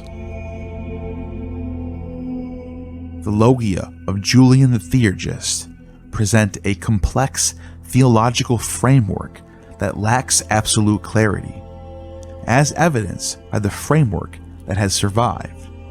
The interpretations of Neo-Platonists like Damascius, and particularly the insights of Michael Psellos, a high-ranking Byzantine court official, have been instrumental in reconstructing aspects of this system. However, significant mysteries remain, as the Byzantine understanding of these texts does not always align with their original meaning. The apex of this divine hierarchy, the so-called Chaldeans, appear to describe a transcendental first fire, referred to as the Father, the paternal intellect, or the hypercosmic paternal abyss. This supreme God is envisioned of a triadic monad, like the Christian Trinity, embodying both unity and multiplicity, a concept somewhat analogous to Nicene Christianity, the triune God, the Trinity. This deity governs a triad comprising a secondary intellect and an intermediary power, identified as Hecate. This triad suggests a cosmic order within the power functioning as craftsman or demiurge of the material world. Just as Christians are adopting Trinitarian theology for Christ, the Neo-Platonists are also applying triads to their theology with a Father-Son Logos aspect. This triadic scheme, Father, Power, Intellect, reflects philosophical traditions common in Neo-Platonism. Hecate's power served to both connect and distinguish the first and second fires, which Psellos interprets as the transcendent one and the transcendent two.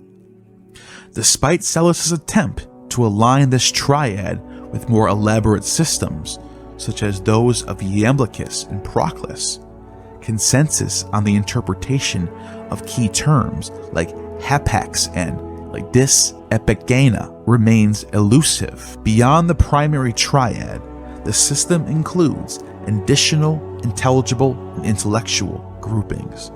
These consist of entities like linguists or diviners, the assemblers who harmonize the multiplicity of beings, and the teletarchs associated with perfection and creation. Psellos categorizes these groups as source fathers or cosmagi, guides of worlds, maguses of worlds. Further down the hierarchy are three implacable ones, and a seventh god who oversees the realm below. Descending further in this cosmological structure are the demiurgic sources, generators of life, and the Azonai deities governing the celestial spheres. The Zonaoi, representing the stars, control the heavens, while angels, demons, and heroic figures occupy lower levels, ensuring a comprehensive order of divine, cosmic, and terrestrial realms. The intellectual light of the Father, as described in Fragment 39, evokes imagery reminiscent of the armed virgin extolled in Martianus as the source of ethereal light. This comparison draws connections between divine light and philosophical interpretations. Exploring further into pagan iconography, the oracles concerning Ion describe fire and intelligence emanating from the Father to animate the worlds. Similarly, Kronos is depicted as the source of implacable thunderbolts, which align with Mithraic representations of the lion-headed figure spewing flames.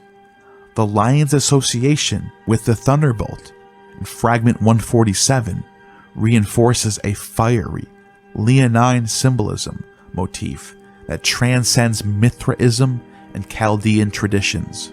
The religious imagination of the oracles does not distinctly reveal Babylonian or Oriental characteristics. For instance, the Hurrian Hittite deities of thunderbolt mythology, with their lightning and storm imagery, bear little relation to these depictions. Instead, iconography, such as that of the armed goddess Aloft, Artemis Hecate of Ephesus, or the Heliopolitan triad of Father God and Son God flanking a girdled Atergatus, might have influenced Julian the Theurgist.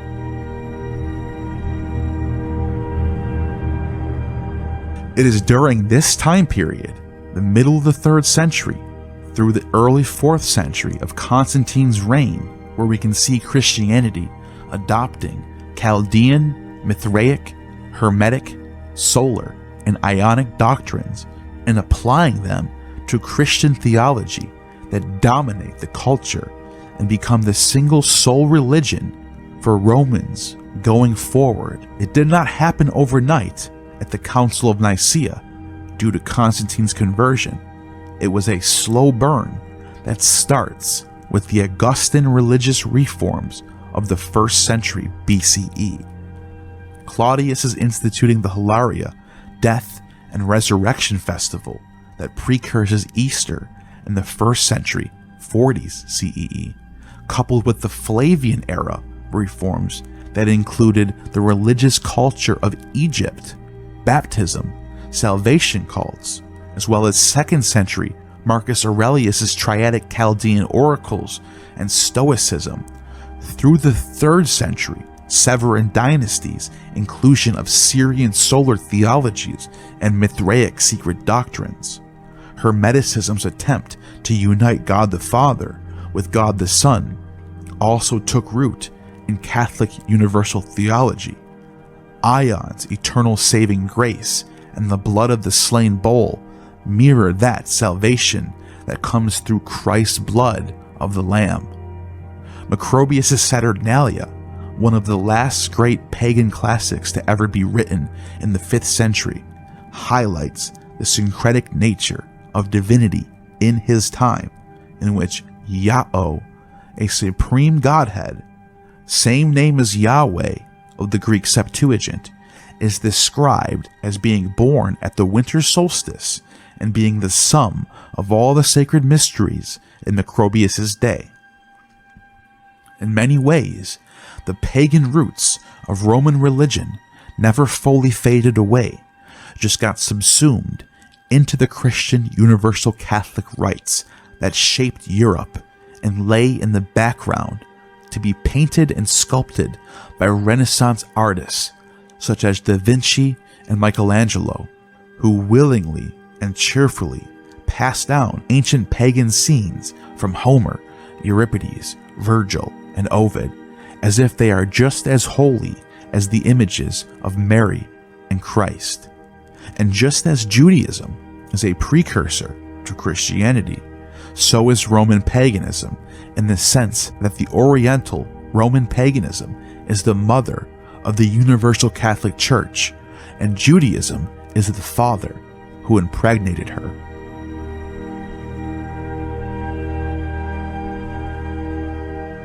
These are the Oriental, Eastern religions that the Roman imperial cult adopts, that paves the way for Christian universalism. You have just attained true gnosis.